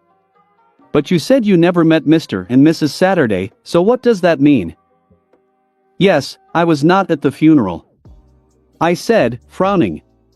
And why? If you don't mind telling me, of course. Ashley asked, trying to be gentle. Honestly, I don't know. I guess I just wasn't ready. Let's not talk about it. I lied and left the conversation. Alright, sorry for interfering with your own business. Ashley said softly and left to feed the chupacabra. In fact, I did not go to the funeral because I was afraid that I would feel affection for my current parents. I just chickened out because I didn't want to feel the pain of losing them. Although I always refer to them as local parents, this is incorrect, and they are just my parents and real ones. Given that my body was created at my request, and I have the heritage of both Anodite and Olivia's ancestor, it is evident that it was Olivia who gave birth to me and precisely from Carl. And although this was done by the judge of the gods at my request, this does not mean that they did not love me, and everything is just the opposite. But I'm afraid to admit it because then it will hurt me. And in the end, instead of being grateful for the new life, I ignored them and didn't even go to the funeral. To be honest, I was even glad at the beginning that I would not have new parents, fewer restrictions, fewer attachments, but now, I regret it every day. And I don't even know what to do with it. Guys, go eat. Drew's voice was heard, which distracted me from my worries. We are going. Zach shouted and led us back to the conference room, where delicious snacks were waiting for us. Chapter 90, 89. Crossover 3, edited. patrasteriskian.com/sekel11. Check out my Patrasteriskian if you want to get a few chapters in advance. Check out my side work One Piece, Nemo's Golden Lottery http URL. Editor, Chiron_Ambrosius. Doc's voice came over the intercom as we finished our afternoon snacks. We are almost at Lake Michigan. Lex, please come to the captain's bridge. I'll take you. Zach said and led me to his father. Since it was the first time we were alone, I thought this was an excellent chance to learn about Zach's abilities. So, Zach, can you control the cryptids? As if by chance, I asked. Yes, that's my superpower. Although, few people know about it, and my parents want me to keep it a secret. Zach said. Don't worry, I can keep secrets. With a smile, I said. Yes, there is hardly anyone who can do it better than you, given your alter ego, Zach said with a satisfied smile. Smart boy. And how are your powers mastered? I inquired. Hearing my question, Zach visibly frowned and said with a displeased look, not really. It's hard for me to concentrate on controlling the cryptid. In addition, they resist all the time and do not want to obey me. Don't worry, everything will come with experience. You just need to keep trying, and it will become much easier in time. Trust me, it's always tricky initially, but you will forget this feeling of helplessness that you feel now in the future. Your powers will become yours entirely, and you will no longer be able to imagine life without them. I said with a smile as I created a spiral ball of my magic energy in my hand to demonstrate. Thank you. Zach sincerely thanked me, looking with delight at the manifestation of my own superpower. But let me give you one helpful piece of advice. Cryptids are living beings, and like any living beings, they won't like it if you try to bend them to your will. I said as I removed the spiral ball. But, this is the essence of my strength. Zach said incredulously. Right. But remember. No one wants to do something they initially would not want to do. Especially if you order them. But if you sincerely ask them to do what they can do and it is not difficult for them to do it, then many will gladly fulfill your request. I said mysteriously. So? You mean that I shouldn't control or subdue, but just ask? Correctly understanding my words, Zach asked, although with considerable skepticism. Right. I know it sounds weird, but trust me, a sincere request is more effective than an absolute order. It will take time for you, but I am sure that you will learn how to properly use what I have just said. Okay, I'll remember your advice. Zach said with a serious face. We had just passed through the door and found ourselves in the captain's cabin by this point. It was a small room with seating for the entire Saturday family, with large windows and a fantastic panoramic view. Doc was now at the helm, piloting the airship. Lex, where in the lake did you meet the Kraken? Doc asked immediately. In principle, it is not surprising that he asks. After all, the area of Lake Michigan is 58,016 square kilometers, the length is 517 kilometers, and the maximum width is about 190 kilometers. No wonder the Kraken could hide for so long and be only recently discovered. Without my help, it will take Doc several months to find the tracks of the lake monster. Especially considering that it has become smaller. Here, I said and pointed to the map that was on the dashboard. And then I added, and here, a little to the side, there is an abandoned factory. If we land here, we won't attract too much attention. Understood. Doc said and changed course. 5 minutes later, we arrived at our destination and landed on the shore of the lake. We saw that everyone else had also gone outside coming out of the airship. It's only been a month since we've been here, but so much has happened. With nostalgia in her voice, Gwen said when I approached her. Exactly. I said in the same tone. Let's go, Lex. You can help us find the Kraken. Doc, who had already changed into his makeshift diving suit, and Drew, was already standing next to him in the same suit. We're coming with you. Zach said in a tone that brooked no objection. And Fisk nodded vigorously at his words. No, Zach. This is dangerous, and you are too small to dive to the bottom of the lake in search of the Kraken. Doc said in a stern tone. Your father is right, Zach. You will stay here. Max, please look after them. Drew said to Grandpa. Don't worry, Drew. I'll look after your boys, and I think it will be interesting for them to listen to the stories of the old space plumber. Max said with a smile, successfully luring Zach and Fisk with his stories. We'll be back in an hour. Don't be bored. I quietly told my girls. In response, they only sent me kisses and waved their hands. Let's go. I said and turned into Ripjaws, the first in a long time. Entering the lake, I quickly swam to the depths because I knew well that the Kraken likes to dwell as deep as possible. Surprisingly, Doc and Drew's diving suits allowed them to reach decent speed underwater, and they practically kept up with me. After 20 minutes of searching, I finally smelled the Kraken. Who would have thought that I could sense in the water? Apparently, this is not so difficult to do if you have gills. Soon, the smell led us to an underwater cave, which we immediately swam into. Apparently, it was an extensive network of underwater caves, but we were lucky and found the Kraken near the entrance. And, it seems, she has already managed to become a mother. The eggs had hatched, and now 3 energetic children were swimming around the mother. How lovely! Drew said as she watched the playful Kraken cubs. She really is a cryptid. And extremely unique, said Doc enthusiastically, studying the lake monsters with his handheld computer. Unfortunately, the mother hen noticed us and quickly swam away into the depths of the caves, taking the kids with her.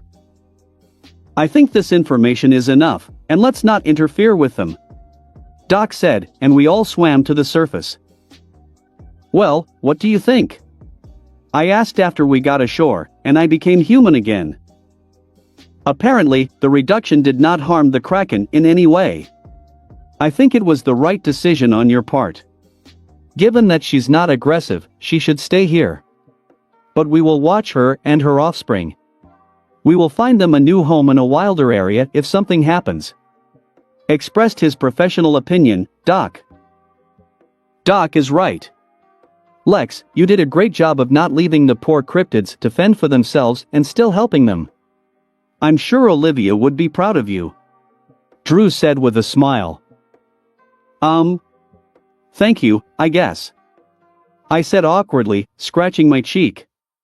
You are faster than expected.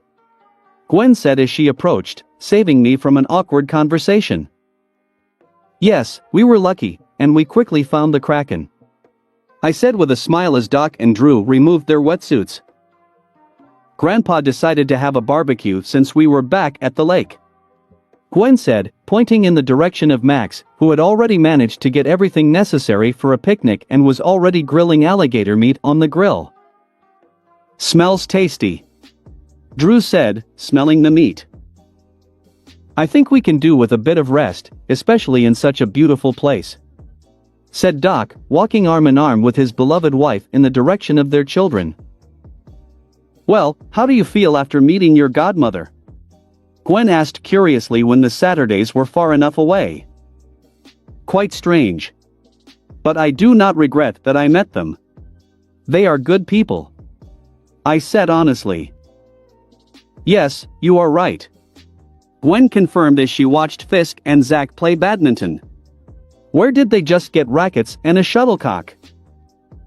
Okay, let's go try Grandpa's next culinary masterpiece, I said and went to the table. We spent the rest of the day on the lakeside playing different games, eating delicious food, and getting to know each other better. The only downside to the evening was having to constantly answer all sorts of questions Zach had about my aliens. July 16, 2010.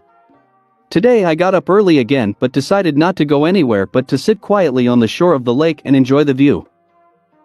The only thing is, I still completed my special training to increase the amount of mana. Since I came up with this method, I have tried to use it as often as possible, and unfortunately, this doesn't always work out. Meow. As I finished training, a blue tiger cub appeared next to me. You've become very attached to me, haven't you? I asked, picking up the little cryptid. He, or rather she, did not come off me yesterday and even slept in my bed. Meow. Meowing affirmatively at my words, the lucky tiger cub curled up in my lap and quickly fell asleep. I wonder if it's because of my natural charisma or because you feel my great luck because of the tattoo? In fact, talking to myself, I asked. Umaru? Lex? Purred another feline that came up behind me. Yes, Fisk, I said, looking curiously at the cryptid. Muramur Ram Mar Mork Mara. Mr. Max said yesterday that you know a lot and have an artificial intelligence that can find any information, Fiskerton purred, sitting down next to another. And you're asking if I can find information about your species? I guessed. Umu. Fisk nodded his head. Actually, I do know something from you, I said honestly. Last night, I took some time to remember everything I knew about the secret Saturdays to prepare for the future. It turned out that I knew a lot more than I thought, and Fisk was there also. Moo? Really? Fisk purred hopefully. Yes. Fisk, you're a Lemurian. Lemurian? Fisk purred with surprising clarity. Yes, Lemurian.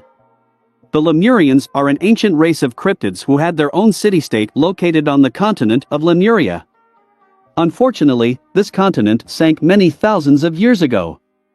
After that, the Lemurians were distributed worldwide, including they lived in the legendary Shangri-La. As far as I know, the Lemurians had already died out by this time. I'm sorry. I honestly told the information that I remembered and that Morgana obtained at my request. Uma Maramu? So I'm the last one? Fisk asked sadly. Most likely, it is.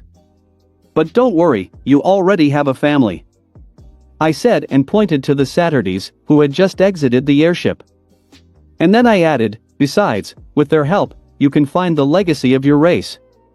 And perhaps some of this can be restored. Muammar Ma Murfma. Mamar. You're right. Thank you, Fisk said enthusiastically and walked towards his family. Thank you, I said and scanned his DNA with the Omnitrix. Inappropriate DNA sample. Scanning is not possible. The Omnitrix AI said, crushing all my hopes. What the hell? It should work, and Fisk is perfect in every way. I retorted, trying to reskin Fisk's DNA from a piece of his fur that I'd stealthily yanked out of him with telekinesis. But I got the same result. Although, this is illogical. Fisk is a feline humanoid, a near-extinct race, and has a high enough intelligence to be self-aware. Certainly more than the wild mutt. But, for some reason, the Omnitrix stubbornly refuses to add it to its database. I don't understand anything. It's the second time. Frowning, I said to myself. Lex, go get some breakfast. Grandpa's voice interrupted my thoughts. Okay, I'll deal with that later. I said as I put Fisk's fur into the space storage. Chapter 91-90. Nebula, edited. patrasteriskian.com/sekal11. Check out my Patrasteriskian if you want to get a few chapters in advance. Check out my side work One Piece, Nemo's Golden Lottery http URL. Editor, Chiron_Ambrosius. Taking the kitten in my arms, I went to the RV that grandfather took out of the airship last night. Next to the motorhome itself, Max set up a table where my whole family and the Saturday family were now sitting. Thank you, I said after I sat down in my seat and received a plate of food from Drew and a bowl of milk for the tiger cub. I see he is very attached to you, Max said, looking at the blue tiger cub, who drank milk with pleasure. That's her. I think the name Nebula suits her very well. Looking at the blue fur of the tiger cub, I said. Nebula?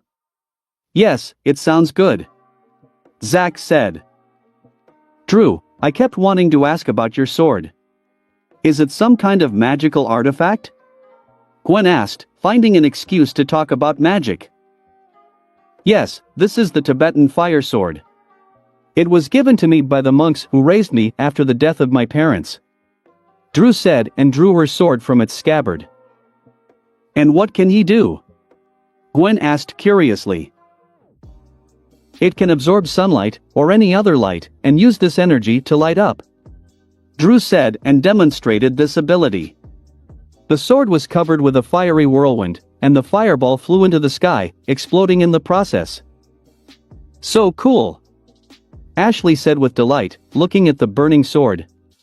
What metal is it made of? I asked. If I'm not mistaken, from Hahiragain. Drew thought for a moment. Solar metal, huh? Can? I asked. Of course, but what do you want to do? Drew asked as she handed me the sword. Get some rare metal, I said, and then I turned into an Osmosian and absorbed the Hahiragain right off the blade.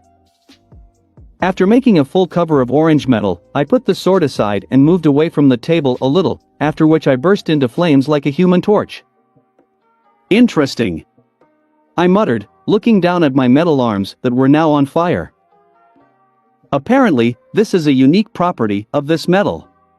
It can absorb light and use it to heat itself to high temperatures, literally flaring up like a torch. Pretty useful feature. After extinguishing my own body, I raised my hands and created two 3-kilogram spheres from the purest Hahiragain. One of the spheres, I immediately put my inventory for further experiments. The second was compressed into a bead, which I immediately gave to Ashley for her bracelet of unique materials suitable for combat. Thank you, Ashley said with a smile, accepting the bead. It was so great. You were on fire like a fireman, Zach said excitedly. Thanks, I said and returned Drew's sword. What a unique use for my sword, Drew said awkwardly. All right, guys. It's time to get ready, Max said. Is it time for us to part? Zach asked sadly. Fisk, who was sitting next to him, was also visibly sad. Even the Komodo under the table made an incomprehensible sound, like a sigh of regret. Sorry, but it's time for us to continue our journey. In addition, you have to return all the cryptids to their homeland, I said softly, stroking Nebula's head. He's right, Zach. We have our own responsibilities, and besides, we can't bother Max and the others, Drew said as she patted her son on the head. But that doesn't mean we're breaking up forever. We will definitely meet soon, Doc said, encouraging the children. Doc is right, Zach. We'll see you again. Plus, we've already exchanged numbers, and you can call us whenever you want. I said. Still, I quickly got along with this guy and his whole family. Truth? Core's reincarnation asked hopefully. Yes. Nodding my head, I said. Max, are you sure you don't want us to give you a lift? Doc asked after we had cleaned everything up and were getting ready to leave. That is unnecessary. We were just on our way to Niagara Falls, it's not that far from here, and we'll get there on our own. Max said with a smile. Take care of Nebula, Lex. Drew said, looking at the sleeping tiger cub in my arms. Of course, Doc wanted to take Nebula and return her Fujian province to China, where she comes from, but Doc failed. He only got a few scratches on his face and an angry little blue tiger. Nebula decided to stay with me, and no one could convince the little cryptid. As a result, now I have a pet that promises to grow into a giant tiger. It's good that Grandpa doesn't mind it, and I think he's seen things far stranger than a pet tiger. And the girls, who already doted on Nebula, influenced the grandfather's decision, and he couldn't refuse them. Of course, she will be fine. I promise. I said with a smile. In general, call us if you need us. Doc said, looking at the peacefully sleeping tiger cub with a bit of fear. You, too, call if you need help or are in danger. I'll be there in the blink of an eye. I said. See you soon. Doc said and entered the airship. Take care of yourself. Especially you, Lex. Drew said and followed her husband. So long, Lex. I'll call you soon. And I'll keep an eye on the Legion. Zack shouted, waving his arms vigorously. RMMRMMMMRM. See you. Thanks for finding out about my origins. Fisk purred as he jumped into the airship, picking up Zack and Komodo. Xak Sha. The Komodo dragon hissed, waving its paw. Anyway, he's smart. Good people. Gwen said as she watched the Saturday aircraft take off. Yes, although a little odd. Ashley added. The same can be said about us. I said. Meow. Nebula supported me. Okay, let's go. We're only a short distance from Niagara. Max said. Grandfather, why didn't you ever say that I have a godmother? I didn't even know I was baptized. Still, I was curious. I don't know, Lex. Somehow it happened. The first time, I tried not to mention your parents to not hurt you. And then, you have so carried away by studying the database of plumbers and your self-improvement that I didn't have time for it at all. Max thought for a moment. I just stuttered and thought to myself, it turns out, is it my fault I didn't find out about this? We had already passed Cleveland a few hours later, and we had only 2 hours to go. All this time, we were idling while Grandpa was driving. I started studying the grimoire of the spellbinder, Hope's father. Gwen was still raptly reading Bezel's book, and Ashley was suddenly fascinated by my gift and is now taking apart her laptop. It seems that her inner engineer and mechanic woke up in her. Lex, look. Grandpa suddenly called me. What's happened? I asked, putting the book aside as I walked to the front of the bus. Look. Familiar guys. Said Grandpa and pointed to a jewelry store where someone was robbed in broad daylight. It turned out to be our old acquaintances, the circus freak trio, Frightwig, Acid Breath, Thumbskull.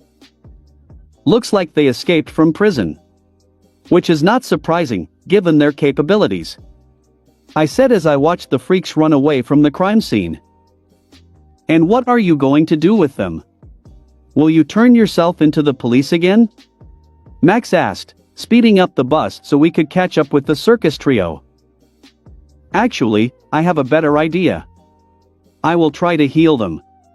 I said, and then turned into an XLR8, ran out of the bus, and quickly knocked out the failed robbers. After returning all the loot quickly, I turned into the Two Tails, grabbed all three, and teleported to the cave.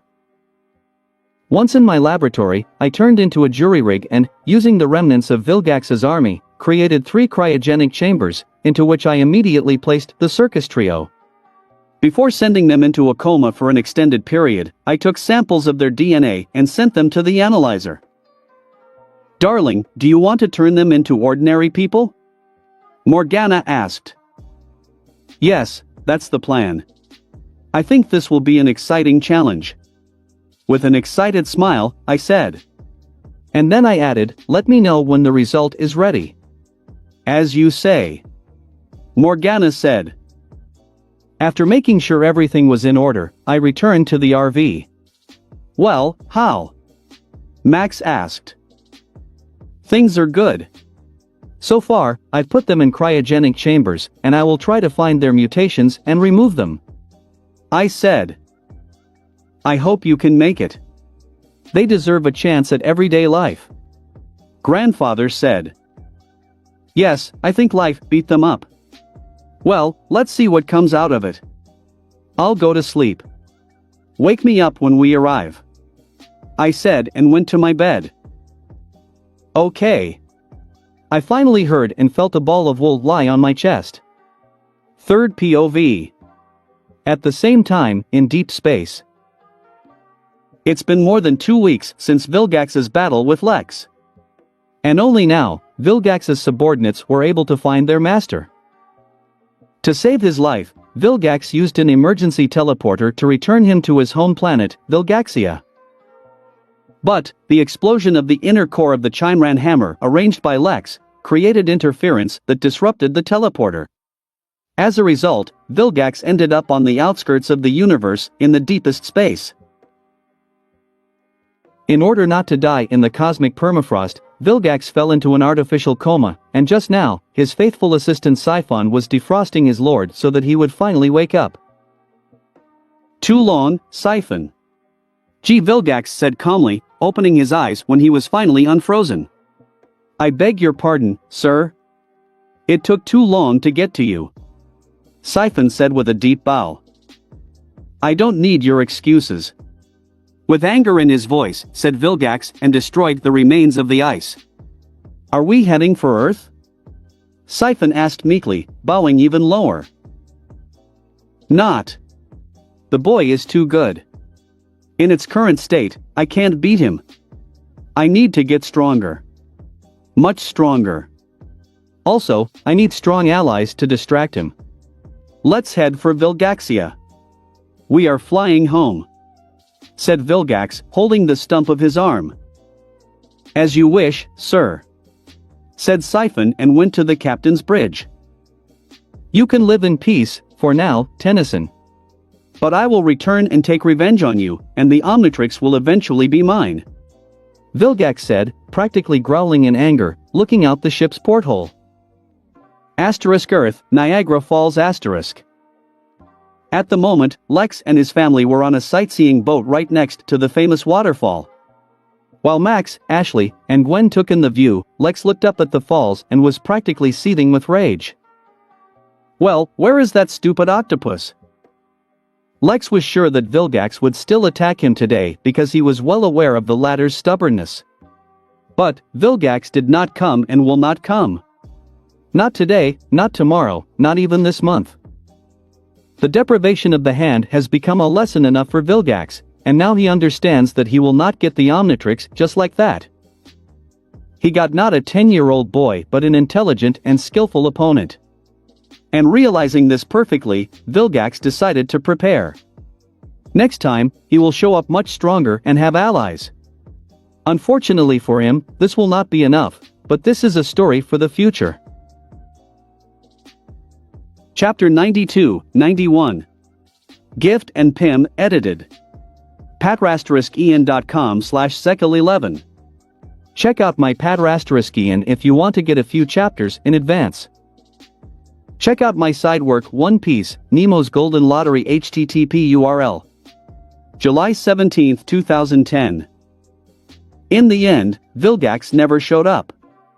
I was waiting for him yesterday, but that ugly squid didn't come.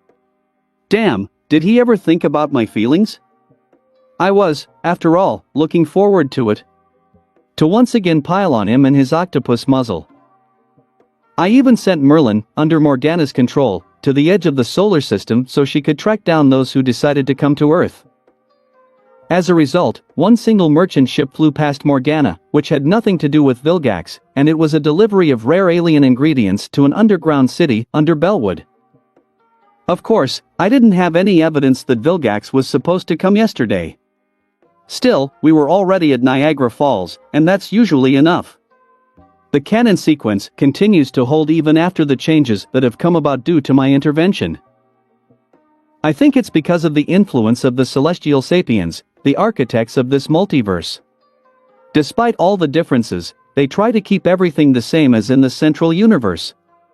Or, is it because of the Chronosapiens who command time and ensure that the timeline is in the state they need, leading to the best result? I'm saying that the second battle with Vilgax was supposed to take place at Niagara Falls, even though Kevin doesn't exist in this universe and their alliance is impossible, no way. Apparently, my influence on the story is making more and more changes that overlap, and soon, there will be nothing left of the canon sequence. It's worrisome. But I think it will not happen overnight but will happen gradually, which will allow me to prepare. It's frustrating not to know what the future holds for me, but at least I can be sure that some events will definitely happen, as they are too iconic. And I also know about my future enemies, which is undoubtedly worthwhile. Okay, enough of the lyrics. These are problems for the future me, so let him deal with them. Back to Vilgax. In the end, I decided to call the man, or rather the alien, who knows best about Vilgax's actions since, in the past, he worked for him. I called Tetrax. I asked him to check his channels and find out about Vilgax's current whereabouts and what he's doing now. Fortunately, during his tyranny, Vilgax made quite a few enemies. Even in his entourage, several spies and revolutionaries were only too happy to help Tetrax, who has been helping those who have suffered from Vilgax's actions for a long time. It turned out that Vilgax had just returned to his planet after our battle, and now he is healing his wounds while preparing a revenge plan to destroy me. Good to know. In fact, calling Tetrax turned out to be a sound idea. With his help, I can follow Vilgax and be aware of his actions in advance. When is the next time this octopus leaves his planet? I will know about it. And now, I don't have to rely on something as shadowy as the animated series canon. Anyway, Tetrax will contact me before Vilgax prepares his attack on me. In gratitude for the invaluable help, I did what should have been done 10 days ago. I told Tetrax that I received the transformation of Crystalsapien, and now Petrosapien is flying to Earth. Although, it will take him a decent amount of time since he is far from here. I think Tetrax is eager to get his planet back and correct his mistake. Now, I can put my worries about Vilgax aside and return to my business. Since I woke up too early again, I decided to move to Mars and see how things were there. After the usual teleportation, I saw that the white Natrix starship was already completely disassembled, and now the clones are busy sorting the parts and transferring them to the cave. As I arrived, all that was left was Serpensortium and the two primary batteries used to power the ship. Looking at these batteries, I realized that they are suitable for one of my inventions. So after taking these batteries and telling the clones to dispel on their own when they finished transferring, I moved to the hangar of my cave and headed straight for the combat Gundam. I built this 60-meter Jaeger a week ago, but I still don't understand why I made it. Moreover, I did not have a suitable power source to run it. I originally planned to use the old Merlin reactor when I dismantled the ship, but now I have a better option. Using two white Natrix reactor batteries, I can create a great power source for the Jaeger while also making a decent backup generator. In fact, these batteries are very worthy, although they are level 6 technology. They have lain at the bottom of the ocean for more than 700 years and still work. To tell the truth, they will quietly work the same amount more. Although I think it would not hurt to recharge them. But that's later. I got to work and turned into a jury rig. I began to collect the core for a giant robot. In parallel with this, I finally realized who the Jaeger could be helpful to. Namely Grandpa. What? He is the most fragile of us and has no powers. The only thing he has is the plumber's training, a decent arsenal of alien weapons, and a protective harness that I created for him. I don't think it's that much, compared to all of us. And with this Gundam, he would not only be able to defend himself, but he would also be able to fight. I think Grandpa wouldn't mind stretching his old bones and helping us. Plus, tomorrow is his birthday. Yes, Max Tennyson turns 61 years tomorrow. Didn't I say? Initially, as a gift, I wanted to find the Fountain of Youth and get some elixir of youth, with which Grandpa could reset a few years. I'm not sure how he would take such a gift, but I think he would not mind becoming younger. He still wants to participate in our adventures and help us. And if he becomes 50 years old again, it will be easier to do it. But I think we can postpone the search for the Fountain of Youth until we stumble upon it ourselves, and tomorrow I will give Max the Jaeger. Even though this robot is not made from the best materials, it is still much better than all the weapons of Vilgax's army. This happens when a master of his craft takes on the job. I'm talking about the jury rig. Although I still have to make a few modifications. In fact, a 60-meter robot is rarely helpful, and he's too big and clumsy. Fortunately, my new alien can solve this problem. Oh yes, I completely forgot to tell. This morning, a new, 53rd alien became available to me, whom I decided to call Pym, in honor of Dr. Henry Hank Pym, also known as Ant-Man. I think many could already understand my new hero's abilities are. The alien itself is a red humanoid ant, almost 2 meters tall. It has 4 clawed hands, 2 legs, a large ant-like ass, and an ant-like head with large blue eyes. He is dressed in the usual black and blue bodysuit, and the Omnitrix symbol is always in the center of the chest. Pym has an awe-inspiring level of brute strength, as befits a natural ant, and is also very agile and flexible. Also, do not forget about chitin, which is comparable to the durability of Armadillo's armor. The primary ability of this species is the production of a particular ant poison, which has an imposing effect. There are 2 types of venom, red and blue. Red poison allows reducing inorganic materials to almost microscopic size, while blue poison does the opposite, increasing materials to great sizes. Basically, like Ant-Man's Pym particles. The poison itself is produced in Pym's but while it is excreted from his hands.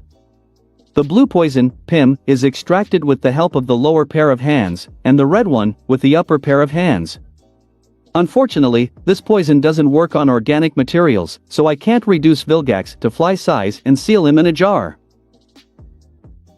Although there is an exception in the form of Pym himself, since in this form, I can drink poison myself and shrink to 0.5 centimeters or grow to 20 meters in height. Unfortunately, to become smaller or larger, I need a special suit that will allow me to survive in the extreme conditions of this size, and I will have to create it myself. So, as you know, I will use Pym's ant poison and create a system whereby the Jaeger can shrink in size and Grandpa can use it in combat, even in the middle of the city. After creating the new power source, I placed it in the Jaeger's chest and then developed the ant system. So I decided to call the decrease function. But first, I had to create 200 clones that turned into Pym. They will collect poison for the system. Unfortunately, the production of this poison is relatively slow. It will take all the clones an hour to collect 1,000 liters of each toxin, and I think this amount should be enough for a long time since the consumption is not so significant. While the clones were milking themselves, I rebuilt the inside of the robot to add room for the poison tanks.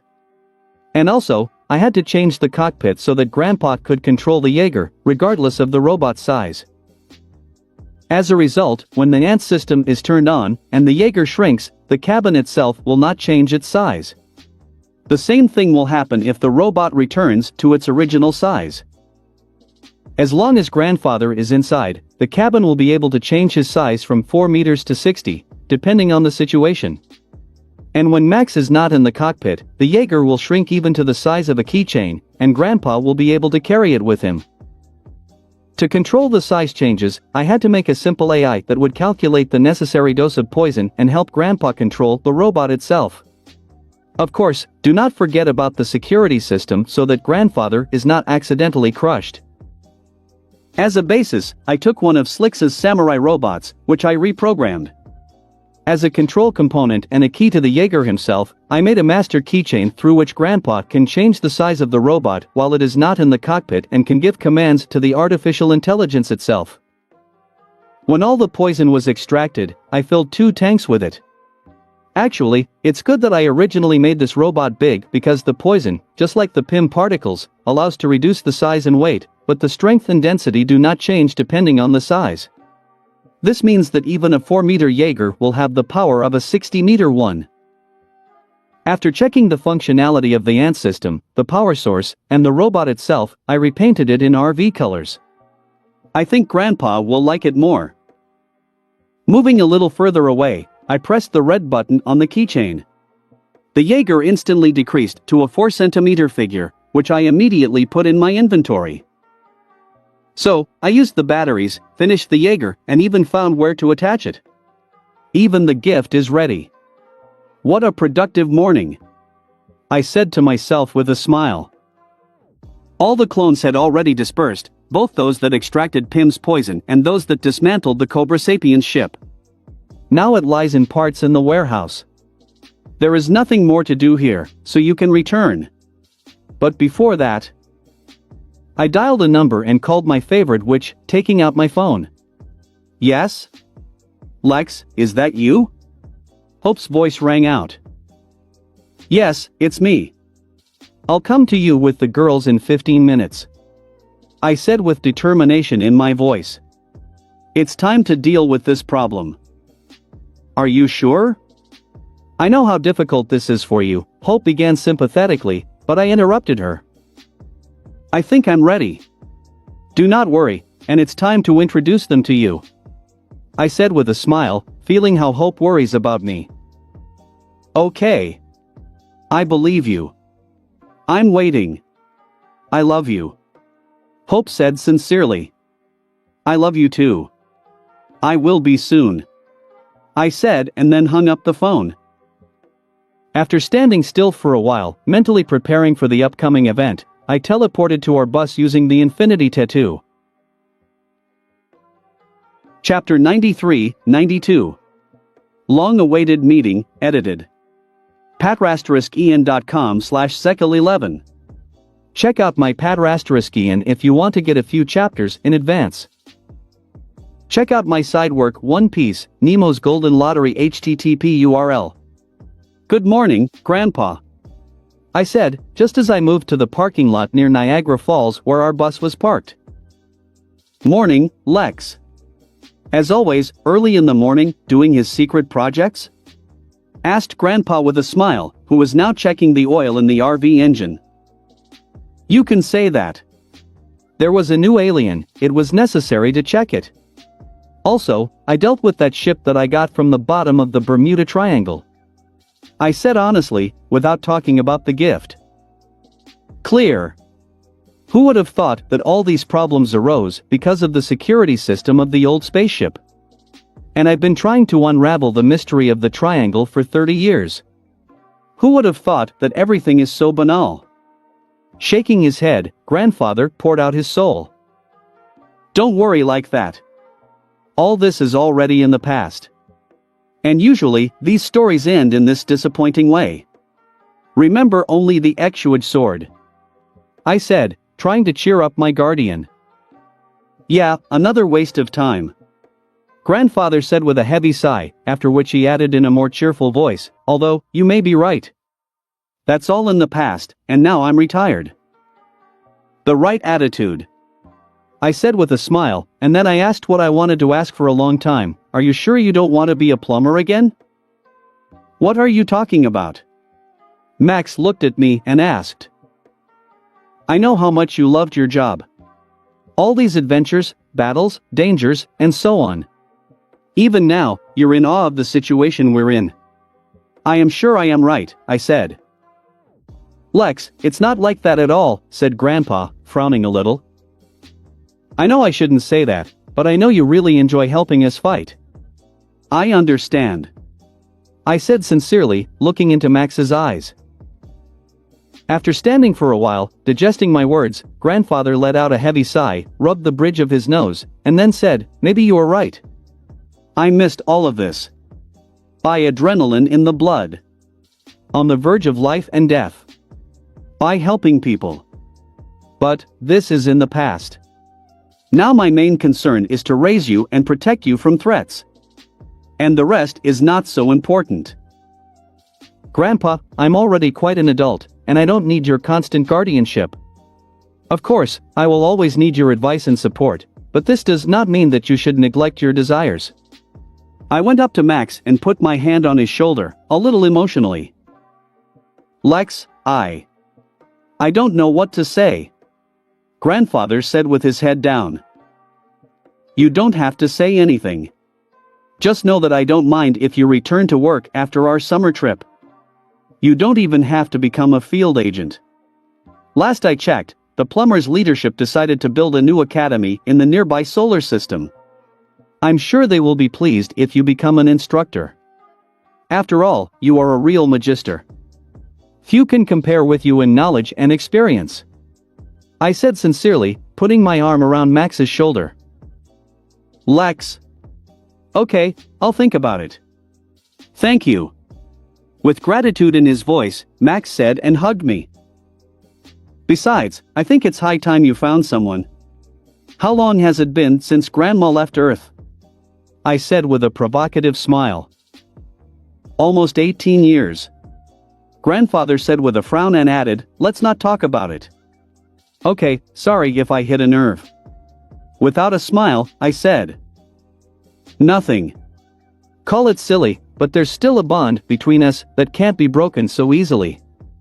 And even despite the distance separating us, this connection is still strong," said grandfather, with a smile of a teenager in love. "Well, no. I just really understand you," I said, remembering Hope and our wedding. "Okay, stop talking about such emotional topics. We have to ship off soon and go get ready," Max said with a laugh, continuing to work on the engine. "I just wanted to talk about this. You can postpone your departure for a while, and I wanted to introduce Gwen to the magic teacher I found. Let's take Ashley with us. It will be helpful for her to learn a little about the magical side of the world." I said what I was going to say immediately after arriving. "This girl you helped? Hex's niece?" Max asked curiously. "Yes." Nodding my head, I said. "Okay, I don't mind staying longer. Moreover, we are not in a hurry. Thanks to Doc's airship flight, we're even ahead of schedule," grandfather said lightly. "Thank you. Then, I'll go to the girls," I said and went onto the bus. But before I could get in, Grandpa gave me his life-savvy advice: be gentle with them. Since you have decided to build relationships with several girls, try to give them the same amount of attention. And don't hurt them. I decided not to answer these words, as I am now embarrassing. But I will remember the advice. Although, I try my best. "Girls, get ready. I want to introduce you to someone," I said as I went inside and saw the girls who were already up and putting themselves in order. "Where are we going?" Ashley asked curiously, fixing her hair. "To Salem, to Hex Castle," I said honestly. "Are we finally going to meet the magic teacher?" Gwen asked hopefully. "Yes. So let's go faster," I said, knowing full well that nothing good would come of it. "Hooray. Thanks a lot." Kissing me on the cheek, said Gwen, after which she jumped out of the bus. She's too happy about it. Although, recently, she was jealous of this girl. Ashley said, looking at Gwen's behavior.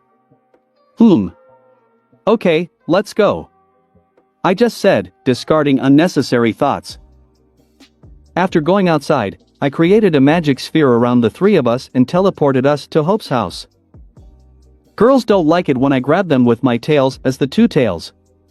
What's more, they don't like the two tails teleportation itself. So, I decided to be more subtle and use a more convenient way to move. After moving, I immediately led the girls inside. While they were enthusiastically looking around the castle's interior, I wrote a message to Hope that we had arrived. After receiving the answer, I led the girls to the third floor. When I reached Hexa's room, I opened the door and let them in with the words, "She wants to talk to you alone. Get acquainted without my presence.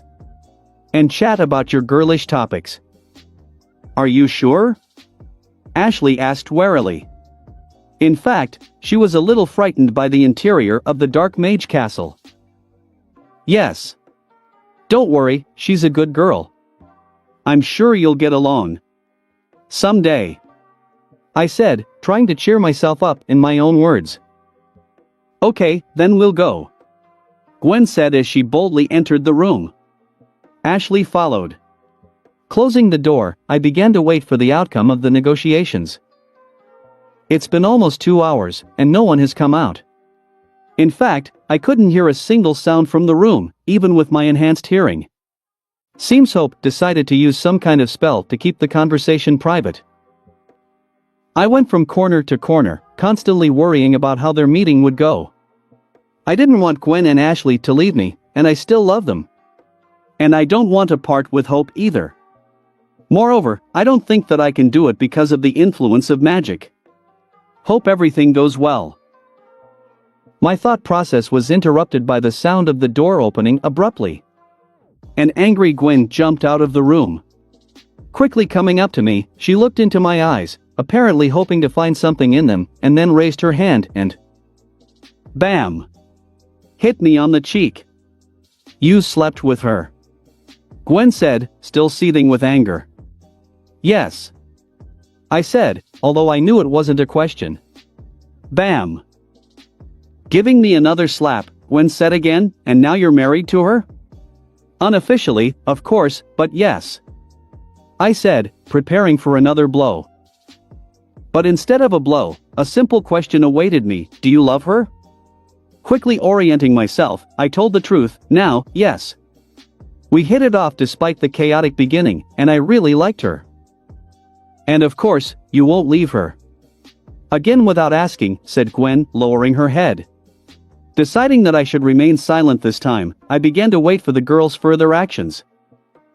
Bam bam bam bam bam. Gwen said quietly, giving me 5 more slaps, gradually turning into a cry: "Why? Why? Why her and not me? I've been waiting for this for almost a decade, even letting you have another girl to make you happy. But here, magic intervenes, and this bitch appears, destined by fate. And now, you're married to her and also had sex. Even I haven't done it yet."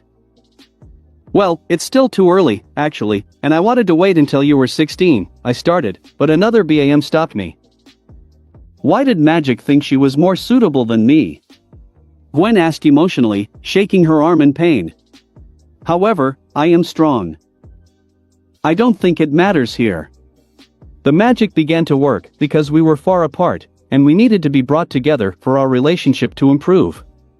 But, as you said, you've been around for almost 10 years, so there was no need for help from magic. You would agree sooner or later." Hope intervened, clarifying the situation. *RRRR, though it didn't help much, Gwen just growled in anger. "Do not worry. It's not so scary that I married Lex first and took his virginity, and the main thing is that he still loves you and wants to be with you. In addition, you can always combine magical marriage and the usual way," Hope said as she walked closer.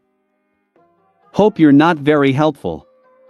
Although, she's telling the truth," I said, looking at Gwen with a sincere face, red from her blows. Bam! "That doesn't change the fact that you lied to me and broke the promise you made in the beginning." Hitting me again, Gwen said, and passing me, she went to the exit from the castle. FSH. "Well, what do you think?" Breathing heavily, I asked Ashley, who was quietly standing behind Hope. I don't know. We have only known each other for a month, and this is only the very beginning of our relationship. Although, this does not negate that I love you very much. But today, you really offended me. Besides, you betrayed us and lied to us. Now I need to think. Don't bother me for a while, please. Ashley said softly, refusing to look me in the eye. Okay, I understand everything. But know that I am very sorry about what happened. I said sincerely. I know. Ashley said and, also passing by, went to the exit. I hope they don't get lost there. Yeah, Hope said when we were alone. Actually, it went much better than I expected. I said, rubbing my cheeks. If not for the serum, my face would be all bruised. Still, Gwen hit hard. Truth?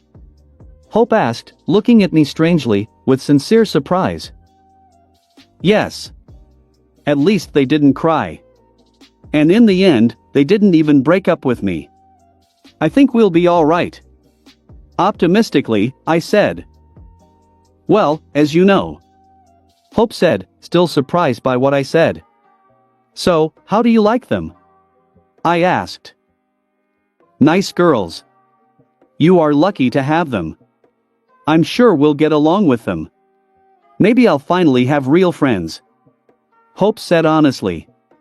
I hope so too. What about Gwen's abilities?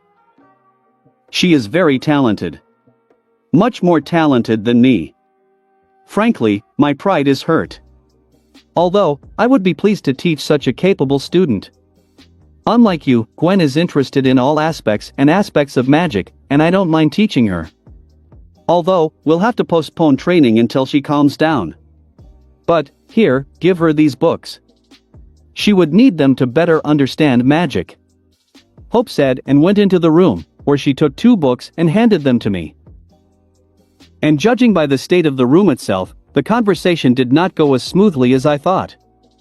Everywhere, one could see dents, traces of fire and lightning, and nothing remained of Hex's bed. It looks like the girls had a lot of fun. Thank you. I said, accepting the books and putting them into inventory. Oh yes, here is what you asked for. It turned out even better than I thought. I used my uncle's best materials, so their interior space is 2.5 cubic meters. Hope said as she handed me the 3 magic bags she took out of her bag. All bags were small in size and different in design. The first looked like a beige belt purse, and this one is clearly for Grandpa. The second looked like a small red women's handbag, square in shape, with a shoulder strap. This is for Gwen, and I'm sure she will love this design. The last one, it was for Ashley and had a black color, looked not like a bag, but like a small leather women's briefcase, with 2 straps. Thanks again. I said after examining the bags, then asked, what about the method for creating mind protection? I'm still looking. This is a rather complicated topic, as it concerns mental magic. But I'm sure I'll find the right way soon. Hope answered confidently. What would I do without you? Thanks for the help. I said, after which I went up to the girl and kissed her. I'm just happy to help. After the kiss, Hope said, showing me a beautiful smile. Okay, I have to go. Next time, I'll stay longer. I said, releasing the charmcaster from my embrace. I understand. Go. And while I continue to search and study magic. Hope said without showing any negative emotions. Adore you. I said, after which I kissed the girl again and then ran to the exit from the castle. Chapter 94-93. Sublimino. patrasteriskian.com/sekel11. Check out my Patrasteriskian if you want to get a few chapters in advance. Check out my side work One Piece, Nemo's Golden Lottery http URL. At the exit from the castle, 2 disgruntled girls were waiting for me, who diligently ignored me. Gwen basically did not look at me, thereby showing her resentment and anger. And Ashley just remained silent and looked at me with an apologetic smile. Looks like Ashley decided to support her friend and I was boycotted. As I told Hope earlier, it could have been a lot worse. You don't have to talk to me all you want, but I must remind you that tomorrow is Grandpa's birthday. I hope you have prepared a gift. I said calmly. Judging by their widened eyes, Gwen had forgotten about birthday altogether, and Ashley didn't even know about it. Now, at least they know and won't offend the old man. I see my reminder came in handy. I'll buy a cake, and you try to find presents by tomorrow. I said with a sigh and teleported us by dint of the infinity tattoo. As soon as we arrived at our parking lot, the girl said nothing and left for the bus, defiantly ignoring me. Meow. Nebula meowed as she approached and deftly jumped into my arms. You're just glad to see me, aren't you? Stroking the tigress, I ask. I see my advice didn't help much, said Grandpa, coming up to me. He had witnessed the behavior of the girls, so he already understood everything. No, the advice was not superfluous. It was just too late and I had already screwed up. I said honestly.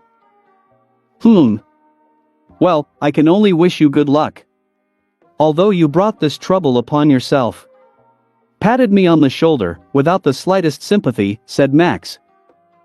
Your sincere support means a lot to me, I said with sarcasm in my voice. I'm sure it is. With a huge smile, Max said and stroked Nebula a little, who did not like it too much. Okay. Don't worry, I certainly screwed up and offended the girls, but I'll fix it. Promise. I said seriously.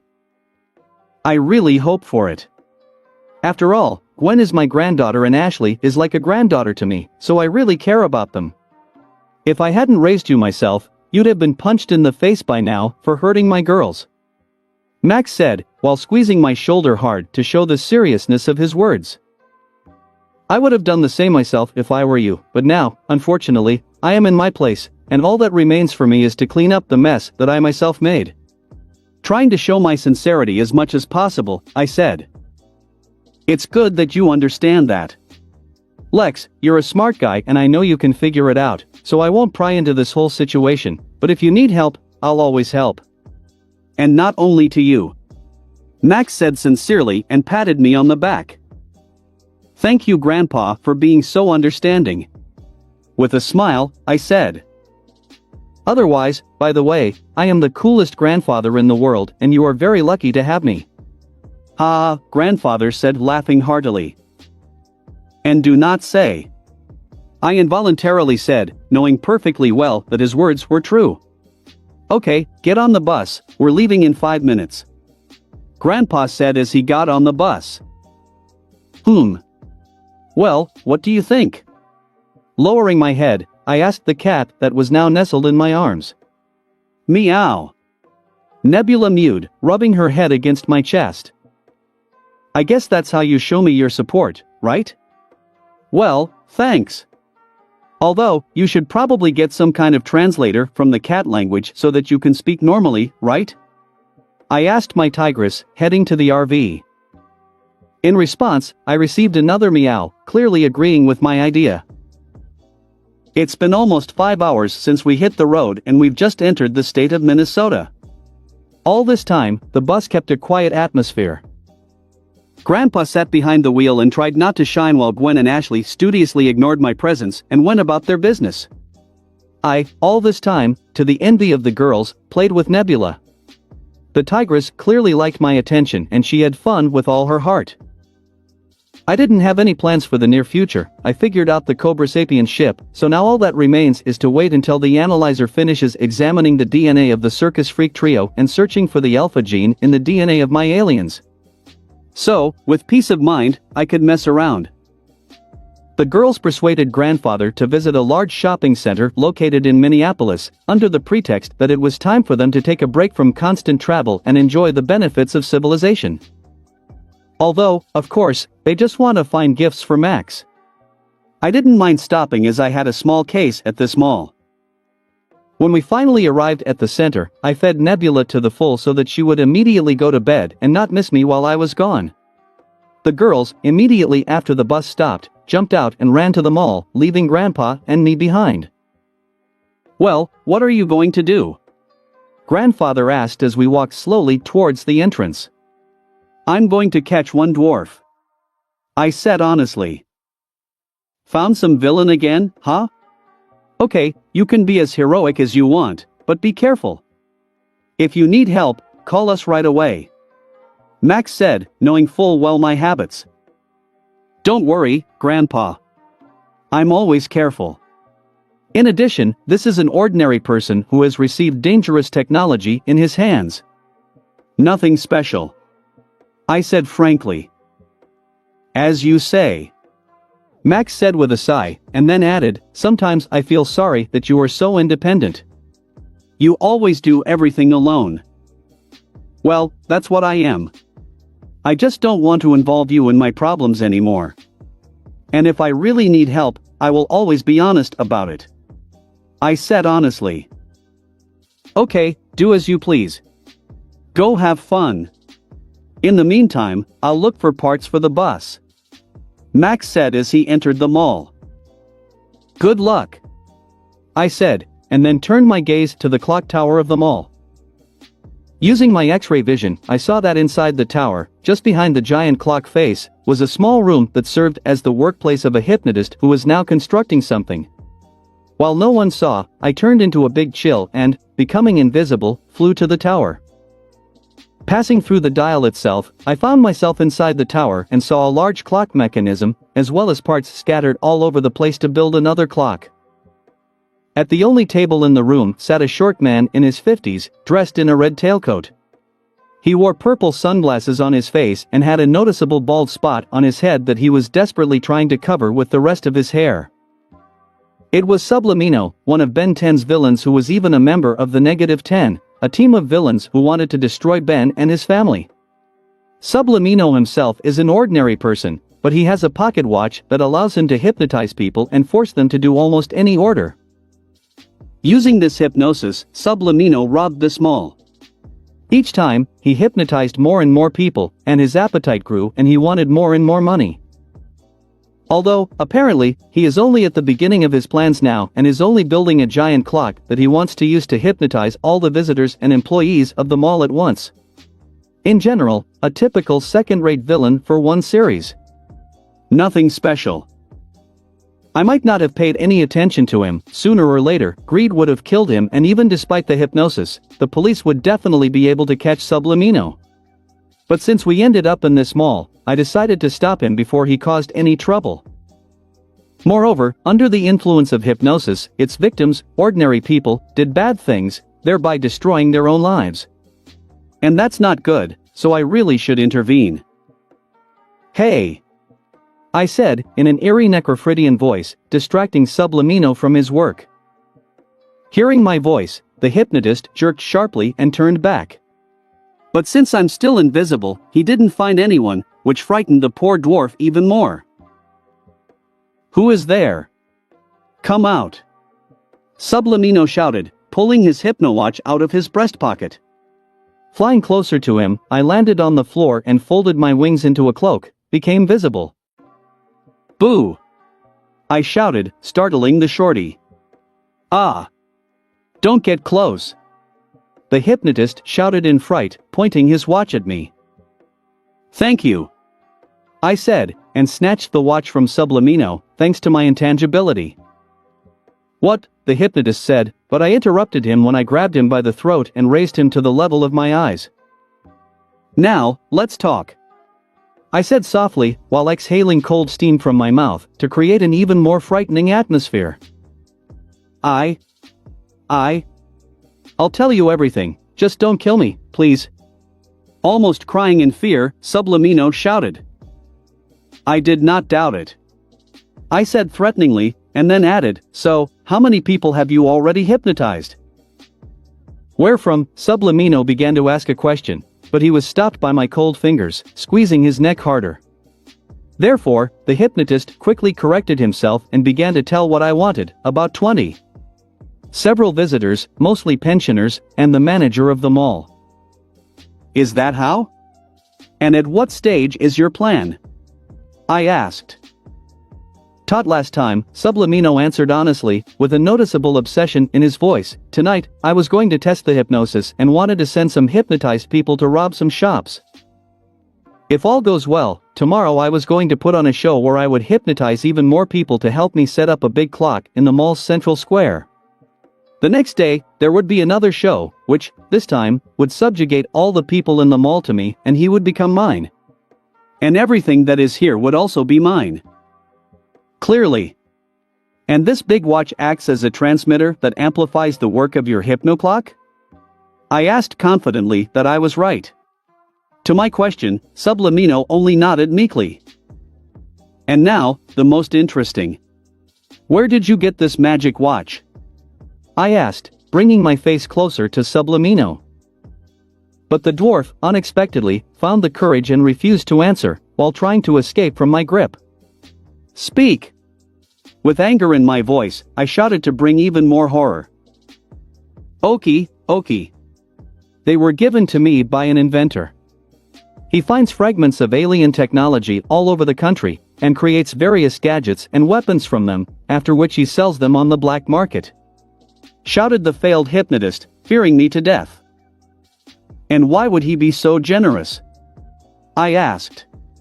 He said he just wanted to test how his new invention worked and told me to use the watch however I wanted. And you decided to rob a mall with the help of hypnotized buyers. You do realize you could just use your hypnowatch on the guards. With their help, you could clean out the entire mall in one day. And no one would stop it. I said.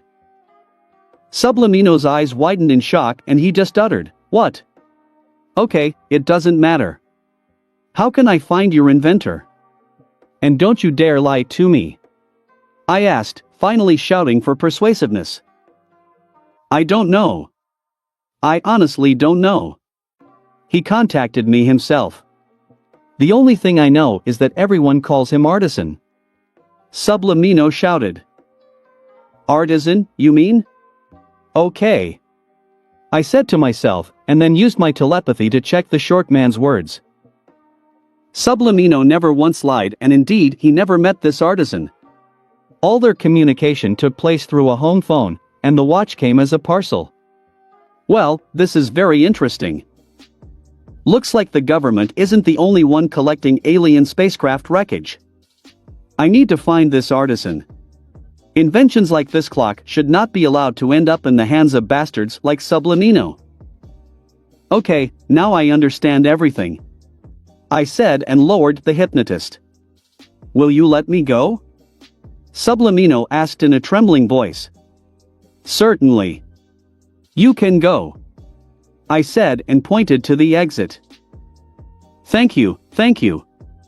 I will never commit any crime again, Mr. Legion, I promise. Said the hypnotist, quickly running down. ****ing media. I involuntarily said. Now even a rogue like this dwarf knows about me and can understand that I am Legion only by the Omnitrix symbol on my chest, although I have never used the big chill form in public. At least that way, I inspire more fear. I said, consoling myself, after which, I became incorporeal and went downstairs. As soon as Sublimino reached the end of the stairs, I was already waiting for him. And I must say, Sublimino's face full of horror was quite funny. But, you said you would let me go. Shaking with fear, said the hypnotist. And I'll let go. You can go. I said and missed the shorty. Looking at me very suspiciously, Sublimino slowly walked towards the door, but my voice stopped him. Unfortunately, there is only one way for you. To jail. Raising my left hand, I showed him the hypnowatch, and despite Sublimino's attempts to stop me, I pressed the button. A wave of light hit from the clock, which hypnotized the former hypnotist and he froze in place. Even the sunglasses didn't save him. Now, you will go to the police and voluntarily surrender to them, telling them about all your sins. You understood me? I said, looking at the short man's absent gaze. Yes, master. Sublimino said in an emotionless voice. Very well, now you can go. I said. Sublimino carried out my order and, leaving the tower, went to the city. Apparently at the police station. I wasn't sure the hypnosis wouldn't wear off, so I sent one of my scout drones to follow Sublimino and make sure it worked. A handy thing, I involuntarily said, squeezing the watch in my hand and watching Sublimino's back move away. Okay, I'll deal with that later, I said, and putting the hypnoclock in inventory, flew to the bus. Grandpa and the girls hadn't returned yet, so I took out my laptop and turned on a random movie to pass the time while waiting. Chapter 95-94. Forward to the Future.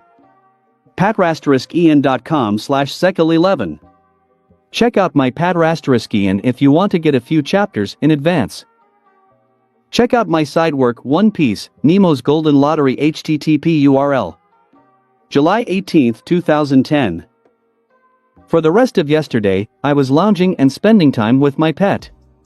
The only thing I did was ask Morgana to look up information on this artisan. It turned out that he is quite famous in certain circles.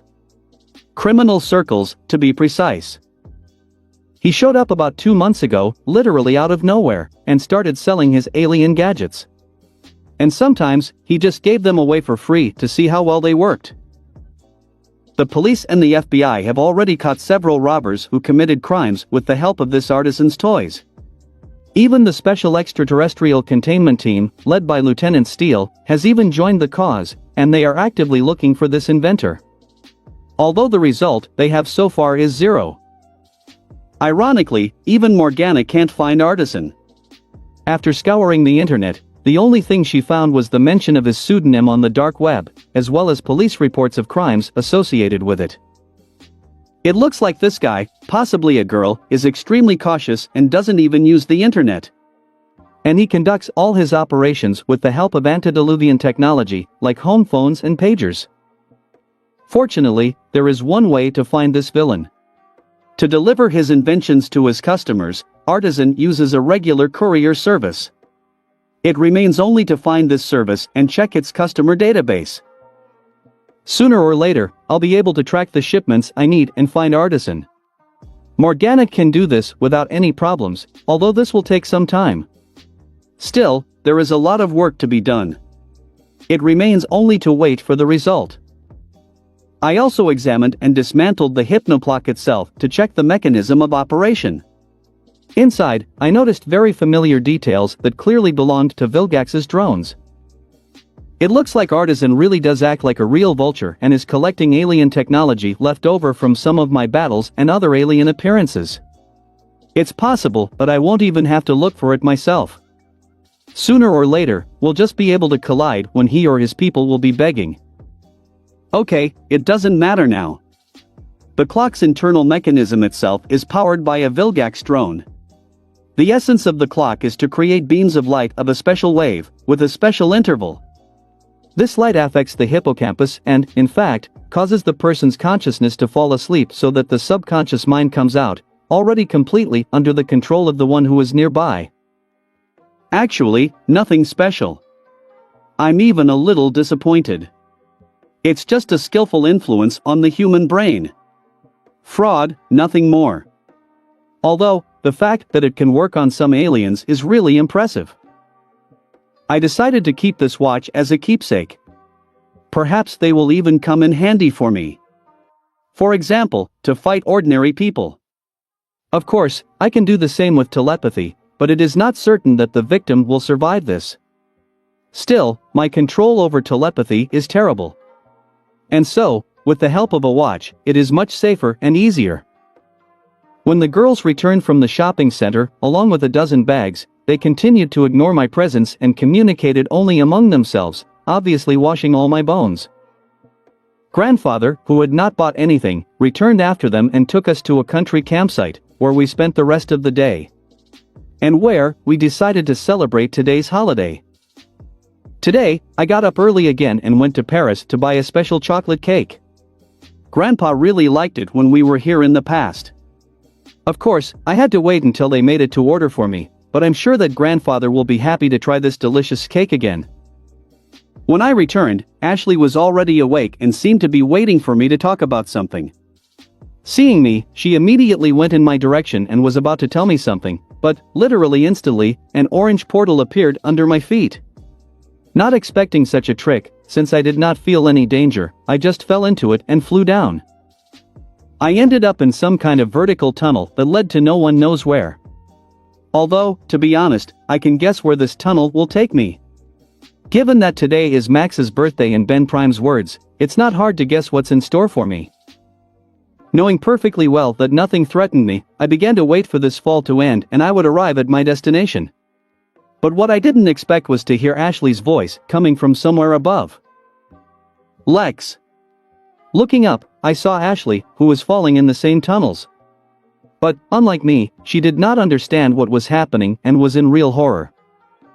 "Ashley, what are you doing here?" I asked sincerely, pulling the girl to me with the help of telekinesis. "You got sucked into some orange hole, so I jumped in after you. What's going on here? Where are we anyway?" Ashley screamed in panic, taking my hand. "Do not worry. There is no danger here. As far as I understand, someone summoned me through this portal," I said, trying to calm the girl. "Summon? What do you mean?" Ashley asked, holding me tighter. "This portal is very similar to the effect of one spell from the Book of Arcamata. Looks like someone from the future called me for help. And you at the same time." I told the truth, trying to justify my knowledge. "From the future?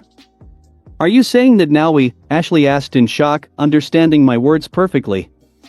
"Yes, we are now traveling in time," I said lightly. But, who could have done this? And why?" Ashley asked, again succumbing to her fear. "I do not know." I lied shamelessly, and then added, "But don't worry. I'm sure that nothing dangerous awaits us.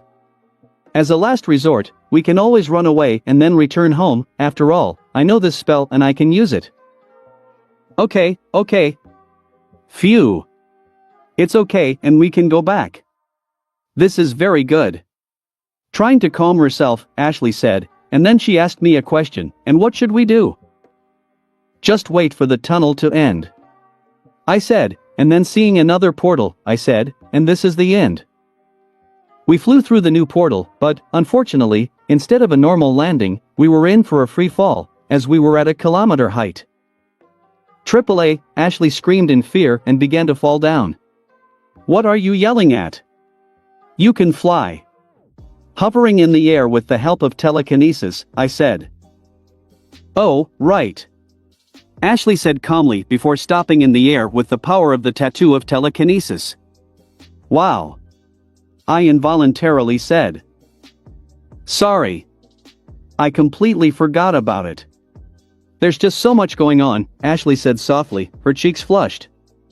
"Okay, it doesn't matter," I said, and then looked at the city under our feet. It was a big city, with narrow streets, tall skyscrapers, neon signs, and flying cars. In general, a typical cyberpunk city of the future. As far as I understand, this is Omnitrix City. "Lex, is that Mount Rushmore?" Ashley asked, who was also surveying the area and pointed to the monument of the presidents, which was visible a little to the side. "Looks like it." "Okay, let's go down and take a look," I said, after which I began to fly down, trying to avoid flying cars. "Wait for me," Ashley shouted and flew after me. When we reached the height of the buildings, we heard some noise in one of the lanes. Dropping even lower, and flying to the place where the battle was taking place, we saw how some armored humanoid rhinoceros fired laser shots from its horn, trying to kill 2 children. But, a woman in a blue hood came to their aid. "Lex, isn't that?" Ashley asked, pointing to a 10-year-old red-haired girl who was now helping the boy up. "Yes, it's Gwen. 10-year-old Gwen. But that boy, this is the 10-year-old Ben Prime, whom I told you about," I said, pointing to the kid with the Omnitrix on his arm. "But you said we were traveling into the future. Why are these kids here? You said you met them when they were 16 years? Ashley asked without understanding. We are indeed in the future. Just look at this city. And on these aliens who walk quietly in the middle of the streets. But it looks like we're not the only ones drawn into the future. Although, this does not seem to be our future, but his. I said, pointing to Ben. His? But how is this possible? Is this another alternate universe? How, with the help of a time travel spell, did we get to this world? Ashley asked, completely confused about what was happening, while asking good questions. It's not exactly a time travel spell. This spell allows to travel through different temporary axes. With its help, it is impossible to get into the future or past of your world. In any case, you will find yourself in an alternative reality, since your very presence will change the timeline. If you try and use a lot of energy, you can reach out to alternative worlds and their time axes. I told what I recently learned. That is, someone pulled us out of our world and sent us to the future of an alternative world? Ashley asked, finally beginning to understand the essence of the matter. I know it's complicated and confusing, but it's true. Although, this is only one option for the possible future of that boy. I said with a sigh and pointed to Ben, who was in danger. While we were talking, the rhinoceros managed to neutralize the woman in the blue hood and was about to kill the children. Can you help us? Ashley asked, looking at the dangerous situation, but at the same time, continuing to float next to me, seeing that I was inactive. No need. They will be helped now. I said, and, just after my words, someone very fast appeared and instantly neutralized the rhinoceros. It was the XLR-8, only it was taller, bigger, more muscular and faster. After he defeated the rhinoceros, the speedster talked to the hooded woman about it, scared Ben a little and sped off at great speed. Man, he's faster than me. It was that boy, only an adult? Ashley asked as she watched the XLR-8 disappear. Yes. He must be about 30 now. Everyone here calls him Ben 10'000". I said and pointed to a large screen that showed a report about how Ben 10,000 neutralized a gang of smugglers yesterday. It seems that now his life is not such a fairy tale. And that woman is a grown-up Gwen. Ashley said affirmatively, just as Gwendolyn removed her hood and revealed her appearance. And I'm actually very lucky. Adult Gwen is very beautiful. Right. Okay, let's go say hello. I said and started to go down. Third POV. So, you need Ben's help, then? 10-year-old Gwen asked her adult self when they finished talking about the time travel spell. So, I'm only cool in appearance? What happened to a superhero like me? 10-year-old Ben said smugly, talking about his adult version. Although our Ben owns all the secrets of the Omnitrix, he sometimes needs the help of others. I need you to help me reason with him. Recently, he has been completely driven away and is constantly heroic, almost without a break, while completely refusing to accept anyone's help. I want you to remind him that you can't do everything alone. And sometimes you need to have fun and relax, said Gwendolyn, looking seriously at Ben. In response, he wanted to say some self-satisfied nonsense again, but he was interrupted by a new voice. Then, if it's so simple, then why did you summon me here? Lex said as he landed next to Gwendolyn. Lex, you really are here. I wasn't sure the spell would reach you. Fortunately, everything worked out. Gwendolyn said with a smile, rushing to hug Lex. Who else is this? Ben asked indignantly, as the newcomer drew all the attention. This is Lex Tennyson. He's an alternate version of you, from another world, and he's also the wielder of the Omnitrix, said Gwendolyn, releasing Lex. Truth? 10-year-old Gwen asked curiously, looking at Lex, noticing how different he was from her Ben. In response, Lex only removed the disguise from his Omnitrix and showed it, and then turned to Gwendolyn. So you are the same Gwen that I met during the battle with the egregor? Yes, it was me. What nostalgia. It's been 15 years ago, said Gwendolyn with a smile. It's only been a couple of weeks ago for me. But, this is not the future of the Prime Universe. Or I'm wrong? Lex asked with a frown. Right. Of course, this is one of the many alternative universes. But this comes from the Prime Universe, so those events also concern me. Gwendolyn explained. How difficult it is. Lex involuntarily said, trying to comprehend what had been said. Yes, there is. I can only give you advice, do not bother about it. You will get used. Gwendolyn said with a laugh, and then she noticed that someone was standing quietly behind Lex. Ashley, you're here too. Good to see you, said Gwendolyn good-naturedly, embracing the silent Ashley. Hello. Ashley said awkwardly, accepting the hug, and then asked, do we know each other? Of course, we have seen each other many times.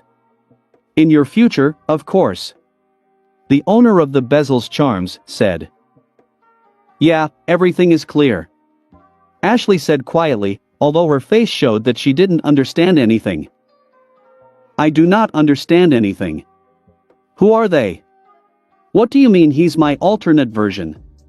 And why did you call them, if you need my help and I'm playing a major role here? Ben yelled, unable to bear being ignored, like he was a spoiled child. You are disgusting. Lex involuntarily said, seeing the behavior of 10-year-old Ben with his own eyes, and was surprised how much Ben had matured in 6 years. What? How dare you? I'll show you now, Ben shouted angrily, after which he turned into Diamond Head with the help of his Omnitrix and rushed at Lex. At such a temper and thoughtless behavior, Lex could only roll his eyes. After waiting for Ben to be close enough, he moved a little to the side and tripped Ben in the form of Petrosapien. Ben, not expecting his target to get out of the way at the last moment, easily fell for the ruse and tripped over Lex's foot. Before Ben fell to the ground, Lex grabbed him by the crystal growth on Diamond Head's back. Stopping Ben's fall, Lex lifted him up with one hand, and then pressed the Omnitrix symbol on the alien's chest with his other hand. With a flash of light, Ben became human again and fell on his ass, staring down at his body in shock. How you? Ben said in horror, not expecting to be defeated and turned into a human so quickly. Yeah, Ashley said involuntarily, looking at Ben. She just couldn't believe that this boy was an alternate version of her Lex. They are too different. It's hard for you. Poor thing. Lex said, looking sympathetically at 10-year-old Gwen. Sorry for his terrible behavior. Gwen said bashfully, helping Ben to his feet. Lex, just about to say something, was interrupted by Gwendolyn's communicator, located on her belt in the form of a cat emblem. Danger. Sector D15. The robotic voice said. And what is in Sector D15? Gwen asked. Fort DNA. It is the largest DNA genetic database in the entire galaxy. Gwen said seriously. At the same time, upon hearing those words, Lex's eyes shone with anticipation. Dr. Animo, that's definitely him. He created this rhinoceros and now wants to use the DNA database to create more of these creatures. We need to stop him urgently. I'm transforming. Ben said, turning into a stinkfly and flying away towards Mount Rushmore. It looks like his ego is hurt and he wants to heal it by beating Animo. Stop, Ben. You can't just fly there. It's dangerous there. Shouted Gwendolyn, and grabbing Gwen, she flew off after Ben. After a moment of silence, Ashley asked awkwardly, did they just leave us here like that? Looks like it. Moreover, they did not even take this rhino. Lex said and pointed to Animo's unconscious creature. And what do we do now? Ashley asked. Chapter 96-95. Ben's 10000 story. patrasteriskian.com/sekil11. Check out my Patrasteriskian if you want to get a few chapters in advance.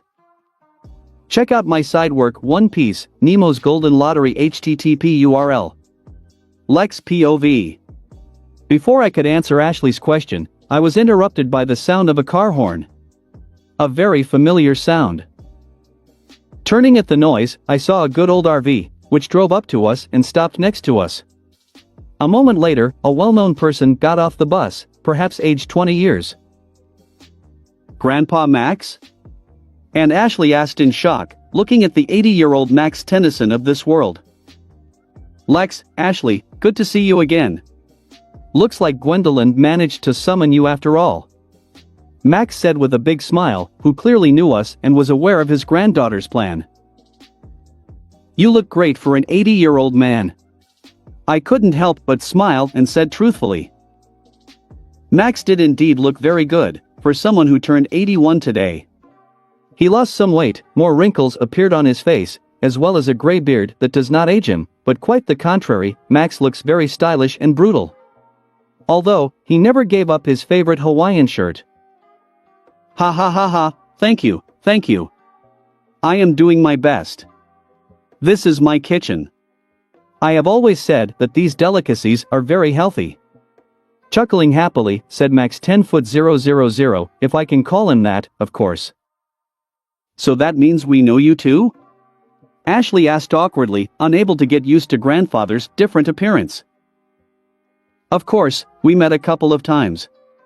Plus, I've heard plenty of stories about your adventures together from Ben and Gwen." With a huge smile, said Max. "How are you doing? I wondered, though." "Good, very good. Although, you certainly understand that I cannot say much." Coming closer to us, said Max. "Yes, I know. All these laws of time and so on. But still, I'm curious to know how was Grandma." I could not help myself and decided to find out if my grandfather had a chance to wait for his beloved. Hearing my question, Max 10'000" nothing said, but showed a huge smile, for all 32 teeth. This gesture told me everything I wanted to know, so I just said, "Well, that's good. Okay, get on the bus. I'll take you to Ben and the others," Max said, beckoning us into his precious bus. Going after him, instead of the usual spectacle, we saw a high-tech interior, not at all familiar to our bus. "Wow, that looks so cool." Impressed by the view, with a smile, said Ashley. "Yes, I did a little modernization here," I said proudly. "I've been persuading my grandfather to allow me to carry out the same modernization for 5 years now. But he still refuses and says that he loves the bus the way it is." Unable to bear it, I still complained. "Ha ha ha, yes, it looks like me. But, unfortunately, I just had no choice. The former RV was destroyed in the Limax War in 2017. I collected everything that survived, and the rest had to be replaced. Well, at least the look remains the same." With nostalgia in his voice, Max said, getting behind the wheel. "So those nasty slugs are back, right? Apparently, they really like the meat of our old people," I said. "The way it is." "Okay, I already talked a lot, so let's fly," Max said, after which he started the bus and pressed the button on the dashboard. On this action, the wheels of the bus curled up and we gently flew into the air. "He also flies," Ashley yelled with delight as we rose over the rooftops and flew, apparently, to Fort DNA. Ignoring her cry, I decided to find out some more information. "Grandfather, do you know why Gwendolyn called me too? What did she manage to tell you?" Max asked first. "That Ben has an identity crisis and is too mired in his work, while refusing to accept any help," I answered instantly. "Sounds a little harsh, but it's true. Gwendolyn, Ben's parents, Verdona, Asmuth and other friends tried to help him and get him out of this state. But, unfortunately, nothing helped. As a result, every day it gets worse and Ben ignores their ordinary life, more and more immersed in the work of the hero. He even broke up with his girlfriend, Kai, whom he dated for over 5 years," Max said sadly. "It's strange that you didn't make it. For me, and, I think, for almost any other versions of Ben Tennyson, you have always been a support," I said honestly. "That's very good to hear, Lex. I'm glad that even other versions of me managed to support their beloved grandchildren. Max said with a smile, involuntarily stroking my hair. But, I said, sensing the understatement in his words. But, our relationship with Ben is very complicated. Especially now. Frowned, Max said. You quarreled. Yes? Ashley said. Right. He said the wrong thing, and then I did the same. I think in the current state of Ben, there is a share of my fault. In the last few years, I haven't given him the support you're talking about, Lex. And I really regret it. I tried to fix everything, but nothing worked for me. Therefore, Grandfather 10,000 said sadly. So, Gwendolyn decided to call for help 10-year-old Ben to help bring her older version of herself to life. Ashley finished, understanding the whole point of the matter. Right. Max nodded his head. This is all understandable and even correct. But why am I here? I asked again. Actually, you may not know it, but our Ben has always considered you a role model. Max said, looking at me. Truth? I involuntarily asked, remembering our first meeting with 10-year-old Ben. Yes. I know you didn't get off to a great start, but as he got older, Ben suppressed his pride and admitted that he really admires you and how you wield the Omnitrix. This was especially evident after that battle with the egregor, when you literally saved the universe while having a minimum of strength. Grandpa said honestly. Hearing his words, Ashley looked at me in shock. Yes, when I told Gwen and Ashley about my little adventure, I left out some points. So they don't know how bad the situation was. At least they didn't know until now. That's nice to hear, of course, but what's the point? I asked, ignoring Ashley's gaze. So after seeing how you're doing, Ben wants to be more like you. He learned to fight well, began to try to understand the Omnitrix, and even began to listen to Azimuth advice. But, after all, you met again, after the battle with the egregor, and each time, you got better and better, and Ben could not catch up with you. I'm afraid he's developed a bit of an inferiority complex towards you. No matter how hard Ben tried, he still never got close to you. Over time, it accumulated more and more. In addition, other problems appeared. All this led to its current state. Max said, looking seriously into my eyes. Here's how. This turns out to be my fault. I said, frowning, and then added, does this mean that I ruined many versions of Ben Tennyson by my appearance? No, of course not. Not many, but just one. Our Ben. And as you probably already guessed, this is the version of Ben that you influenced the most and who couldn't handle it. The other Bens did it, but not our. Max said softly. To be honest, I certainly did not expect this. I knew that my existence would affect several worlds, but I did not think that because of me, one of the Bens would have such a drama. Bad feeling. Grandfather, I'm sorry that this happened, I began, deciding to ask for forgiveness, but I was interrupted by my grandfather's stern voice. Do not dare. Don't you dare apologize. It's not your fault. Yes, you made an impact, but mostly it was a positive one. You have no idea how many Bens have gotten better just by your existence. But, how, I tried to say, but I was interrupted again. Yes, our Ben turned out differently and he is in bad shape, but it's not your fault. This is Ben's own problem. Besides, there is another reason why Ben is in such a state. Max said sternly. And what happened? Ashley asked softly. It happened 8 years ago. That day, Ben faced a truly dire situation for the first time. In the past, Ben has always considered his job as a superhero to be a game, an exciting adventure. Of course, as he got older, he became more serious, but he always liked being a hero and took it a little lightly. Until that time. On that day, another alien invasion happened. They were Fulmani. It wasn't the first time they had tried to take over Earth and Ben had stopped them before, but this time, the Fulmanis decided to act smarter and with more brutality. They took hostage 100 people, ordinary people, men, women and children. Using hostages, they put pressure on Ben and ordered him not to interfere. In order to save the people, Ben of course did not resist, but at this time, Gwen, Rook and I made their way into the Fulmani main ship and staged a diversion that distracted all the aliens enough for Ben to act. Having defeated all the Fulmani and found the place where they held the hostages, only corpses were waiting for Ben instead of people who were thirsty for salvation. Max said seriously. "Oh God!" Ashley exclaimed in horror. "Did the Fulmani kill everyone?" I asked, frowning. "Yes. But it happened right after the kidnapping. The Fulmanis decided that it made no sense to support so many people and spend resources on them. In their opinion, the mere fact of their kidnapping was enough to deter Ben. And in the place where the corpses remained, they set a trap that was supposed to kill Ben if their original plans failed. Luckily, Ben survived. True, at the last moment. But those mountains of corpses of ordinary people, he will never be able to forget," Grandfather said gloomily. "And of course, Ben blames himself for everything," I said. "Right.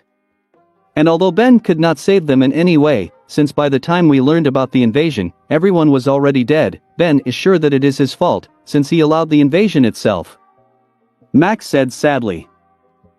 "And what, in the end?" Ashley asked. Of course, for Ben it was a serious blow. He first encountered how the world is sometimes cruel and unfair. Before, despite the gravity of the situation, he managed to save everyone. And that time, his rose-colored glasses broke and he saw the world in a different light. We tried to support him as best we could, but he began to change. He became more violent and evil. You have no idea what he did to Vilgax in their next battle. He, literally, was left with only giblets. "And then?" Ashley asked. "And then, Ben tried to fix what had happened. Used all of his most powerful heroes to change reality, rewrite time, and so on. But nothing happened. The celestial sapiens wouldn't let him do it. Because of this, he became even more angry and fell into the depths of despair. He even destroyed his new Omnitrix, as he believed that he no longer needed it. But, fortunately, he eventually got help," Grandpa said. "And who?" I asked. "You, of course," Max said with a smile, looking at me, and then added, "You met him again when our Ben was 23 years old. I don't know what you said to him, but he went back to being the same. He was able to survive the tragedy and moved on. It wasn't easy, but Ben did it. He returned to his role as a superhero, began to save people again and began to respect you even more, trying to become better." "And then something happened again?" I guessed. "Yes. It happened just a year ago. At that time, he was investigating the abduction of aliens from all over the galaxy, and, in the end, this led him to one gang of slavers. Nothing so tragic, at that time, did not happen, he saved everyone. But the sight of the slaves touched Ben's old wounds. He began to blame himself for not saving them sooner and that they had to endure terrible things. Luckily, he handled it a lot better than last time, but he ended up working hard to prevent such stories from happening. And so, we come to the current situation. So, to summarize, after meeting me, Ben tried to become better, but never achieved satisfactory results. As a result, over time, he developed an inferiority complex, which was superimposed by a terrible tragedy that actually broke him. I'm from the future helped him to get back in line, but after a while, he was reminded of the cruelty of the world, his inferiority complex also jumped up again, and Ben decided to devote himself to saving as many people as possible and preventing terrible tragedies, while at the same time, hoping to become as good a hero as I am. It's exactly like that. Frankly, Ben was just unlucky. I haven't heard anything like this happen to other versions of Ben. But, unfortunately, there is no one to blame. Shit happens," Max said. After hearing the whole story, I finally understood where this universe split off from the main one. The result of this tragedy founded a new universe in which this life-beaten Ben lives. According to Grandpa, my subsequent influence has brought this universe back more or less back to normal, and it even looks a lot like the first Ben 10,000 universe I knew. And now, I need to make sure that everything stays that way. So you called me to perform the same miracle as in the past? I asked. Yes, although Gwendolyn hoped that the presence of 10-year-old Ben would help our Ben, she decided to take a chance and call you. Although, we weren't sure if it would be possible to summon you. Max said.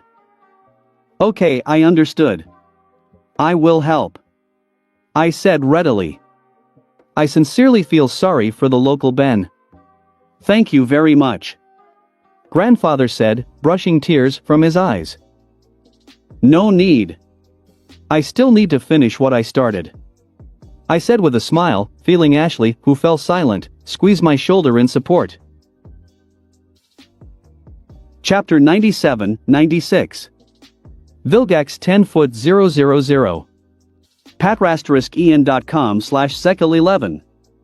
Check out my Patrasteriskian if you want to get a few chapters in advance.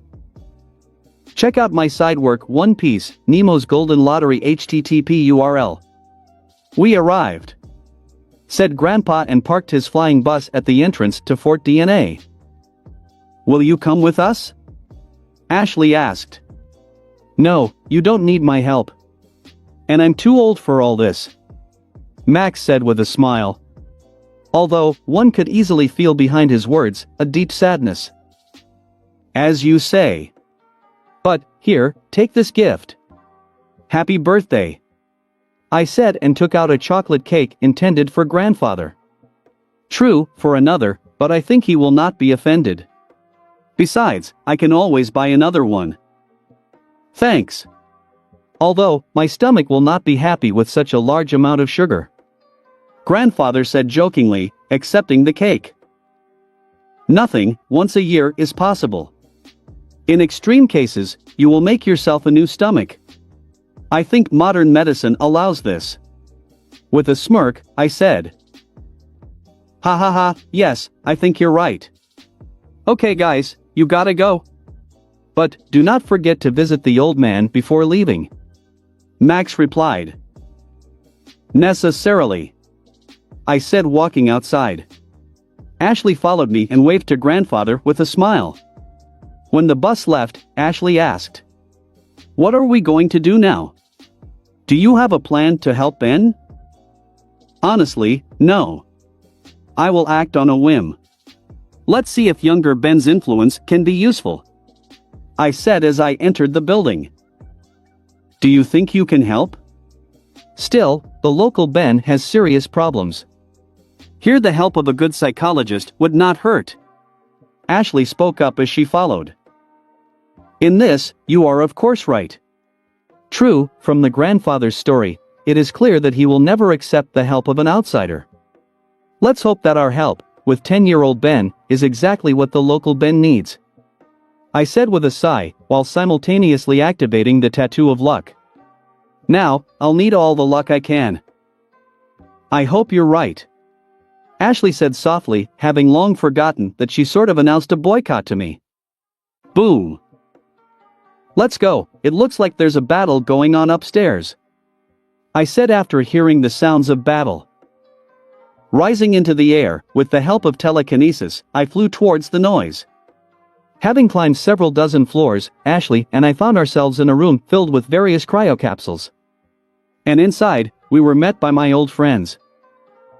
We got on well. I said, drawing the attention of the newly resurrected Vilgax and Dr. Animo, with the body of a gorilla. Next to them, unconscious on the floor, lay a trio of galactic enforcers. Useless as always. Who are you? Animo exclaimed. It looks like I've never met Animo 10,000. On your arm is Omnitrix. He will be useful to me. Vilgax 10,000 said and raised his genetically modified right hand and fired several organic bombs at me. Looks like Dr. Animo played a lot with his DNA. Quickly transforming into Upchuck, I jumped forward and swallowed all the bombs, which I immediately digested. Not expecting such speed from me, Vilgax was shot in the face by my explosive vomit and flew into another room, through the wall that he had broken through with his body. By the way, it turns out I did get the perk up Chuck. Deal with Gorilla Mino. I ordered Ashley, after which I turned into XRL8 and sped off after Vilgax. Vilgax, you have no idea how glad I am to see you. I missed. I said with great joy in my voice, while smacking the alien on the head with my foot at full speed. I don't know who you are. And I don't care at all. When resurrected, Animo downloaded all the information about the Omnitrix aliens into me, so I know your every character and their every move. I will destroy you, and then I kill Tennyson and his family. Vilgax said aggressively as he got to his feet, attacking me with his retractable tentacle. Is that how? How interesting. But, I have to disappoint you. Your information will not help you much. Still, my fighting style is quite different from Ben's. I said quickly, dodging the tentacle at the same time. A nasty thing. And then, to prove my point, I turned into a humongosaur for the first time and grabbed Vilgax's tentacle. It will hurt. I said, while increasing in size. Pulling on the tentacle, I pulled Vilgax in and with all my power, hit him on the head. As a result of the impact, the body of Vilgax broke through the floor and flew down. Transforming into Gax, I jumped into the hole and quickly caught up with the falling Vilgax and added acceleration to him. His widened eyes when he saw a member of his own kind were very funny. Transforming again, this time to Cannonbolt, I curled up into a ball and fell right on top of Vilgax, who finally landed on the floor. Grah, unwilling to take the beating any longer, Vilgax growled and attacked me with an electrically charged punch that he delivered with his left arm. Fortunately, I sensed the danger in advance and turned into a buzzshock. Quickly absorbing all the electrokinetic energy, I sent it back to Vilgax, sparing no electricity of my own. I have to admit, you learned a couple of new tricks. Although, this is unlikely to save you. I said. And before Vilgax got up, I turned into a forearms and hit the alien with all four of my hands. Surprisingly, Vilgax almost had time to react and defend himself. Although, this did little to help him, and due to the impact, he flew back, knocking out the window of the building with his body, flying out into the street. Before Vilgax began to fall down, I turned into Jet Ray and caught up with the villain. After firing neuroshock beams at him, I gave him acceleration and he began to fall down again. But this time, Vilgax did not remain unanswered and again threw his organic bombs at me. Without departing from the classics, I turned into a Eagle, swallowed the bombs and fired from my horn, the energy received earlier. Vilgax began to fall even faster, but before he landed, I was already waiting for him in the form of a cloak. I grabbed it and together we moved into the shadow dimension, through the nearest shadow. Here, I cannot hold back and use all my most destructive hero. Where are we? Exclaimed Vilgax, hitting me in the chest with his elbow. Fortunately, I managed to transform in time and calmly grab the alien's hand. A place where I can have fun with you. But don't worry, I won't kill you. After all, it's not up to me to defeat you. But, unfortunately for you, only humiliation and pain awaits you in this place. A lot of pain. With a tiger grin, after all, I'm Wrath now, I said. For a second, I even thought I saw fear in Vilgax's eyes, but it quickly passed, and he again attacked me with his electricity. Transforming into a lodestar, I took control of the metallic elements of Vilgax's suit and sent him on a new flight, into the depths of the shadow dimension. Ah, Vilgax, I missed our battles so much. Just so you know, you're a great punching bag. Turning into Heat Blast, I called out with a huge smile. Looks like my inner sadist has awakened. Ashley POV. Well, where are they? Asked Gwendolyn, pacing up and down the room.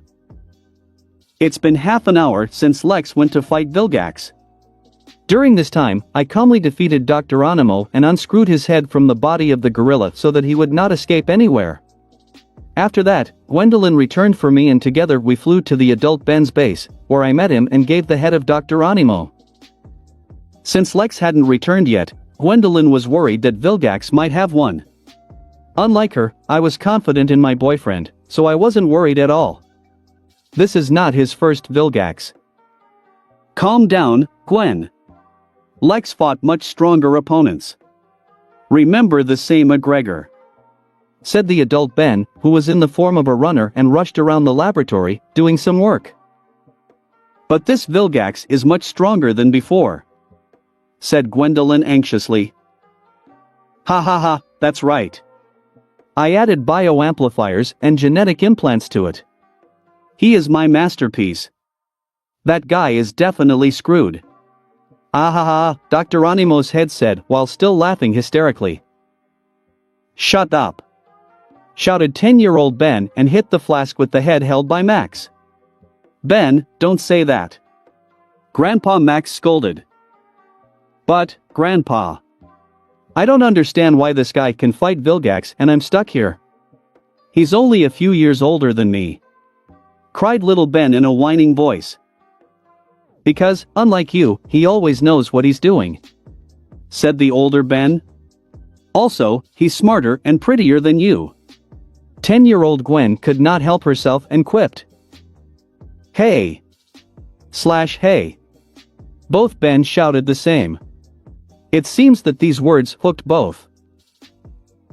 The skirmish that had begun was stopped by the notification sound on the computer. Running to his desk, 30-year-old Ben read the new information and said, "They are back." "Where are they?" asked 10-year-old Ben and Gwendolyn, Grandpa Max, and, oddly enough, Dr. Animo at the same time. "On the roof," said the older Ben, and dashed off to the roof. "Hey, wait for me," shouted the younger Ben, and turning into the same alien, he ran after his older version. "Let's go faster," shouted 10-year-old Gwen. "Okay. Hold on tight," said Gwendolyn, and grabbing her younger version, she flew after her cousin. "We should probably go there too," I said, and using telekinesis, I picked up Grandfather and flew after everyone. Dr. Animo was still in Max's hands. When we arrived, everyone else just stood there and watched Lex beat up Vilgax. He was not in the form of an alien, but only used his armament mana on a full body. Hitting the alien in the chest, Lex moved a little to the side and said with a smile, "Well, what? Satisfied with how I fight without using the Omnitrix? Just like a real man." "So, you kind of said?" "Oh my god, he's hot right now," I involuntarily thought, looking at how Lex dominates Vilgax. "I will destroy you," roared Vilgax, struggling to his feet. Unlike Lex, Vilgax was far from okay right now. Wounds and bruises could be seen all over his body. Almost all of his body was covered in his own blood. One of his hands was missing a few fingers, and his face was missing all the tentacles. Although, this did not stop him from fighting like a real berserker. Dodging Vilgax's last attack, Lex jumped into the air and kicked the alien in the back of the head with the heel of his foot. From the impact, Vilgax was slammed into the roof and he made a rather scary sound. "Well, everything. I think that's enough. You can finish with it," Lex said with a smile as he lifted his cover. "Finally!" 10-year-old Ben exclaimed loudly and, turning into a stink bug, flew to Vilgax. Although, the latter managed to get to his feet and dodged the attack. "Well, why are you like that? He can't do it alone," 30-year-old Ben asked with a sigh as Lex came closer to us. In proof of the previous words, the younger Ben just received a direct blow to the head from Vilgax. "Nothing, it will be useful for him to get some kind of combat experience. Besides, if you don't want to watch him get nuts, go and help him," Lex said with a smile, looking into the eyes of an adult Ben. Okay. Sighing heavily, said Ben 10'000", and turning into some kind of flying alien, he chased Vilgax and 10-year-old Ben, who had already fallen off the roof. "Isn't that too much?" 10-year-old Gwen asked worriedly. "Do you think it's right?" asked Gwendolyn in the same tone, looking at her cousin flying away.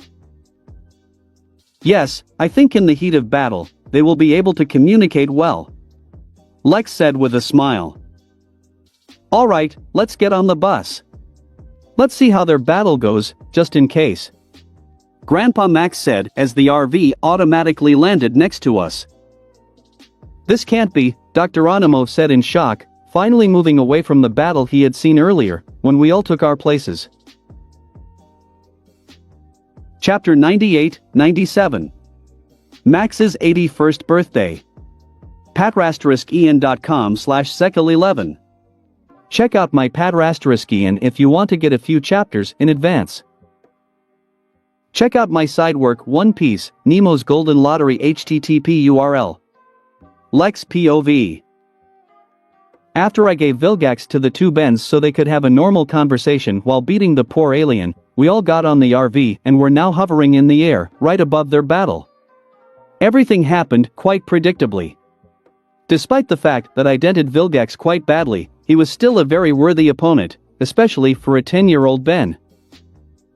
Finally, Vilgax came in handy with his modifications and the information inscribed in his DNA. He began to slowly suppress an 30-year-old Ben. Still, Vilgax was right when he said he knew every Omnitrix alien and their movements. He was just unlucky to meet me. Are you sure they don't need help? Looks like they're losing. Ashley asked worriedly. Do not worry. Vilgax is already on his last legs. It's just that the two Bens need to find their rhythm and work together. I said with a smile, looking at exactly how it happens. 10-year-old Ben turned into Diamond Head, while 30-year-old Ben returned to human form for the first time and started fighting Ben style. That is, reckless and stupid, mostly relying on huge luck. Looks like you were right. Ashley said in surprise as the two Bens began to dominate the battle. Well, how was your battle with Goralanimo? I asked anyway. Pretty simple. He doesn't know how to fight at all. As soon as I beat his body, I filled it with rubble and twisted off his head. Basically, he's weak. Ashley said with a smile, clearly asking for praise from me. Hey! With indignation in his voice, shouted the head in the jar. Oh, Dr. Animo, I didn't see you. Long time no see. How are you doing? I asked with a sneer in my voice. Don't you see it? Your girlfriend destroyed my beautiful body. Animo yelled, almost blushing with anger. Yes, I see life has beaten you. I thought my Animo was unlucky. After carefully examining Animo's current state, I said. What happened with your Animo? 10-year-old Gwen inquired as we continued to watch the battle. Our first meeting, let's say, did not go according to plan. As a result, because of me, Aloysius received amnesia and now he is in a psychiatric hospital. With an awkward smile, I said. Truth? Gwen asked in dismay as the others listened to my story. Yes. Although, now he is doing very well. Last time I checked, he started a new study on animal cloning. And if he succeeds, he will not only be able to restore the extinction of rare animals and bring back previously extinct ones, he will also be able to start the production of cloned meat, which in the future will solve the problem of world hunger. I'm even thinking about funding his research. Honestly, he can save the world from many problems. I said honestly. How, after all, life turned around surprisingly, because of one too strong blow to the head. Wow! I didn't know Dr. Animo was capable of such a thing. Gwen said in surprise, while Gwendolyn and grandfather clearly agreed with these words. So my genius is recognized? Animo asked softly. Not yet. But, he started from scratch. Having got rid of the burden of the past and forgetting about all the things that had previously worried him, he again devoted himself to science. I think he is really happy now. I said, trying to influence Animo 10,000 a little. Still, whatever you say, but Animo is a real genius. One of the smartest people in the world, and possibly in the galaxy. It is unfortunate that due to some lost award, he embarked on a criminal path and ruined all his potential. Dr. Animo, hearing my words, fell silent, deep in thought. Perhaps he has a chance to start all over again. Looks like they're done, Max said, lowering the bus to the ground. Both Bens managed to defeat Vilgax and encased him in solid ice from which he could not escape. At least for a while. It's Vilgax, he always comes back.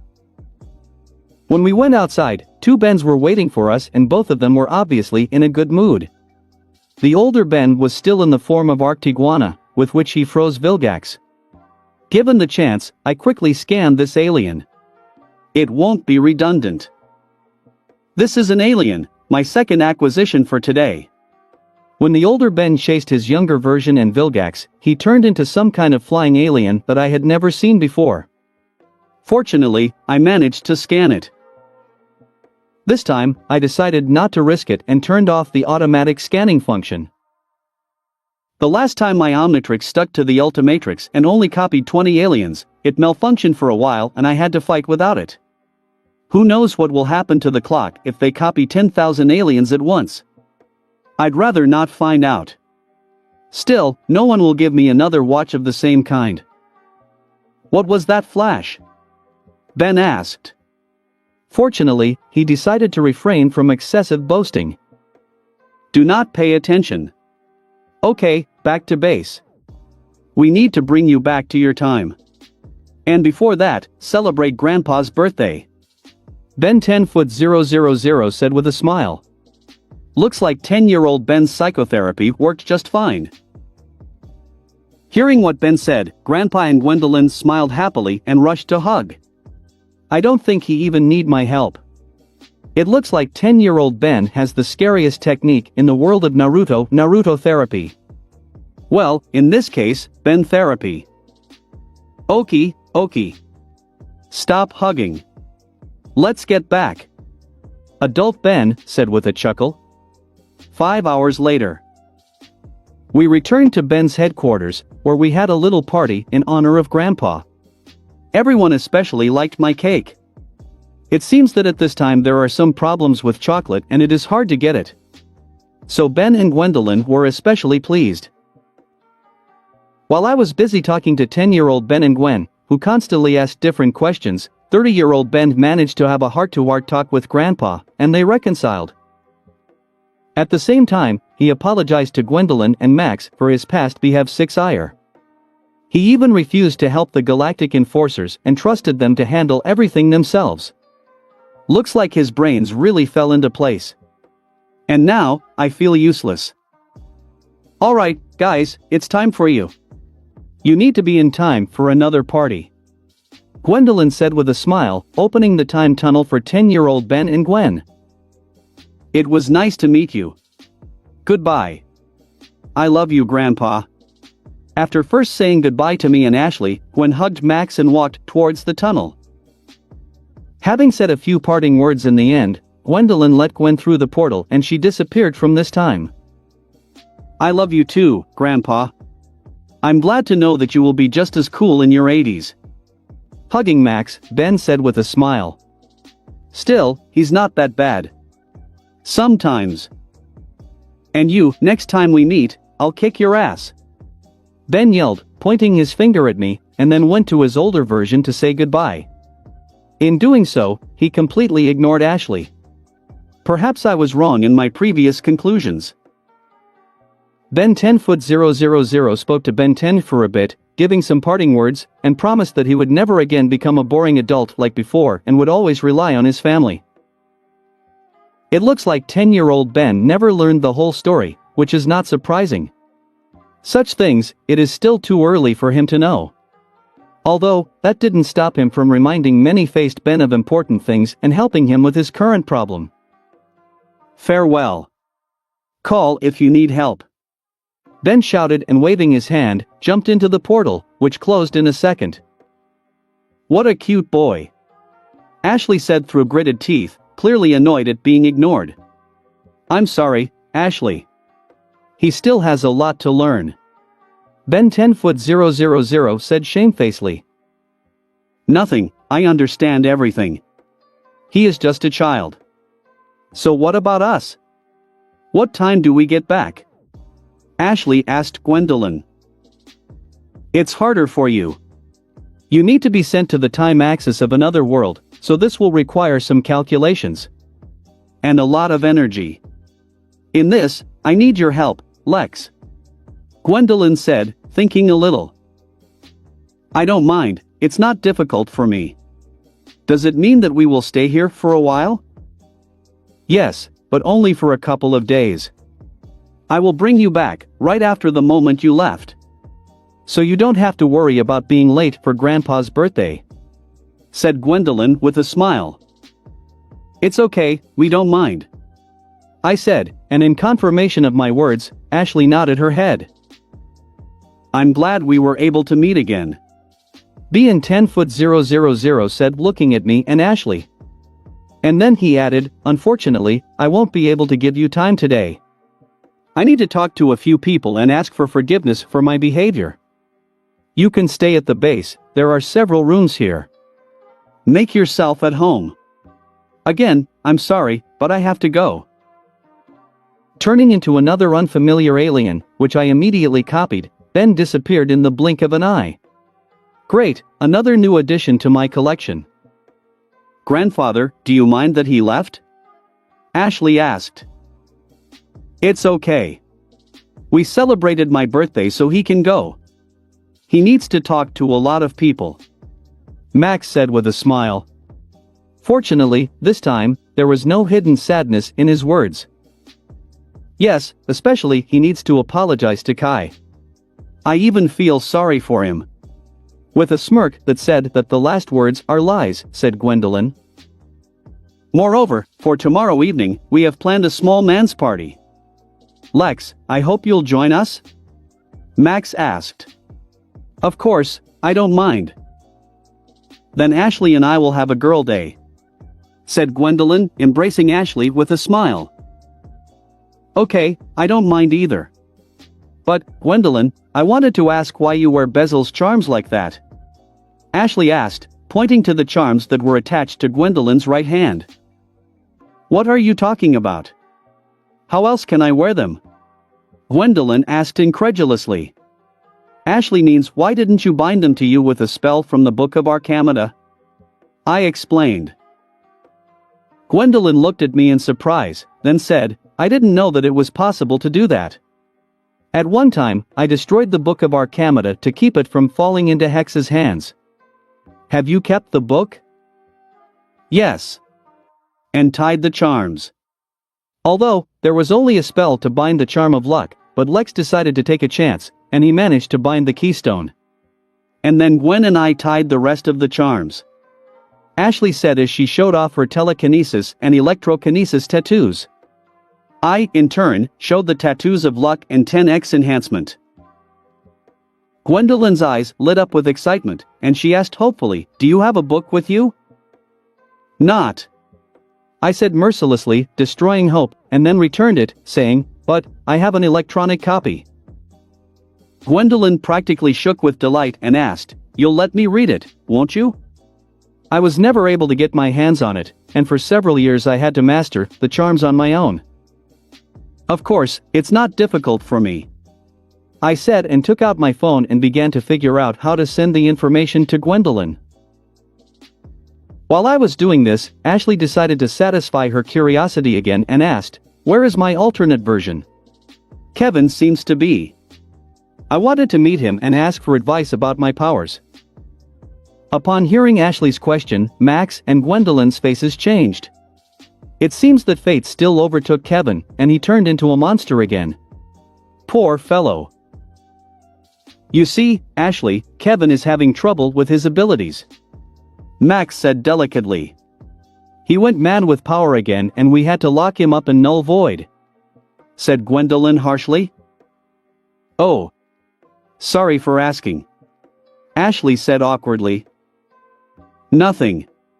We tried to help him, but we couldn't. However, this does not mean that we have given up. Max said, trying to support Gwendolyn, who was clearly upset about the fate of her boyfriend. Okay, let's not talk about sad things. Gwendolyn, how about you give us a little tour of this base? I changed the subject. Of course, why not? Let's go to the basement first.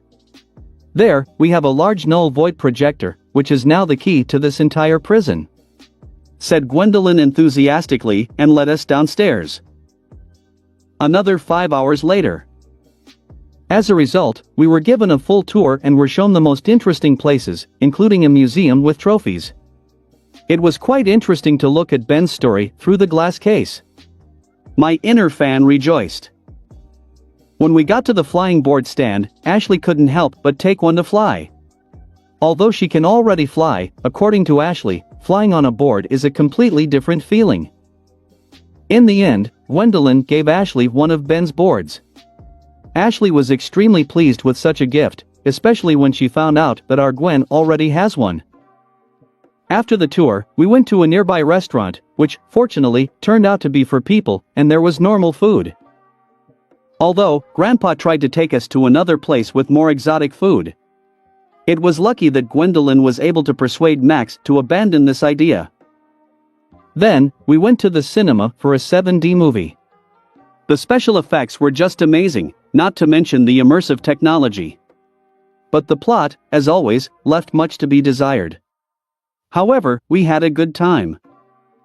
And now, Ashley and I were going to our rooms, which Gwendolyn had arranged for us at Ben's headquarters. Max has already returned to his RV and Gwendolyn to her apartment. We walked quietly down the corridor in awkward silence.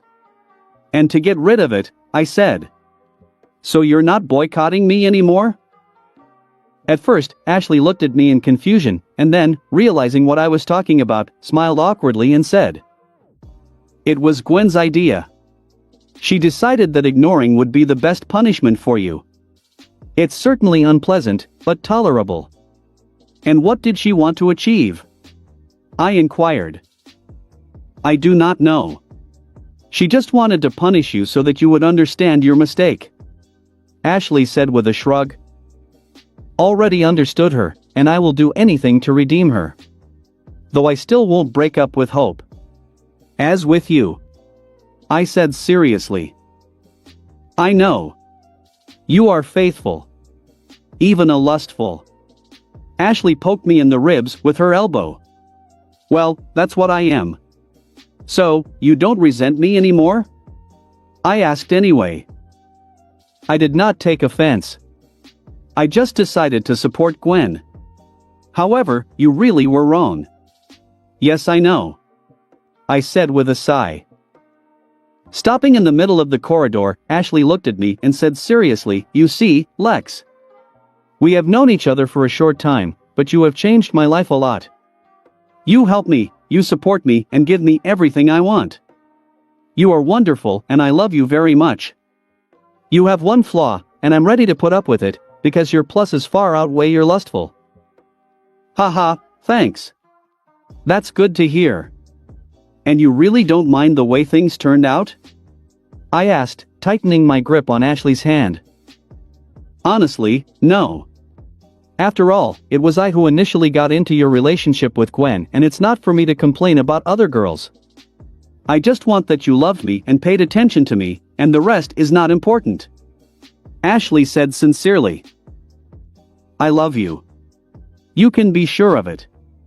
I will do everything to show you this and so that you do not feel left out."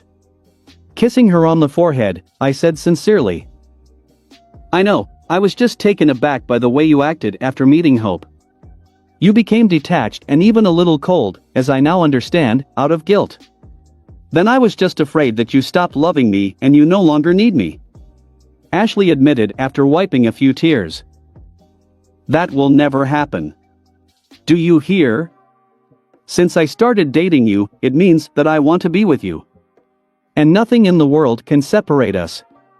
Get those stupid thoughts out of your head," I said harshly, hugging the girl. "Well, thank you. I just needed to hear it." Hugging me tight, Ashley said, and then added, "Just don't do it again." I was really scared and hurt. "Promise," I said sincerely. In vain, I still pulled with a confession. This only made it worse. "Okay, it's getting late. Time to sleep. Letting go of the girl, I said. Yes, it's time. Ashley said as she wiped her face, then added in full, Lex, aren't we alone right now? Yes. I don't think there's anyone else in the building. And what? I inquired. If you don't want to go to my room. And stay there until tomorrow. Ashley said, cheeks red with embarrassment. What? I said, a little confused by such a proposal. I'm already 16. Ashley said shyly, looking into my eyes. Understanding perfectly well what she means, I decided not to refuse the girl and, picking her up in my arms, quickly ran to her room. You'll like it. I finally said to the embarrassed girl. Well, then, it was what you thought. Chapter 99-98. Kevin 11foot000. Patrasteriskian.com/sekil11. Check out my Patrasteriskian if you want to get a few chapters in advance. Check out my side work One Piece, Nemo's Golden Lottery http URL. July 19, 2030. I woke up abruptly because of the alarm clock on my phone. I looked around the unfamiliar room, after which I remembered what happened yesterday. Turning my head to the left, I saw a pleased Ashley, who was now sleeping, leaning on my arm. Looks like yesterday it really ended for our first time. Not that I was against it. And I must say, despite the lack of any experience, Ashley is very good in bed. Fully awake, I carefully removed my hand, putting a pillow in its place, which Ashley immediately hugged, and got out of bed, trying not to disturb my girlfriend's sleep. Fortunately, I succeeded, and quietly putting on my clothes, I left the room. We didn't fall asleep until 5 o'clock in the morning, so Ashley will sleep for a long time, but she has put in a lot of energy. While there is time, I can work on my ideas, and when the girl wakes up, I will meet her with breakfast in bed. Using my X-ray vision, I made sure that there was still no one in the building, and with a calm soul I went to the basement, to the null void projector. Ever since I learned the fate of the local Kevin, I have been thinking about meeting him and helping with his situation. Actually, Kevin is a nice guy and I'm really sorry that he has such bad luck all the time. It's rather cruel that every time he ends up turning into an ugly mutant. And even if I had already prevented such an outcome once, it did not change his future. And so, he mutated again and is now locked in loneliness in null void, suffering from the madness inspired by his abilities. It's not that hard for me to help him, so I decided to do it anyway. Plus, it's perfect for testing my second strongest alien. And, to be completely frank, I wonder what will happen if I absorb all of Kevin's power, as I once did with the egregor. Still, this Kevin seems to have devoured 11,000,000 aliens and I'm wondering how this power will affect my osmosion. So, it turns out that this one is not exactly selfless help, but who cares if I bring Kevin back to normal and return him to a normal life. With similar thoughts, I finally reached the basement and, turning into an echo, created one clone, to which I immediately gave the order, watch the projector and do not let anyone use it, neither from this side, nor from that. You will open the passage in 3 hours. If I don't show up, try again in 2. And so on, until I return. There is. Saluting, the clone turned into an upgrade and absorbed into the computer to freely control the projector. Unfortunately, in this world, my null void ring does not work, so I can only use this stationary projector. Most likely, this is due to the fact that in this time, null void is much more tightly controlled, and according to Gwendolyn, only through such a large projector can one get into and out of the void. And there are only about 100 such projectors, and they are all very strictly controlled, mainly by the plumbers and galvans. Opening the gate. I heard the clone's voice, and in confirmation, the gates to null void began to slowly open. As soon as a small gap appeared, an unknown creature from the other side began to try to break into this world. Quickly transforming into a chromastone, I concentrated the energy in my crystal horn and started shooting the alien's tentacles.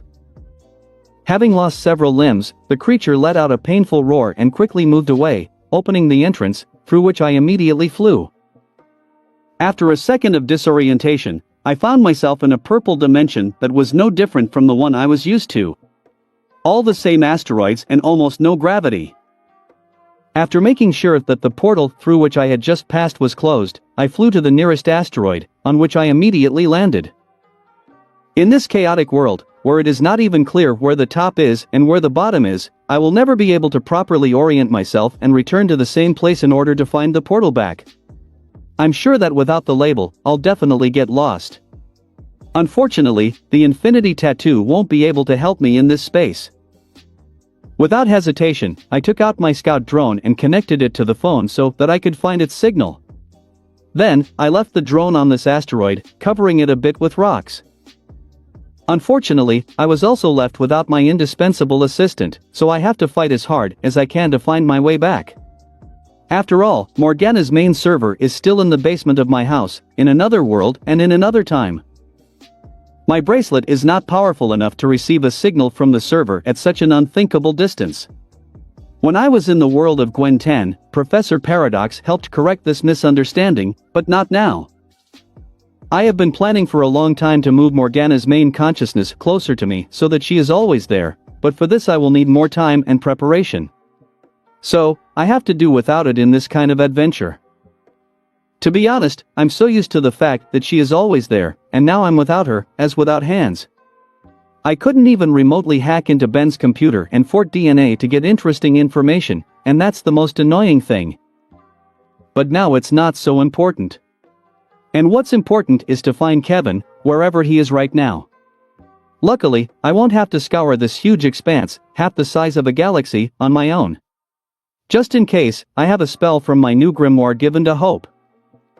When I have a free minute, I try to spend this time studying this magical book.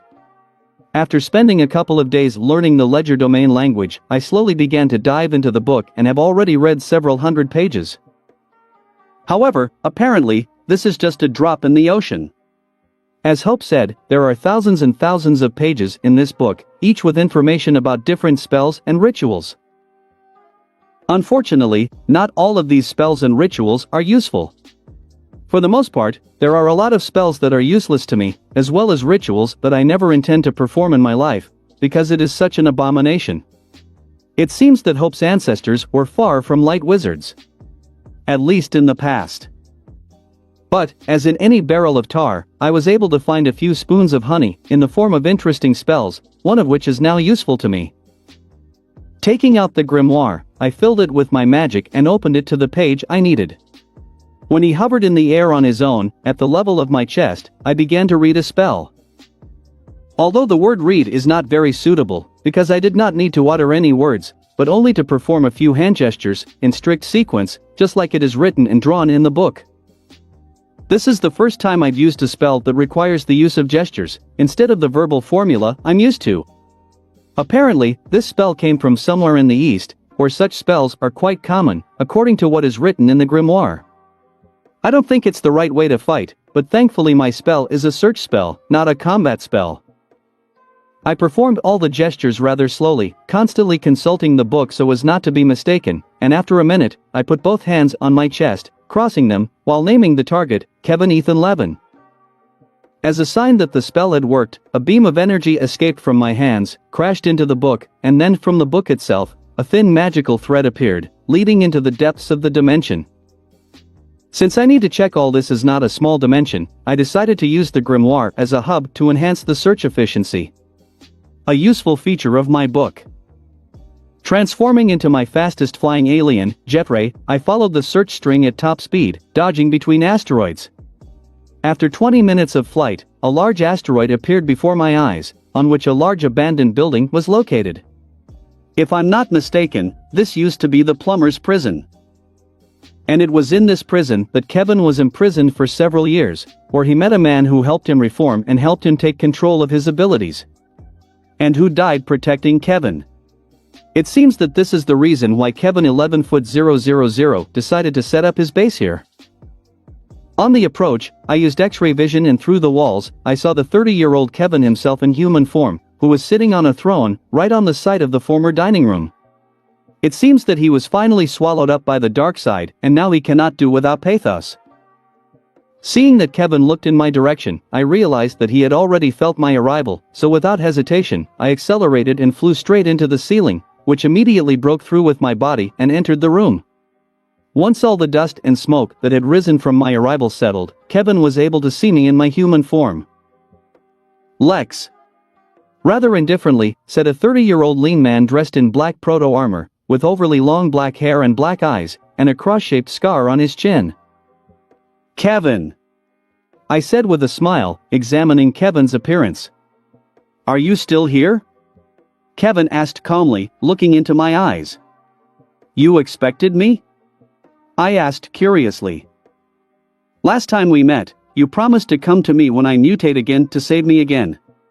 Although, you were something for a long time, almost 3 years have passed," Kevin said calmly, pushing back his long hair a little. "Is that how? Well, sorry for the delay. Although, you are already an adult man, you could cope with your problems yourself. What is your mutation?" "Fourth," I said with a smirk to stir up Kevin, otherwise he is too calm. "Fifth," Kevin said calmly, although in his eyes, I could see a flash of anger that instantly disappeared. "Here you go. You turned into a mutant 5 times and all you have learned in all this time is to return to your human form. It's high time you learn to control your power and not let it control you. How much can you lose your mind, because of the same problem?" Shaking my head in disappointment, I said, still smiling. "You may be right, but there is one problem," Kevin said imposingly, lounging on his throne. "Yes?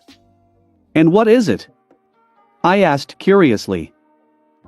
But, instead of an answer, I received only a bloodthirsty smile and a blow from Kevin, who was sharply approaching me, which, at the last moment, I managed to block with a magic shield. "I like being a mutant." "Ha ha," Kevin shouted, madly laughing as he sent another punch at me, which I blocked in the same way. "I like this power. Boom, I like this might. Boom, and I'm happy to use it to kill you and then Ben. Still, I'm the strongest, and this time, there's no way you can defeat me." Boom, Kevin shouted with madness on his face as he shattered my shields one by one. Before I could answer, Kevin turned into a monster and unleashed a barrage of fire at me.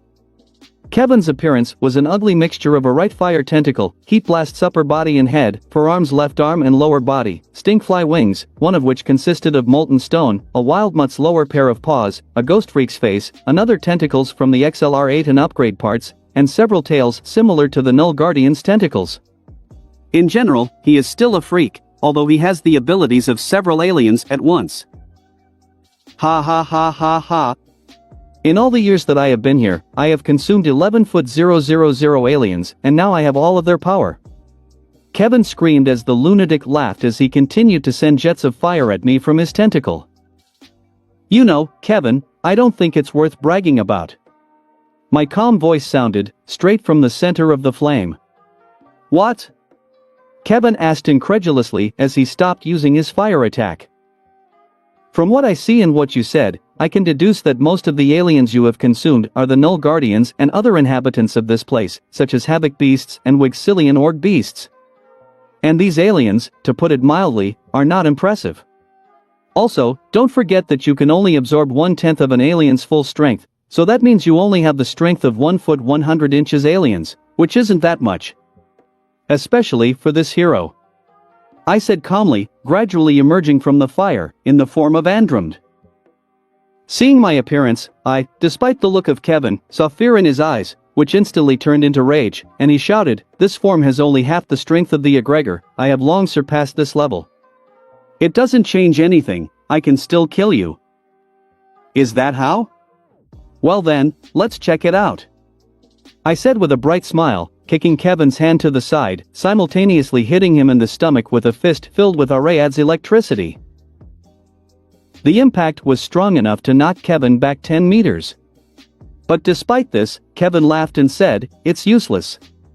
I have buzzshock power, so your electricity won't do anything to me. It only feeds me." "Maybe. But that doesn't mean you don't feel pain." Instantly behind Kevin, I said, sending him nuclear energy from my chest. The power of my serum, plus the power of the keystone, plus the Androm's power, plus the power of magical infusion, it's scary. Perhaps even too much. Gah, Kevin yelled as he tried to defend himself against the energy blast, but instead, he received a leg kick filled with Andreas knockback power. This is straight Hashoken, some.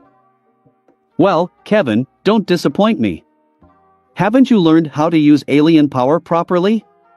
I said with a sneer in my voice as I caught up with my opponent again and shot him with high-pressure water, not forgetting to add some more electricity.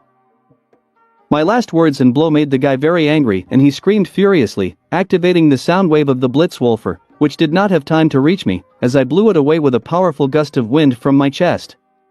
Still, the sound is only the vibration of air particles, which I easily stopped with the help of the air itself. Nothing complicated. Kevin, why are you so angry? I asked sincerely, quickly running up to him and hitting him on the head using Andreas's vibrations, Ariad's electricity, and Pandarus radiation. This blow had the greatest effect on Kevin and he let out a very painful scream, while spitting out blood. Are you having a bad day? I asked again, walking up to Kevin. Shut up! Kevin shouted and sent Petrosapien crystals, Pyronite fire, and Nosidian electricity at me, which I simply brushed aside as they couldn't hurt me. But, to my surprise, it was not an attack, but a distraction. Taking advantage of the flame curtain, Kevin flew into the air, and now flew as far away from me as possible. You ran away? I asked in shock, and then added, how dare you? Indignant at such an ugly act, I quickly turned into Pym and, having drunk my own blue poison, increased to 20 meters. Using my strong legs, I jumped after Kevin, while destroying the entire asteroid, and with it Kevin's shelter, I quickly caught up with my opponent and tried to catch him with my hand. But, Kevin finally turned on his brain and became intangible. So he eluded me. Covering my giant arm with armament mana, I jumped again, this time pushing off my own magic construct. I caught up with Kevin again, but this time, I managed to grab him with my hand without any problems. It's good that ectonurites can't pass through magic. Let me go! Kevin yelled, trying to get out of my grip with Tetraman's power. Unfortunately for him, it didn't work out. As you say. Let's play a little baseball. I said, after which, having found a new support, I stood up and swung, shouted, fastball. And then, I threw Levin with all my power, right into the asteroid, which he pierced with his carcass. "AAA," was all Kevin replied to my kind offer. What, he is still impolite, it is necessary to take care of his upbringing. Hey Kevin, where are you going? Wait for me. We just started playing. Ha ha ha, I shouted out loud laughing, after which I turned into my new alien received from Ben 10,000 and chased Kevin. I'm getting too violent, lately. I thought, looking into the eyes of Kevin, who again flew away from me in fear. Though, it's just a process of education. I thought as I hit the clone of Kevin he had created while I wasn't looking. It turns out he has the power of Ditto. Don't worry, Kevin. I will save you from your madness. You will return home and everything will be fine. I said with a wide smile, hitting the already real Kevin with my wing. Who else is insane here? Thought Kevin, flying away from the new batch of beatings. Still, I'm a very good person. Helping a friend when he's having a hard time. I thought, chasing Kevin again to give him another helping of help. Chapter 199. Another Day in the Future. patrasteriskian.com/sekil11. Check out my Patrasteriskian if you want to get a few chapters in advance.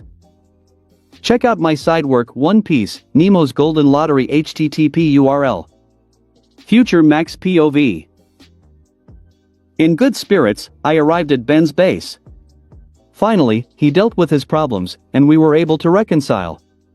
I am glad that a smile appeared on his face again and that now, I can once again give him my support, just like before.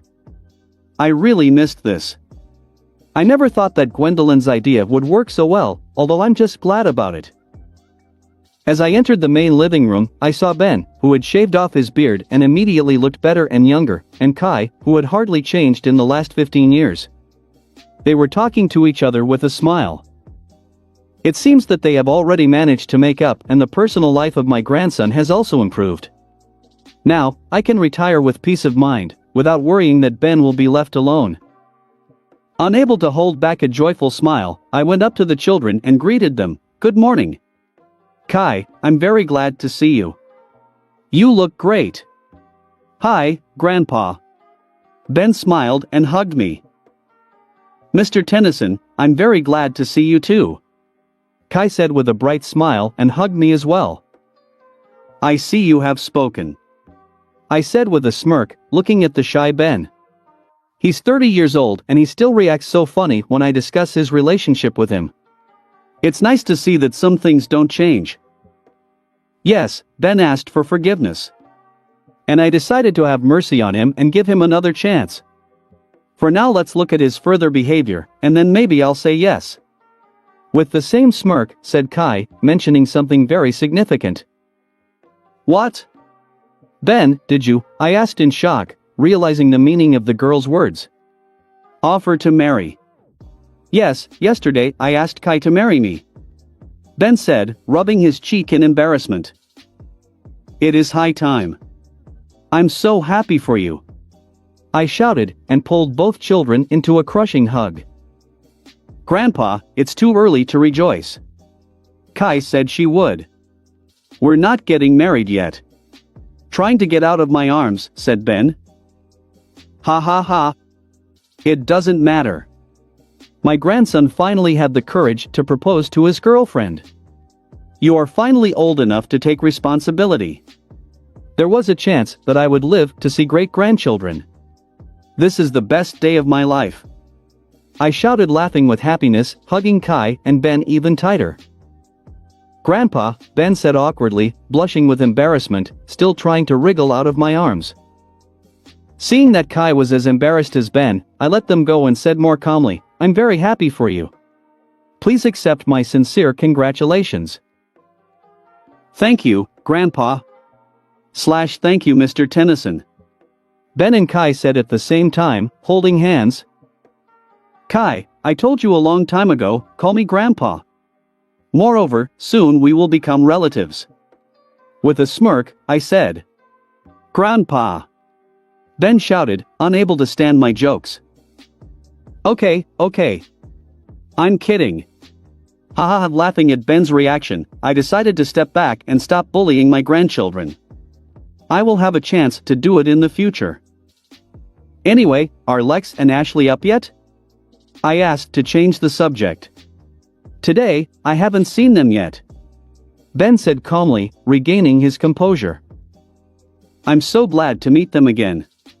I wonder if they have already met my alternate version," Kai said with a smile, still holding Ben's hand. "As far as I understand, not yet," I said. "It's a pity," Kai said with sadness in her voice. "Do not worry.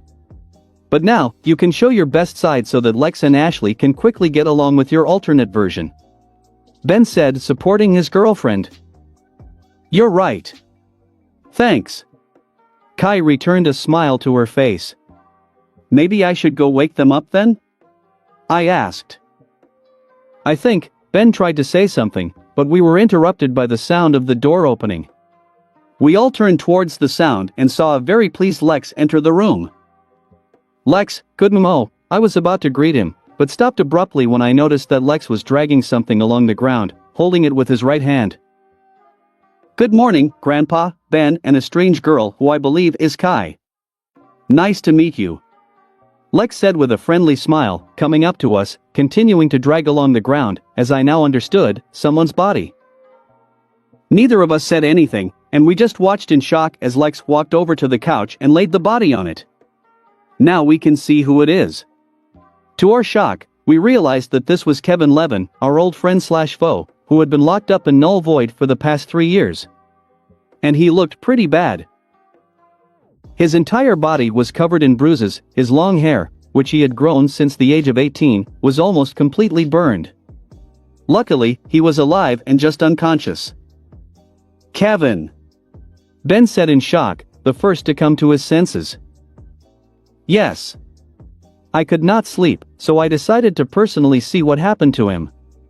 In general, if I omit all the details, he should now be in order. At least his sanity. As for his body, I'm not sure. Lex said calmly with a shrug. What? How? What the hell? Ben asked in shock, accurately describing our current state. Help him, somehow, and I'll go to the kitchen. Something made me hungry. And, it's time to wake up Ashley. Lex said and left the room, completely ignoring us. Well, what was it now? After a couple of minutes of silence, Kai asked. Before Ben and I could say anything, Kevin twitched and shouted with fear in his voice, still completely awake, "No. Lex, don't. I promise I'll be good. Please don't hit me anymore." There was another deafening silence as we processed the new information and tried to make sense of what was happening. After a couple of minutes, Ben exhaled heavily and said, rubbing the bridge of his nose, "Phew. He, as always. Lex just can't sit still and not do crazy things on a whim. And after all, every time, he succeeds. Just an impossible person." Haha, yes, it looks a lot like him. Kai said with a laugh, looking at Kevin with pity. Yeah, the guy got it. Okay, it doesn't matter now. Grandpa, call Gwen. I think she'll want to see Kevin. In addition, we need the power of her charm of resurrection. Ben said as he lifted Kevin's body into his arms. Right. I said, pulling out my extra phone and dialing Gwen's number. Kai, go to Lex and Ashley. Make sure he doesn't do anything again. Ben said, on his way to the infirmary. Kai just nodded and walked towards the kitchen. I just got through to my granddaughter and began to explain the whole situation. Lex POV. After I finished preparing breakfast, I put everything on the tray and went to Ashley's room. I was in a great mood, so I even danced a little. Further fight with Kevin went without any problems. I did my best to re-educate him, and when I knocked him unconscious, I turned into an osmosion and absorbed all of Kevin's absorbed power. I must say, it took a decent amount of time, since there was really a lot of energy. Looks like Kevin actually absorbed the powers of over 10,000 aliens. Although, as I thought, most of these aliens are weak inhabitants of Null Void. But, nevertheless, their quantity, in general, compensates for the quality. To be honest, Kevin is my strongest opponent at the moment. To win, I used my second strongest alien and a few buffs. And although it seemed that I managed effortlessly, I really had to try to surpass Kevin. But now most of these powers belong to my osmosion. Once I absorbed all of Kevin's power, I immediately turned into a human, not wanting to risk it. I still don't know if my form is mutating like Kevin is. And I don't know if I can use the powers of other aliens. To be honest, I didn't want to experience the backlash from the osmosion forces again. So as soon as I felt the pressure on my mind shields approaching, I cancelled the transformation. This time, there is no almighty Time Lord around to help me, so the osmosion form is banned for the near future. I hope Hope finds a mind shield that I can use, just like Ashley did. But, nevertheless, I think this sortie was not superfluous. Perhaps I have a new candidate for second place. With similar thoughts, I went into Ashley's room and saw how she was still sleeping, sprawled on the bed, exposing her breasts. For a second, admiring the view, I said, going to the bed, "Wake up, beautiful." Lex? It's morning already? Waking up at my voice, Ashley muttered, struggling to open her sleepy eyes. Yeah, it's time for you to get up. With a smile, I said. I do not want. I can't. I can hardly feel my legs. You've gone too far. Ashley said with a smirk, clinging to me and not at all embarrassed by her nakedness. Ha ha, you didn't say that last night. Who asked for more? I said laughing, stroking her hair. Shut up. Ashley said, punching me in the ribs. Okay, sorry. But, it's really time for you to get up. Grandpa and Ben and his girlfriend have already arrived. I said. Hearing me, Ashley abruptly opened her eyes and abruptly jumped up and ran to the bathroom, saying in passing, "Why didn't you say before? We can't let them know what happened between us. I'll burn with shame if they realize that you and I, last night." "You can take your time. They have things to do now." I called through the locked door. "Did you save that Kevin?" Ashley asked calmly. "Do you understand that I want to do this?" I asked with surprise. "I know you too well. When Grandpa Max told me about Kevin, I noticed how your eyes lit up. Not literally, of course, but it usually happens when you have an idea. You are too fond of being a hero and saving everyone from adversity. Also, I think you're becoming a combat maniac." Ashley replied, turning on the water in the shower. "Yes? You may be right," I muttered, remembering the last 2 battles I fought. But my thoughts were interrupted by a knock on the door. "Who's there?" Ashley asked, also hearing the knock. "Ben's girlfriend, Kai," I said, peering out the door with X-ray vision. And then I added, "You wash yourself, I'll talk to her." But before that, I used the spell Libertas Aries to clear the entire room of the lingering smell of sex. This, by the way, is a spell from Bezel's book. It's good that I still learned all the spells from there. "Hey, Lex." With a smile, said a beautiful 30-year-old girl with brown skin, long black hair and brown eyes, when I opened the door. "Hello, Kai." "Right?" I said with a friendly smile. "Right. Kai Green. You don't know me yet, but I've known you for a long time. Pretty soon, you'll have to meet my version of your world," Kai said with a smile, looking around the room curiously. "Is that how?" "It's good," I just said. "Where is Ashley?" Kai asked, clearly beginning to suspect something. "She's in the shower." "Understandably. I see you've decided to have a joint breakfast, so I won't disturb you. When you're done, go to the infirmary, everyone has gathered there." Pointing to a tray of food that lay on the bed, Kai said and left. Did she understand anything? Ashley came out of the shower as soon as I closed the door. "Not. I'm sure not." I lied, smiling. Could see everything in Kai's eyes. She is a smart girl, and quickly put 2 and 2 together. But I don't want to upset my girlfriend, so it's best to hide it. "It's good. Let's have breakfast and you can tell me about Kevin and how you fought him," Ashley said with a smile as she wiped her wet hair as she sat down on the bed. "Certainly," I said, sitting down next to me, beginning my story.